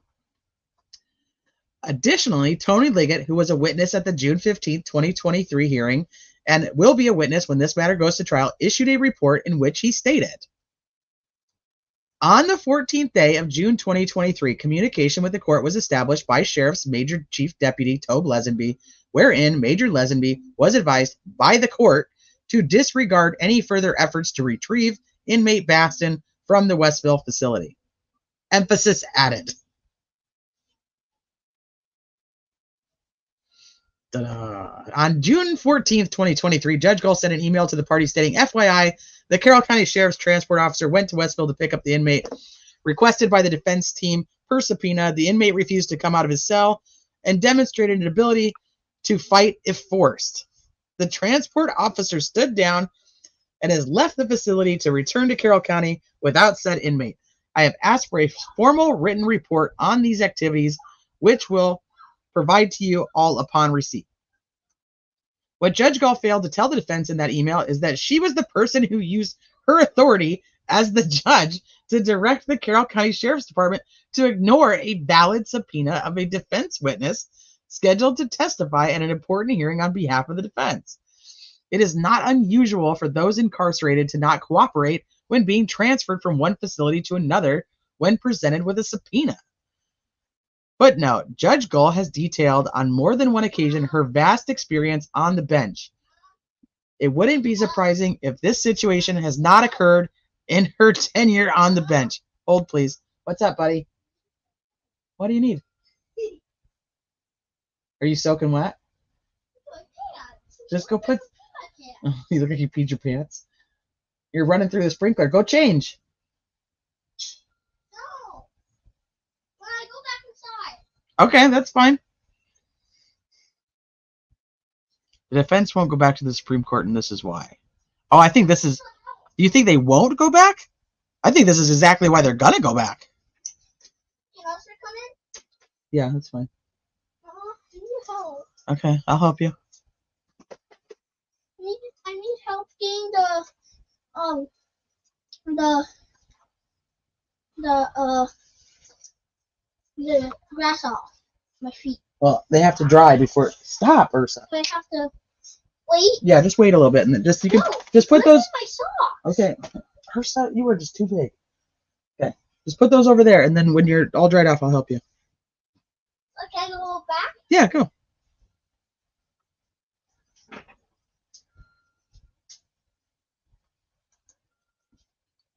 Do we know if the witness actually refused? We do. So there's another letter that came out later where he's saying like that he didn't want to come because he was worried about what would happen when he went back if he had testified against any of these people.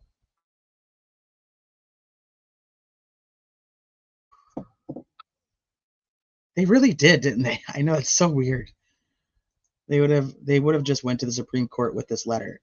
They can't. They have to file this first, and she has to deny it, and then they go back to the Supreme Court or file an interlocutory appeal. But then she has to deny the interlocutory appeal before they can get that appealed or go to the Supreme Court. So they have to file this, and she has to deny it before they can go back.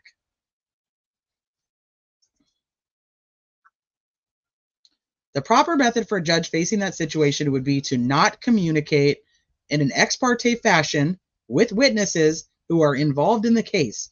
Rather, it would be to contact the attorneys for both parties, prosecution and defense, explaining that the court has been informed that there is a potential problem with the transportation of a witness from the IDOC and that the court will not talk to the state of Indiana without talking to both sides.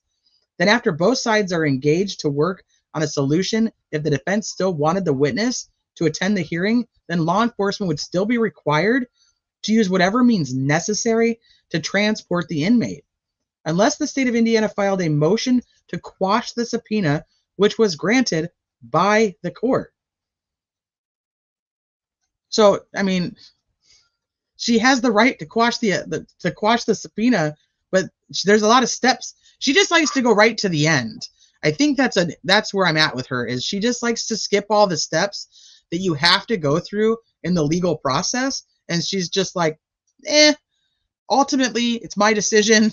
Even if Nick does this whole quash the subpoena, I'm going to grant it. So why not just skip all the mumbo jumbo and just get right to the end where I say it's quashed? You know what I mean? It's the same thing that she did with that hearing in October. You know, she's just like, nope, I already have a letter written. You guys are gone. We don't need to do all this stuff. Like, you can go out there and say whatever you want, but the end game is you guys are gone. So there's really no point. It's like, that's where she's kind of at with things. She didn't hold any hearings leading up into the trial. If she had, a lot of the issues would have already been resolved before they had this hearing on May 7th, which just leaves them with like, what the hell do we do at this point?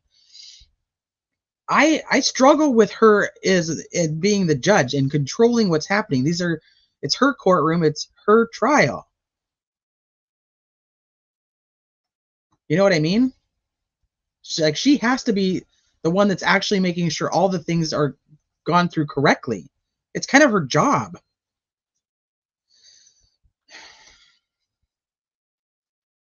After the June 15th, 2023 hearing, Judge Gull denied Mr. Allen's motion to reconsider, stating the evidence presented demonstrated at the hearing on defendant's motion to reconsider did not support many of the allegations advanced by defendant counsel. In fact, the evidence presented demonstrated that the defendant is treated more favorably than the other inmates housed at the Westville Correctional Facility. This is disingenuous, given that Judge Gull prevented the defense from presenting the very evidence she said she was lacking. I don't think it's the same person, but I don't know that yet, Luis. I don't think it's the same person. I think there's another one, or a side person. I'm not sure. Any perception of Judge Gull's bias was supplanted with proof of actual bias when Judge Gull denied Mr. Allen's motion to reconsider, claiming a lack of evidence when she prevented Mr. Allen from presenting the testimony of Mr. Baston. Communicating with state's witnesses in an ex parte fashion provides a rational inference of bias. Yeah, could you imagine if Nick has a subpoena for these suicide companions? They're just like, nah, we're not going. We don't want to go. And Judge Gull was like, okay, you guys don't have to. No, they don't want to come. We're not gonna. They don't need to come. I mean, I could just see it. Like they would never fly. That would never ever happen. Issuing a directive for a state's witness, Carroll County Sheriff, to ignore a valid subpoena to the detriment of the defense provides a rational inference of bias. Judge Gull's failure to fully inform the defense of her involvement in directing law enforcement to ignore a properly issued defense subpoena demonstrates deception. Such deception to the defense provides a rational inference of bias against the defense. She absolutely would allow that. He would sweat his out. Her job was she not appointed? We went back and forth on this, and I don't even remember the conclusion of it, but I think that she was the person before her actually left before term. Somebody in here might remember the whole thing about it. Hold on. About how she ended up in there, but it was like she wasn't actually elected. I don't know, somebody else who remembers when we went through it, because I don't remember all the details, but it was like she got in before the term was up, and so it was like she was just appointed and not elected.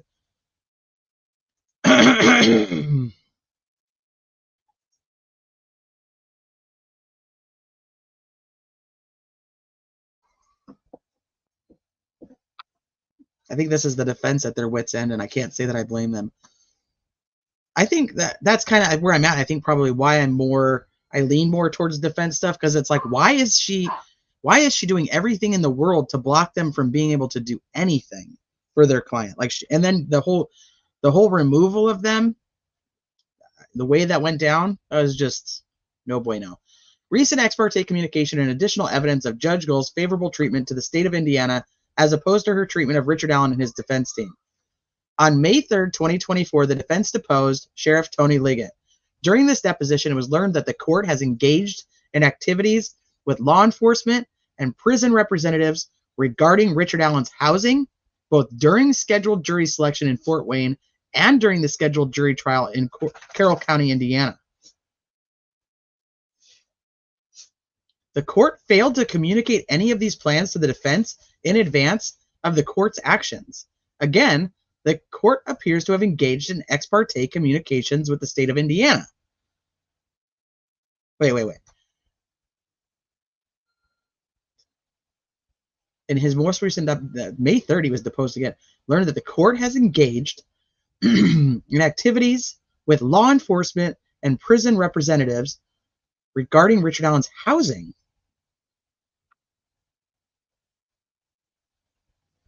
So she's talking to the prisons, and she's talking to the jails, and she's talking to the witnesses about where Richard Allen's going to be housed without communicating with the defense. Are you guys reading what I'm reading or hearing what I'm hearing? Yeah, they deposed him again on May 3rd.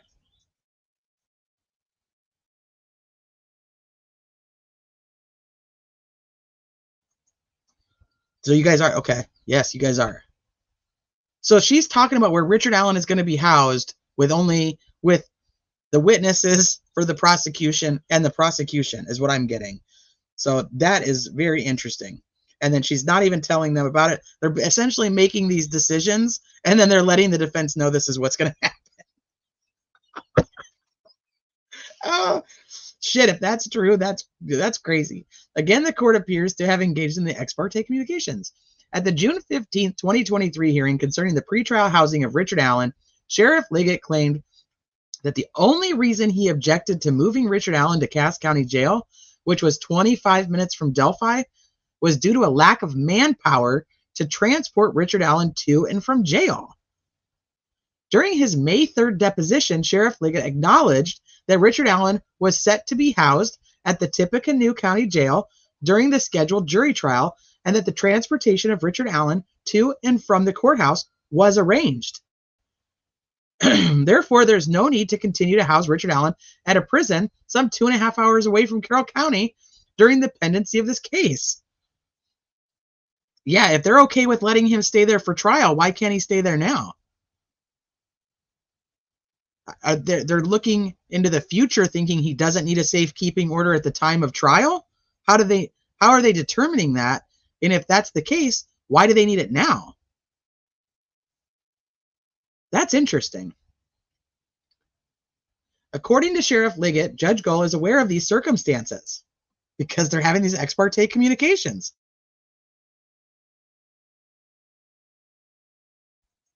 Despite this, Judge Gull failed to communicate or even inquire with the defense about Richard Allen's housing circumstances.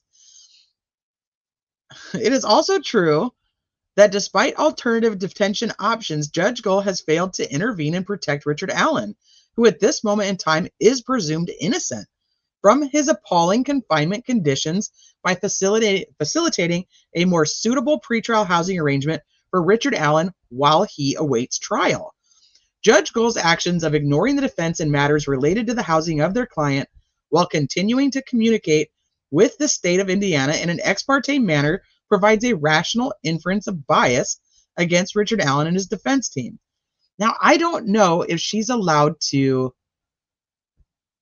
talk to the people in charge of transport, and she's essentially put Liggett in charge of his transport, how that would work because he is a witness for the prosecution in this case. I think that there's almost an issue with having Liggett be the person in charge of his transport. But she still has to talk to both of them at the same time. But she doesn't even want to email with them anymore. So I don't, because their emails end up in filings. Judge Gull invited the prosecution to seek limitations on Richard Allen's Sixth Amendment right to prove that other parties committed the crimes in question. Okay, we know this. This is when we get the glimpse into the email. Both Judge Gull and the prosecution have known since the filing of the first Franks notice on September 18th, 2023, that the defense will be relying on a third-party suspect defense. In rebuttal to the defense's theory regarding third-party perpetrators, the prosecution listed an Odinism expert on their supplemental witness list emailed to the defense March 17th. At no time between September 18th and April 27th did the prosecution take any action to prevent the defense from pursuing a third-party perpetrator defense. During this time, the defense conducted many depositions related to their third-party perpetrator defense, and in addition, made numerous requests to the state seeking additional discovery regarding the third-party suspects. On April 28th of 2024, Judge Gull directed an email to both the prosecution and defense regarding scheduling matters, and without any prompting, informed the defense that she, Judge Gull, was fully aware of the law regarding third-party perpetrator defenses and would be prohibiting the admission of such evidence by the defense unless some nexus between the two could be proven. This unprompted comment was akin to an invitation by Judge Gull to the prosecution to file a motion in limine that would prevent the defense from presenting any evidence that the third-party suspects committed the murders. Well, I think the comment in the email about I have no idea what you guys would even I know all the laws and I don't have any idea what you guys even think you're going to present. Like you don't need 2 weeks for anything. You don't have a case because I'm not going to let you talk about it. That's, I think, what prompted him. But, who knows? That's where I'm at, though. Approximately 12 hours later, at midnight on a Sunday, the prosecution filed its motion in limine requesting that Judge Gull not allow the defense to discuss third-party suspects. The court's invitation to the prosecution to seek such limitations creates a rational inference of bias in favor of the state of Indiana and against the defense. Judge Gull has repeatedly disparaged Richard Allen's appointed public defenders. Beginning on October 19th, Judge Gull began verbalizing her negative feelings about Richard Allen's defense team using such words as grossly negligent and incompetent. When Richard Allen's original defense team attempted to enter their appearance for Richard Allen pro bono, Judge Gull would not allow their appearance to be entered based upon her view that the defense attorneys were grossly negligent and that Richard Allen could not even expect an adequate defense from attorneys Baldwin and Rosie. In her comments at the October 31st hearing, Judge Gull stated the following: I cannot and will not allow these attorneys to represent you with the concerns that I've had, with the gross negligence that I have found. Emphasis added. These words alone equate to outright bias on the part of Judge Gull toward the defense and toward Richard Allen. Since denying the defense's motion to disqualify, Judge Gull has continued to show her bias in a variety of ways, including demeaning Richard Allen's two defense lawyers who have between them over 50 years of experience and zero findings that they are incompetent or have violated the professional rules of conduct. Most recently, in her April 30th, 2024 two-page order detailing her ruling on the prosecution's request to find the defense attorneys in contempt, Judge Gull continued her maligning of the defense attorneys, calling them incompetent, negligent, and sloppy in the way that they handled evidence. Footnote, Judge Gull stated the following to Richard Allen at the October 23 hearing: Mr. Allen, I understand that you wish to have Mr. Baldwin and Mr. Rosie represent you in this matter. I have grave concerns, Mr. Allen, about their representation of you. The previous findings, which there was none, by this court of their gross negligence. Mr. Allen, you are entitled to adequate representation in your case. You are entitled to a vigorous defense in your case. And this is difficult, Mr. Allen, because I know you've indicated that through your attorneys, but I cannot and will not allow these attorneys to represent you with the concerns that I've had, with the gross negligence that I have found. Furthermore, in that same order, Judge Gull articulated to not only the lawyers but the general public that she would be referring her findings to the Office of Judicial and Attorney Regulation. Judge Gull's targeted comments in reference to the Office of Judicial and Attorney Regulations have no legal relevance to her findings of non-contempt and appear to have been intended only to further disparage the character and fitness of defense attorneys Rosie and Baldwin. While Judge Gull has on at least 8 occasions denied defense motions with 3 words, denied without a hearing, Judge Gull felt it necessary to use insulting language concerning defense counsel only 2 weeks before the beginning of trial. The fact that Judge Gull continues to disparage the character and fitness of the defense counsel when she could have otherwise remained silent on the matter provides a rational inference of bias against the defense. I don't know how people don't see that. I mean, could you just imagine that that's somebody's writing that about you? Other examples of Judge Gull treating the prosecution more favorably than the defense. At the March 18, 2024 contempt hearing, the defense provided evidence to the court that Carroll County Prosecutor Nicholas McClelland it comes up again, interacted with social media content provider named Gary Boudet, aka Fig. The evidence was in the form of emails, including an email in which Fig claimed that McClelland had requested Fig to erase their communications. The defense provided evidence that other leaks occurred over the case's history, implying that those leaks could have emanated from McClelland's office. While Judge Gull required the defense to cooperate in the investigation of leaks attributed to the defense, Judge Gull seemingly had no interest in similar allegations attributable to the prosecution. Judge Gull's actions, as referenced in the various paragraphs above, create a rational inference of bias against the defense and in favor of the prosecution. I'm going to comment on this because I agree and I disagree. If the history of what Judge Gull has done and said to and about the defense attorneys didn't exist, I would absolutely agree with what she did, because it's not their case against Nick. If they want to file against Nick, they need to file against Nick and then present their evidence. So it's not a, well, you did it too, so it's okay, we did it. And it's also not a, you did it, we didn't. So, like I said, I think that, but because of the totality of all the situations, it's like, I could see that it being biased. I could also see that it's not the same. I mean, it was Nick's filing about contempt about the defense attorneys, which I also think they should have put in here that she kind of pushed. She kind of put it in like, hey, this is what the Supreme Court, you said the reason I can't kick them off the case is that we didn't actually do this, this, and this. So let's try this instead.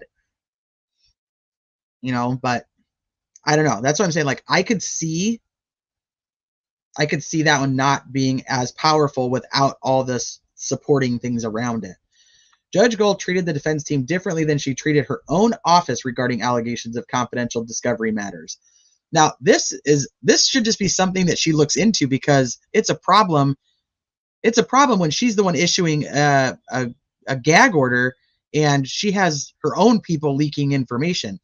So whether she had any finding of this in the courtroom isn't important. What's important is whether does she even bother to look into it? Did she even try?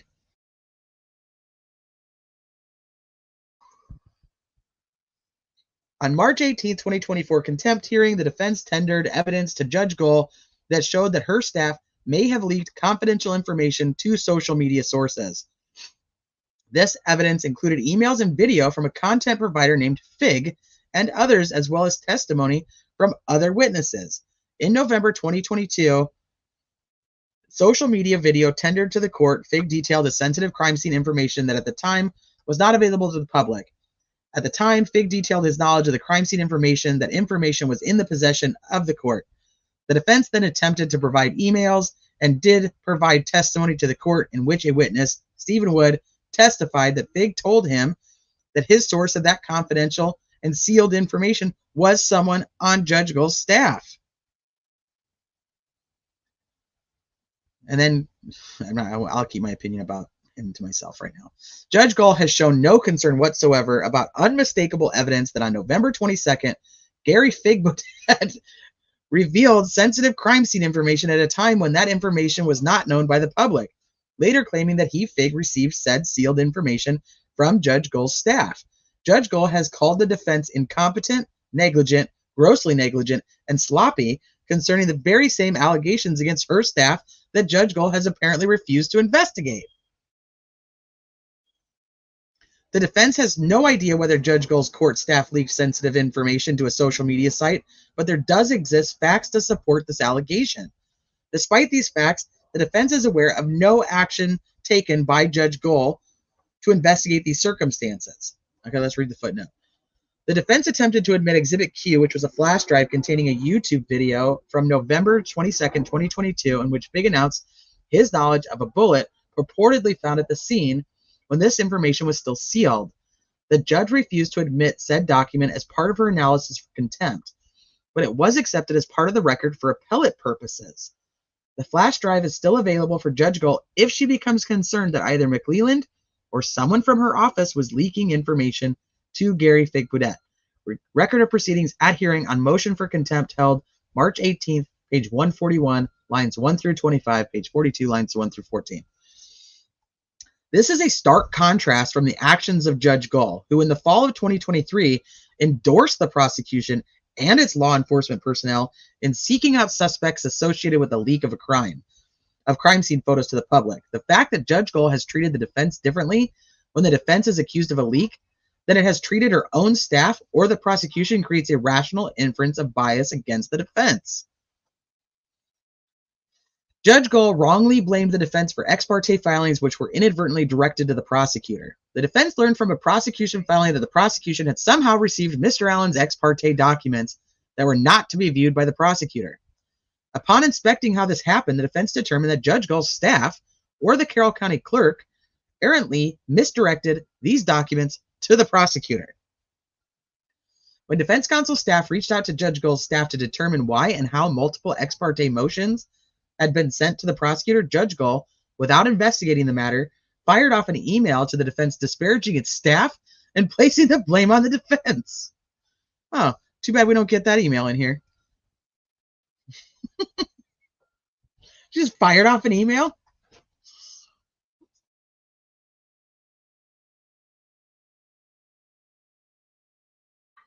Oh, sounds like they think the leak was orchestrated by the state to set them up. I think it's very possible because one of the things that was talked about in there was literally the only evidence presented at that contempt hearing were screenshots of a conversation between Fortson and Cohen.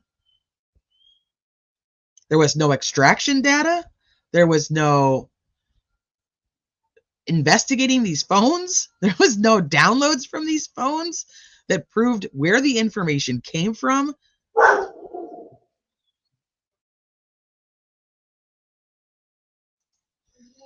So, I mean, that's why I was like, if this is, I think that's Luthi and I talked about it when we were reading through the contempt hearing, because I'm like, if this is a preview of how they think evidence is important and how evidence is actually going to convict somebody of anything, that's fucking scary. Because you can't just go bringing in a bunch of screenshots of two people's conversations that have nothing to do with it. They could have gotten Mark Cohen there if they subpoenaed him. You know, instead of having him testify and validate exactly what was in those messages or what he knew about what, they could have. Nick didn't do that.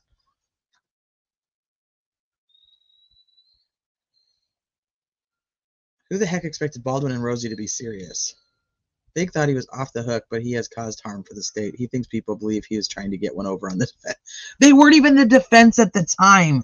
This is the stupidest thing that, like, not you, but this whole thing that is, this narrative that is being pushed about like trying to get one over on the defense attorneys that they quote unquote don't like were not the defense attorneys at the time that was happening. It's the dumbest shit. It's like, oh yeah, that was all fake, just so we could do that. I like whatever. One way or no, either way, no matter what you do, how does anybody trust anything that happens? Like I said, I'm gonna keep my opinion to myself. My mommy taught me if you don't have anything nice to say, keep your mouth shut. Having been accused by Judge Gull of making the mistake, the defense staff member who filed the ex parte motions then reached out to Doc's Pop to make sure that she was filing the ex parte motion correctly. It was determined that the defense was filing the motion correctly. The entity responsible for sending the ex parte documents to the prosecution, therefore, was either Judge Gull's staff or the Carroll County clerk. Attorney Rosie then reached out to the Carroll County clerk, who maintained that she had correctly handled the ex parte documents.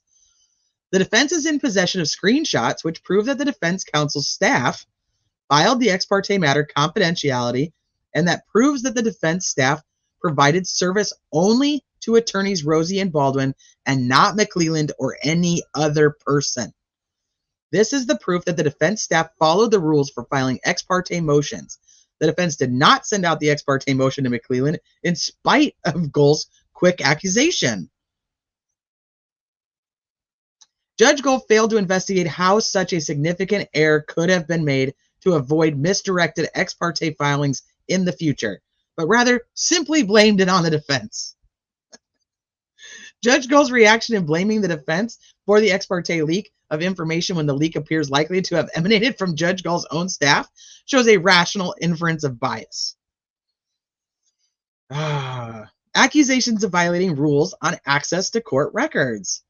Due to the way Judge Gull maintained the records on this case, attorneys Margaret Smith and Kara Winicki entered their appearances and filed a petition for writ of mandamus and prohibition, an original action.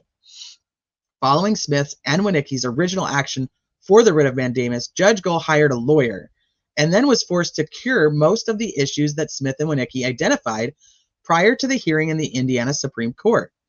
In other words, Judge Gull and her attorneys recognized that she had errantly violated the rules on access to records and then cured those errors, which I still don't think she did, but that's neither here nor there. Apparently they think she did.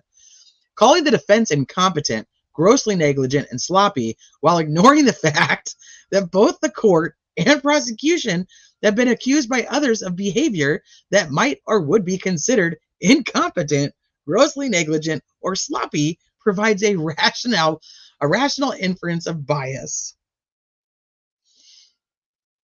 Defense's motions are treated differently than those of the prosecution. Hey, Nunya, can I just assume this is another filing Gull will reject without a hearing? Probably.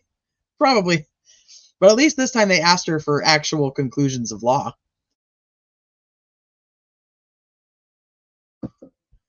So they're like, no, this could be you being sloppy. Well, at least 5 outstanding defense motions were pending related to the merits of this case, all which needed to be ruled on as soon as possible for purposes of trial preparation for the defense. Judge Gull chose not to issue orders or set hearings on any of those motions. Instead, Judge Gull chose to spend valuable court time setting a half-a-day hearing on the prosecution's motion for contempt. The prosecution's motion for contempt did not address the merits of the murder allegations against Richard Allen, nor was the contempt motion a time-sensitive matter. There is no reason that the contempt hearing could not have taken place after Mr. Allen's trial. Especially now that her findings are that there was no contempt. The prosecutor filed his motion for contempt against the defense on January 29th, 2024, 3 days later. Judge Gull issued an order setting the matter for a hearing. The defense had never received such a quick setting on any of its motions. Even at this moment, several outstanding motions have yet to be ruled on. For example, the record shows that on more recent pleadings filed by the parties, Judge Gull quickly prioritized the prosecution's request for contempt over the following defense motions. The motion to suppress the confessions.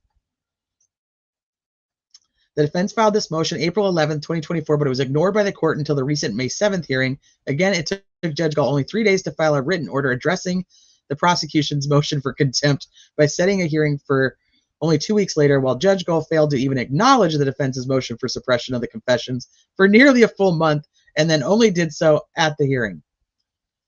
Motions to suppress the accused's second statement. This was filed April 15th. And that's just a repeat of the same thing, so I'm not going to read it for everyone. The motion to compel and for sanctions, same thing. The motion for Franks 3, same thing. Ruling on the first Franks motion. Additionally, while it took Judge Gull over 4 months to rule on the first Franks motion, denied without a hearing, it only took Judge Gull 43 days to issue an order on the prosecution's request to find the defense attorneys in contempt following a half day of testimony. You can't even make this shit up. The prosecution's contempt motion is not relevant to the merits of the case, while the defense's various motions described above are relevant to the merits of the case. Yet Judge Gull acted on the prosecution's motion within 3 days while ignoring the defense's motion for weeks. Judge Gull ignored other older defense pleadings, sometimes for months before ruling. Many defense motions have resulted in Judge Gull issuing an order stating these 3 words: denied without a hearing. Since the reinstatement alone, Judge Gull has denied defense motions without a hearing a total of 8 times, including denying motions to compel discovery, which Mr. Allen needs to prepare his defense. Denying motions to compel discovery. Judge Gull's quick treatment of the prosecution's motion on matters ancillary to the innocence or guilt of Richard Allen versus Judge Gull's treatment of defense motions that are actually related to the merits of the case provides a rational inference of bias for Judge Gull's bias for the prosecution and against the defense. Certainly, it appears that Judge Gull used the prosecution's motion for contempt as a vehicle to malign the defense while simultaneously ignoring matters raised by the defense that would malign the prosecution for its handling of discovery. This provides a rational inference of bias against the defense. Judge Gull ignored the defense's request to set aside 2 weeks to present Mr. Allen's defense while refusing to set any time limits on the prosecution. On or about October 4th, Mr. Allen's counsel notified the court that they would need approximately 2 weeks to present his defense. Westerman's not in jail. He had like a $500 bond. It was like over Thanksgiving, if I remember right. That, like, I think we were questioning whether he was actually, I think he was locked up for Thanksgiving, and then he was released the next day. So no, but he has, I think his next hearing is in June or July. Too long, didn't read. Gull is a petty. I just don't. I have so many issues with like, just put somebody on here who wants to just get the trial going the right way and let's get her done.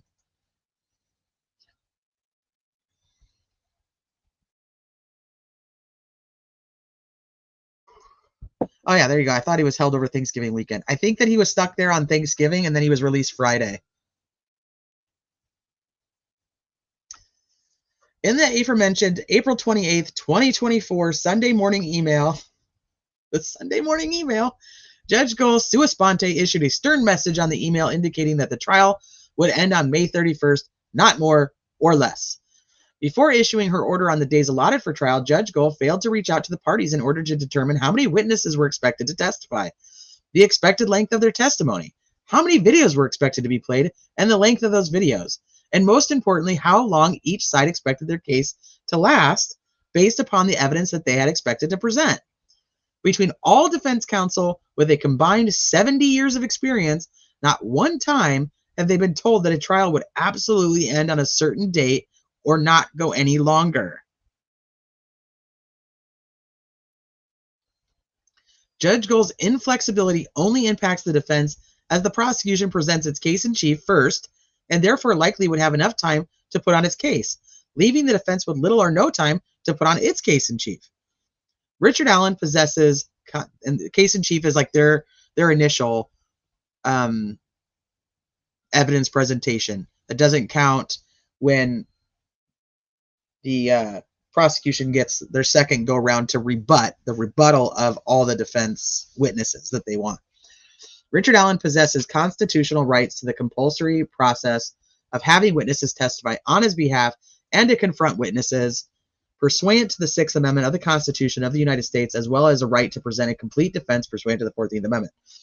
When the defense asked Judge Gull at the May 7, 2024 hearing if the state of Indiana would be forced to abide by the same time constraints as the defense, Judge Gull would not commit to such a requirement for the prosecution. Out of fear that the prosecution would run out the clock and leave the defense with minimal time to present its case, Judge Gull forced the defense to accept her remedy, a continuance of a speedy trial. I'm so far past the point of outrage on this case, I'm all the way out the other side and watching it like it's an HBO comedy. I cannot believe that there are judges in America who do not give a law not have a law degree. In Australia, you need a law degree. It depends on where it's at in the U.S., but yeah, it's not always necessary. It's kind of scary. Because of Judge Gull's refusal to guarantee the defense the same amount of time for trial as the prosecution, Richard Allen was, for all intents and purposes, denied his right to a speedy trial. All the above circumstances create a rational inference of bias against the defense and in favor of the prosecution. Judge Gull engaged in extrajudicial activities that raised a rational inference of bias, especially when Judge Gull may have to rule on how the extrajudicial activities of a key state's witness will impact the admissibility of Richard Allen's purported confessions. Judge Gull was appointed to preside over this case November 4, 2022. Since being appointed a special judge, this case has become one of the highest profile cases in recent memory, even receiving worldwide attention. It was that way before she was appointed as anything, so that's incorrect. It was already there. The victims of the murders are Abby and Libby. On July 9, 2023, more than 8 months after being appointed to the case, Judge Gull chose to comment, oh, I know where we're going with this, on a post concerning a softball tournament at the Abby and Libby Memorial Park. The post upon which Judge Gull was commenting stated, "What an honor it was for the girls to play in the Abby and Libby Memorial Tournament. What a greater honor it was that Abby and Libby's grandparent present our girls with their championship finalist rings." Hey, Nancy. Judge Gull's comment was, "Congratulations." See, I'm going to struggle with this. It's not like she was like, "Oh, Abby and Libby, how cool that you were at their ball field."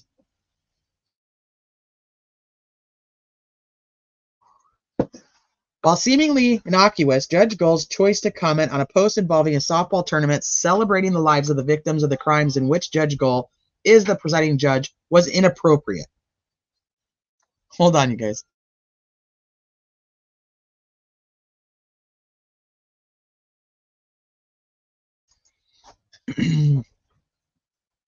I agree. It was probably inappropriate. She should have probably thought better of it, but I mean, that's a tough one. Maybe she should have just texted him instead of putting it on Facebook.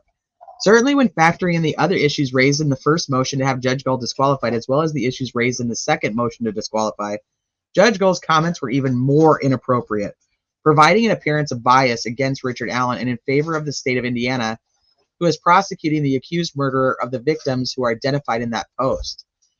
The defense believes that Judge Gull's choice to comment on social media as detailed herein on its face supports a rational inference of bias as well as an appearance of bias.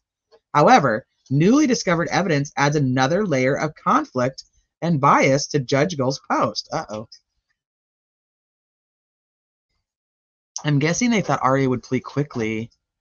The case solved in Carroll County State Corrupt. That's what I think. I think they're like, get him into prison. They'll make him confess. He'll plea. On May 26, 2024, the state of Indiana filed its formal request for a pretrial ruling on admissibility. Within said request, the state referenced Dr. Monica Walla as being a psychologist providing services to offenders at Westville Correctional Facility, one of those inmates being Richard Allen. Subsequent to the filing of said pleading, members of the public began to discover evidence that Dr. Walla had joined and participated in social media forums, outlets, etc., involving the Delphi murders. Naturally, these facts were reported to the defense team through various means. It is also true that the defense deposed Dr. Walla on Wednesday, May 8, 2024, at the law office of Hillis, Rosie, and Dean. The deposition was not completed due to timing constraints and will likely be reset in early June, at which time the defense expects the deposition to conclude. The defense was unaware of the apparent social media activities of Dr. Walla at the time of the deposition. Okay, so now we know one of our thoughts of why her lawyer was telling her not to answer about it being social media. We know that's not true. They didn't know about it yet, so they didn't even ask her yet. The matter was not addressed. It wasn't until shortly after the deposition concluded that these issues were brought to the attention of Attorney Rosie, who conducted the deposition. Since May 8, 2024, the defense has become aware of information that suggests that Dr. Walla did in fact engage in social media activities related to the Delphi murders. The defense is not in a position to determine the extent and nature of said activities at this juncture without conducting further discovery. However, the defense is aware that the online personality purporting to be Monica Walla, including a picture of Dr. Walla, appears to have deleted, removed, and or wiped clean any online presence related to the Delphi murders. This appears to have been done in the hours following the deposition referenced above. Boom. Again, this court is faced with a conundrum. The judge's decision to publicly comment on matters involving the death of 2 girls is evidence that Judge Gull does not find it inappropriate to engage in such communications about a pending case. But wasn't it her granddaughter?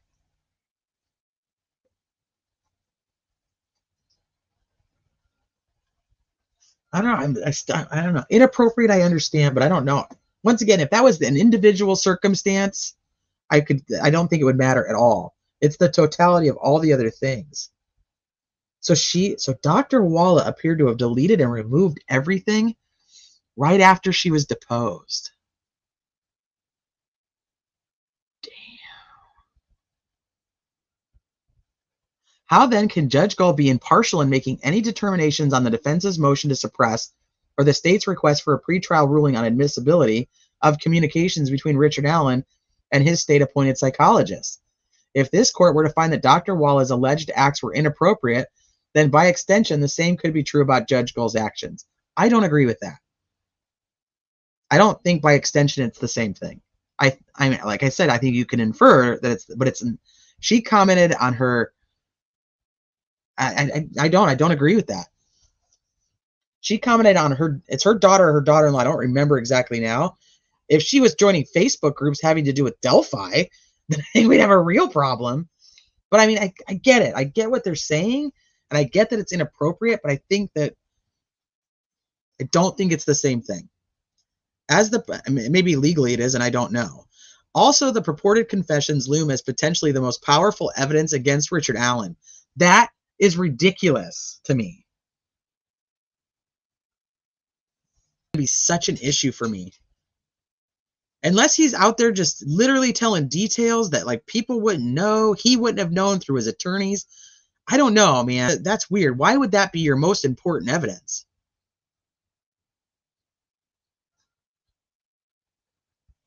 I do know it was absolutely her. Now, there are people saying that she had multiple people had faked accounts of her. The one that I have, and the one that I know of, and the one that was in multiple Delphi groups is without a doubt her. Without a doubt. Huh. Evidence against Richard Allen, appearance of bias or conflict that exists for Judge Gull as she makes determinations of the legal impact of this witness's social media activity on these purported confessions provide a rational inference of bias. Additionally, even when Judge Gull rules against the defense and does not suppress the purported confessions, Judge Gull will likely face a second legal argument: the admissibility of any social media postings of this witness that involve the Delphi murders in order to attack the witness's credibility. Now, that's another thing, though, is her being in the Facebook groups doesn't make her commenting like I think that's gonna be another thing. Should the prosecutor object, claiming that the witness's social media comments on the Delphi case are inadmissible, Judge Gull will once again find herself in a conflicted position due to her own social media comments concerning a post involving the victims of the murders. Judge Gull's starting position apparently is that it was appropriate for her, Judge Gull, to choose to comment on a social media post concerning the victims' softball tournament. Therefore, it would be more likely that Judge Gull's starting position will also be that this Dr. Wallace social media post activities are similarly appropriate. I'm not necessarily in agreement with this whole line here. I think I've already stated why, so I'm just going to keep going. With this starting position, the defense will face a heightened burden in arguing for the inadmissibility of Dr. Wallace's social media post activity. This additional hurdle, created at least in part by the court's inappropriate comments on social media, creates an inference of bias or prejudice against Richard Allen. Disqualification recusal is the appropriate action in terms of remedying this prejudice. Judge, like I said, in the totality of not hers, not with Wallace, with Judge Gull's comment on her granddaughter, and saying congratulations to her granddaughter. Hold on. No, you want to go? Oh. Scratch to come in, you scratch to go out. Can't make up your damn mind. No, Wallace for sure. Her being in the Facebook groups, I think was inappropriate for her to not go and just say, hey, I know too much about this situation. I probably shouldn't. I've been in Facebook groups. I followed this case, anything like that. And it's not like she was in the groups for,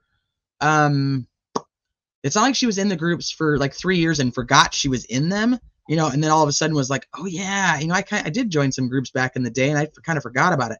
She was actively joining groups throughout 2023 on the same account that is actually her, not one of these fake accounts that people claim that's out there.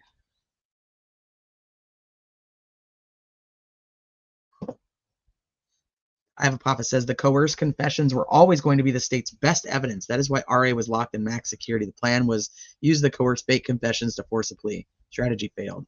Yeah, we were just talking about that. I just think that's, but for that to be like their biggest piece of evidence, I mean, case is the biggest shit show I've ever seen.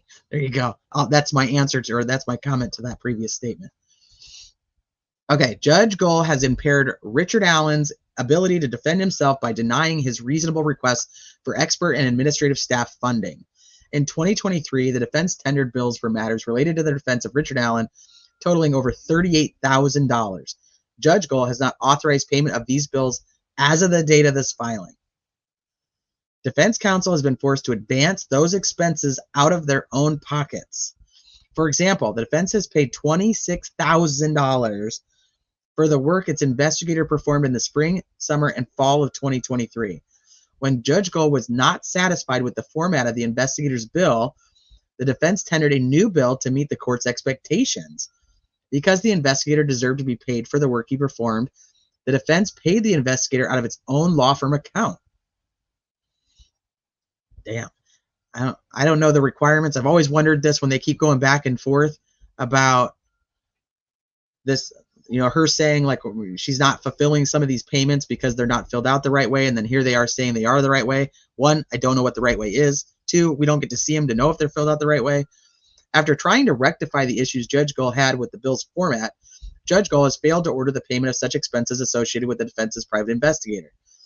The defense has sent multiple requests to Judge Gull and her staff seeking input as to why this bill has not been paid. Judge Gull has not responded to these requests. Well, hopefully they're not via email, because she told you she doesn't want to email with you anymore. The lack of response to these requests for payment creates a rational inference of bias.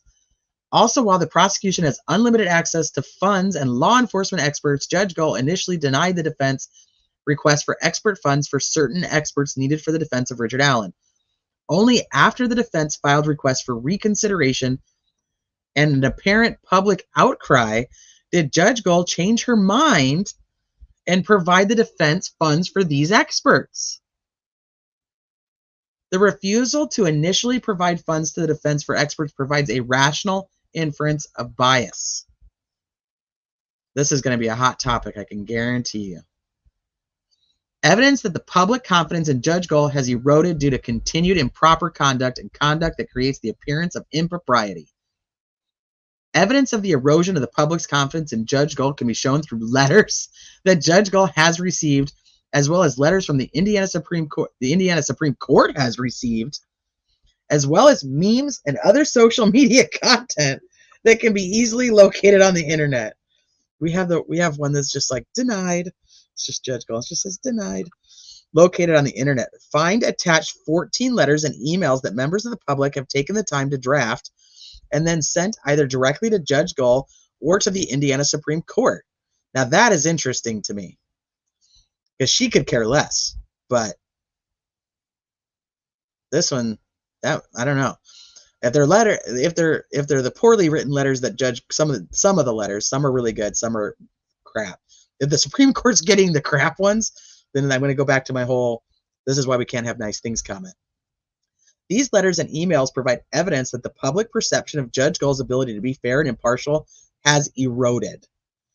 Multiple people paying attention to this case believe that an inference of bias and prejudice against the defense exists to such a degree that they took the time to alert this court and the Indiana Supreme Court to what they are observing. The perspective of common everyday citizens, i.e., objectively reasonable people who have taken the time to voice their concerns about the apparent bias they are witnessing, should not be overlooked. What's up, Simon? Okay, let's look at this footnote. On March 28th, Paige Moore wrote to Judge Gull, Mr. Allen was denied funds for expert witnesses. Even though Americans are guaranteed a fair trial, experts are needed are needed for forced confessions and bullet markings. April 1st, Oscar Lopez wrote to Judge Gull saying, among other things, I have serious doubts that you, the judge presiding over this case, is capable of being fair and impartial in this case. On March 29th, Lisa Trick wrote to Judge Gull, among other things, you are the most biased judge I've ever seen, and you ought to be ashamed of yourself. This is not a fair trial. On March 27th, LGW wrote Judge Gull, among other things, it appears that the defense is being prohibited from being able to defend their client. On March 28, 2024, Stephanie Cope wrote to Judge Gull, among many other things, the following. I have watched every phase this case gone through, like many others. It's shocking and disturbing seeing Mr. Allen and how his public defenders treated so unjust. I can't understand the lack of self-awareness you have concerning your own biased feelings. On March 29th, Hope Douglas wrote Judge Gull the following. In my opinion, it is clear as an outsider looking at this case that you have presented your rulings as biased and almost always pro-prosecution. Oh, man. Some of those I don't even remember. And Nanya's like, I admit nothing. Hey, Luke. She'll walk away with a big pension, no doubt, paid out promptly. Imagine if she had to start like sending in requests to get paid. They could disqualify her just on this, bringing the court into disrepute. Yeah, it's against the judicial code. Yeah. Well, if a reasonable person can infer bias as the standard for recusal, these quotes make sense. Short and sweet. Short and sweet. Oh, shit. Judge Gull has refused to order the state to comply with discovery rules to the detriment of Richard Allen. The Indiana Code of Judicial Conduct 2.6 states that a judge shall accord to every person who has a legal interest in a proceeding or that person's lawyer the right to be heard according to law. Comment 1 states that the right to be heard is an essential component of a fair and impartial system of justice. Substantive rights of litigants can be protected only if procedures protecting the right to be heard are observed. Emphasis added. Comment 2 discusses the important role the judge plays in overseeing the settlement of disputes. They're going through each one. Oh, shit. Indicating that the judge should be careful that efforts at further settlement of disputes do not undermine the party's right to be heard according to law, and that the judge should keep in mind the effect that the judge's participation in settling disputes may have not only on the judge's own view of the case, but also on the perceptions of lawyers and the parties if the case remains with the judge after set efforts are unsuccessful. 2.7 states that a judge shall hear and decide matters assigned to the judge except when disqualification is required by 211 or other law. Comment 1 states the judges must be available to decide the matters that come before the court. The defense incorporates paragraphs 1 through 134 in support of Judge Gull's violation. Okay. So everything above is in violation of 2.5, 2.6, and 2.7.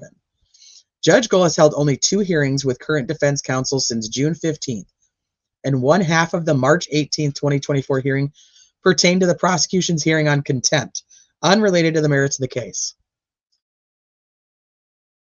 Could you imagine how in the world has she only had 2 hearings ever? Like, he's been to court. They've had 2 hearings at all. I mean, we know that, but just like to see it in writing, it's just like, yeah, that's weird. Are you tired, doggy?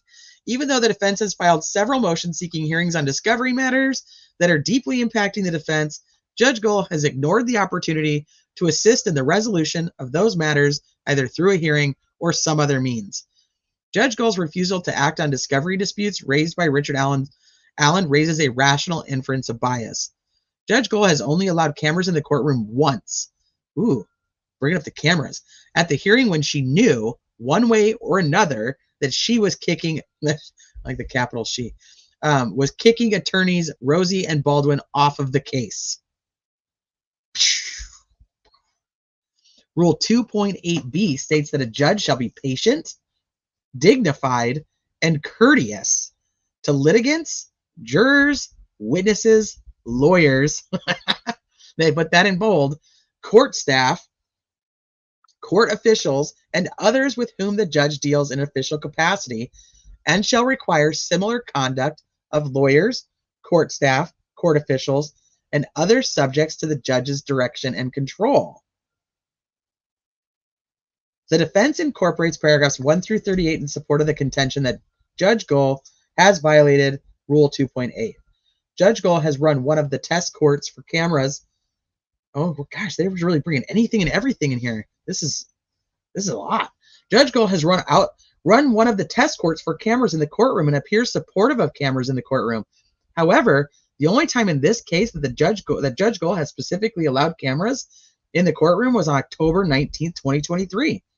On that date, Judge Gull knew going into that hearing that she would either allow attorneys Baldwin and Rosie the opportunity to withdraw or proceed to the hearing in which she would read into the record a handwritten document that she'd already penned before the in-chambers hearing, disparaging and discrediting attorneys Baldwin and Rosie. It feels like an eternity ago. Like this is going on for so long. Judge Gull's attempt to disparage the defense counsel with cameras in the courtroom, again, the only time cameras have been in the courtroom, violates Rule 2.8. In addition to all other facts pled herein, it would be difficult to believe that an objectively reasonable person would not believe that Judge Gull has demonstrated bias and prejudice against the defense. Her own words, grossly negligent, incompetent, and sloppy, are proof of these obvious facts. Beyond Judge Gull's words lie her actions. They are articulated throughout the body of this motion. Actions often do speak louder than words. The actions of Judge Gull warrant her recusal and or disqualification. The defense is requesting this court to restore public confidence by withdrawing from this case. The defense is requesting this court to disqualify itself to reduce the likelihood of costly appellate litigation and the cost of a retrial should a negative outcome against Richard Allen result from the trial, should she remain on this case. The cumulative effect of each piece of bias and prejudice recited herein supports the defense request for a change of judge. Richard Allen, a man presumed innocent, deserves a fair trial, as do the victims' families and the entire Delphi community. Judge Gull's continued involvement in this case will leave a cloud of doubt over the legitimacy of the proceedings. Accompanying this motion is the affidavit of Richard Allen, which the defense requests to be incorporated into this document. The same affidavit sets forth the facts establishing the timelines of defendant Allen's request for a change of judge pursuant to RCP 2.4. And finally, this motion is also accompanied by a certification that Richard Allen's attorneys believe in good faith the facts recited in the affidavit are true and accurate. There's the certification. And then we also have Richard Allen's affidavit. My attorneys have reviewed with me all the facts contained in the defense's second verified motion to disqualify the judge. I agree with the facts contained in the motion and that the contents in that motion be incorporated into this affidavit. While I would like to believe that Judge Gull can be fair and impartial, I believe that a rational inference of bias exists against me and more so against my chosen attorneys, and I fear that I will not be able to receive a fair trial based upon the facts contained in the first motion for Judge Gull to recuse herself, as well as the new motion for Judge Gull to recuse herself. I would ask Judge Gull to please step aside and let a new judge take over the case that will not show bias against my attorneys, or at least the appearance of bias. I swear and affirm that these statements I made herein are true and accurate to the best of my knowledge. This says, since the last motion for disqualification was filed, Judge Gull has continued to show unfair treatment to the defense as laid out in the motion. This includes the most recent event of sending a Sunday morning email informing the defense she was significantly cutting their time to present their case at trial, and also telegraphing to the prosecutor legal strategy. The cumulative effect of all the examples of bias spread over the two motions took place well beyond the time frame originally required under the rule. Oh, you guys couldn't even see that one. I'm sorry. I didn't blow that up. There it is. Well, holy shit. I don't think they left anything out. I mean, they made that included everything, and it wasn't overly repetitive. Some of it was a little, but while it's just another smoke and mirror tactic, I love the defense. They're doing great. But at this point, I feel like they're doing too much. They should have took this trial this week. State has nada. I don't know. I think it's probably better that it's not happening yet. And who decides Kel? So ultimately, she will make the decision initially whether she chooses to recuse herself based on this motion. So it's up to her whether she steps down or not. Then the defense will have my boss loves Sunday morning emails.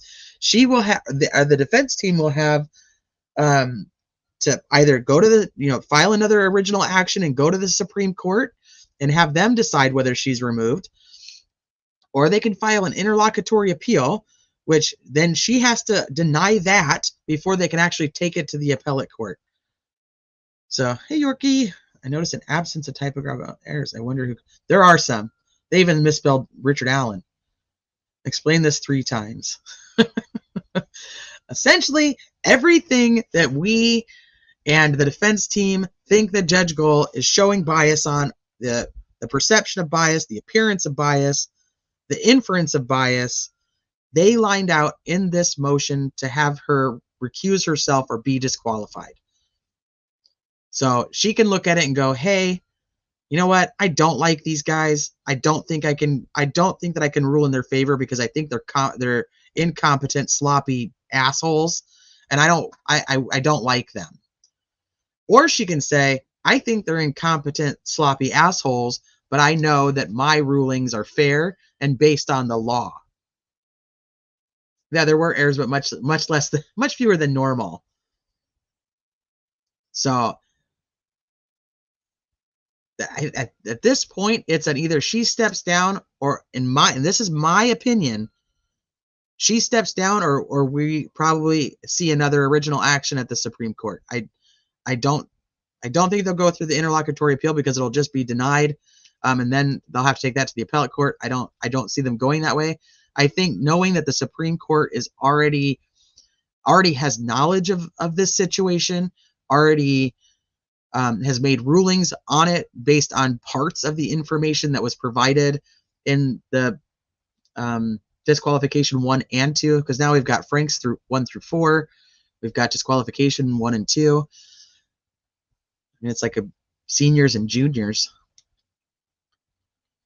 So I do think that she either leaves or we go back to the Supreme Court and they make a decision whether she stays or goes. That's where I'm at with it. That's my opinion. Whether that comes to fruition or not, I have no idea, but that's what I see we're at. I see that all of this was documented very specifically with very specific situations and very specific time frames to show, Judge, Fran, you don't like us. Like, we get it. You don't like us. Like, but you just leave then and let somebody else come in who isn't going to just be an asshole just to be an asshole because they don't like us. Like, I don't think that they're like crying like that she doesn't want to be their friend on Facebook. They're just like, just leave then. Like, I've said this when we were back at the Supreme Court before, but a judge doesn't necessarily know the facts of a trial. They don't need to. They don't necessarily need to know all the evidence, like, going into the trial. They obviously will know some because they have to have these evidentiary hearings and they have to have the motions in limine, but they don't know all the facts. They don't know the whole story. They don't know both theories always necessarily, unless it happens to come out in the filings. But they know bits and pieces. They're considered the finder of law. So why the jury is considered the finder of fact. So the jury is the one who has to determine whether the guilt or innocence. So she just has to know, a judge just has to know the law and then has to be able to, be a judge. That's it. So replacing a judge is much, much easier than replacing the attorneys. So even if we don't like Nick, or we do, or even if you don't like the defense or you do, they're the ones who know the case. Nick, in my opinion, should have had a special prosecutor on the case from the very beginning. And that's not a personal thing against Nick. That has to do with an experience thing. I would have suggested that long before I ever thought the way I think about him now, after reading through so many of his filings. But he should have had a special prosecutor on the case. He didn't bother to get one until October, which was the whole thing about why we were thinking he's not ready to go to trial. He's not ready to go to trial because he literally just got Luttrell in October. He wasn't ready to go to trial in January. Luttrell wasn't ready to go to trial in January. So, but regardless, at this point, Nick is the prosecutor, and he's the one who should know the case. He's the one who should have been preparing all of this time to try the case. So like him or not, he should stay. He should now. He shouldn't have before, but he should now. Like the defense or not, they're the ones who have spent this much time preparing a defense for their client, studying the evidence, digging through 26 terabytes of data. So they shouldn't leave. Gull has, her only role is to know the law and to provide rulings based on the law. Another judge can do that. This is why I think it would be very simple to say she doesn't need to be there. Like her or not like her, her role is not a necessity for her to have it. So it's just something to kind of think about. Like, people are like, Judge Gull is amazing. Well, it doesn't matter because the judge can switch out, because all they have to do is make the rulings on the law. They don't have to study the case. They don't have to know all the things. They just have to make rulings based on law, whether it's the pretrial hearings or it's the other hearings or the trial. So I just think she should be replaced. I think that she should make the decision to just step away. I think it's the right thing to do. Other people won't agree with me, and that's fine. I get it. But to stop some of the crazy happening with, like I said, with these weird, I shouldn't say weird, but like how much time are we spending, not us, how much time are the attorneys spending on both sides dealing with issues that have nothing to do with the trial when they should be preparing for a trial?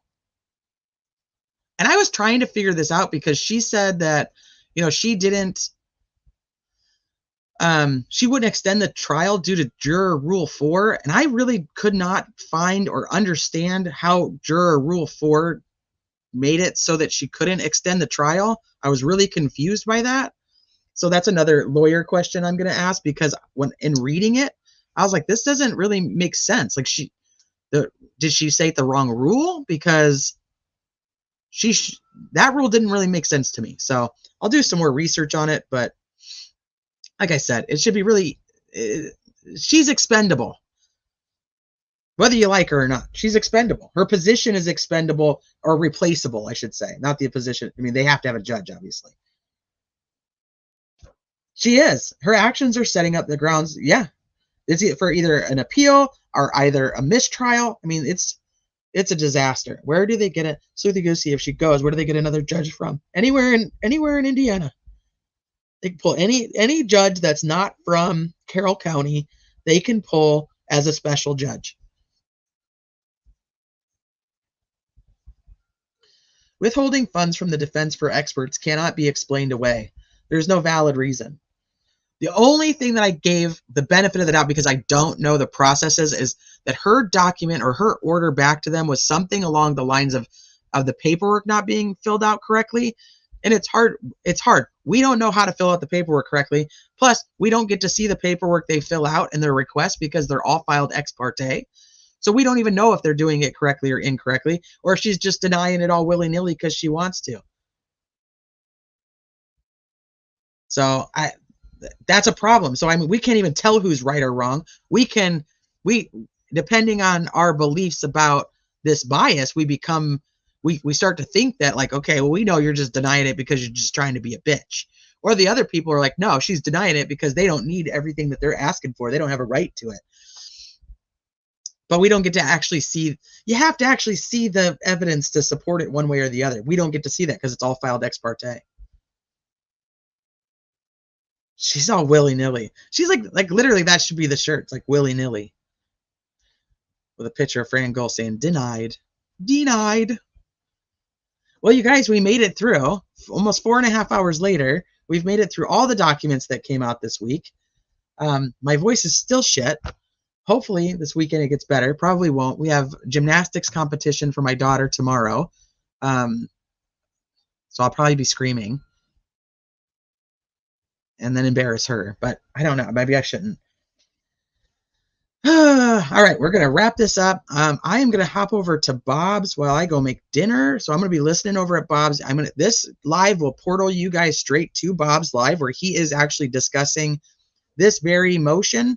And I don't know if Allie's on or not, but they'll be given their legal expertise, which I always love to hear. And like I said, I'm a person who learns by reading and listening and kind of going through, I have to have it in all different ways to be able to absorb it. And then so doing it again for me is like not an issue because that's how my brain will process it the best. And then listening to just their legal analysis, I just adore them anyway.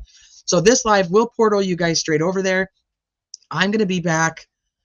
I may do Sunday, but I'm really honestly planning for Monday to do a pretty long Karen Reed live.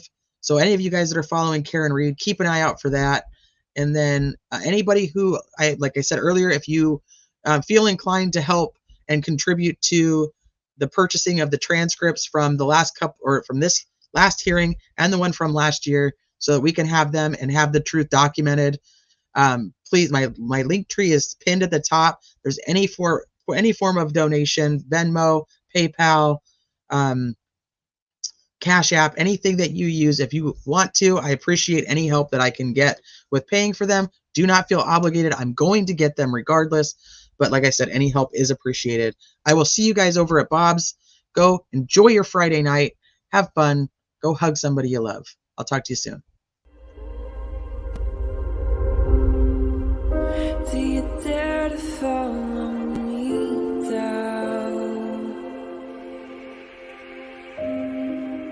Head into the unknown.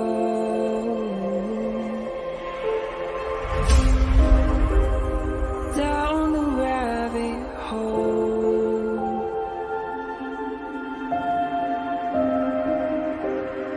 Where it stops, no one knows.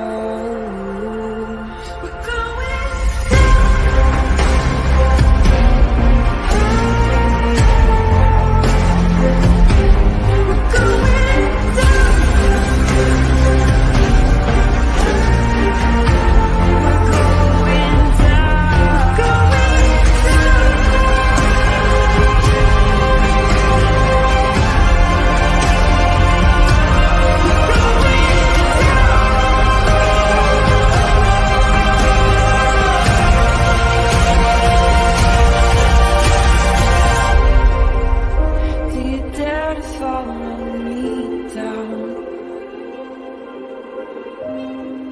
head into the unknown.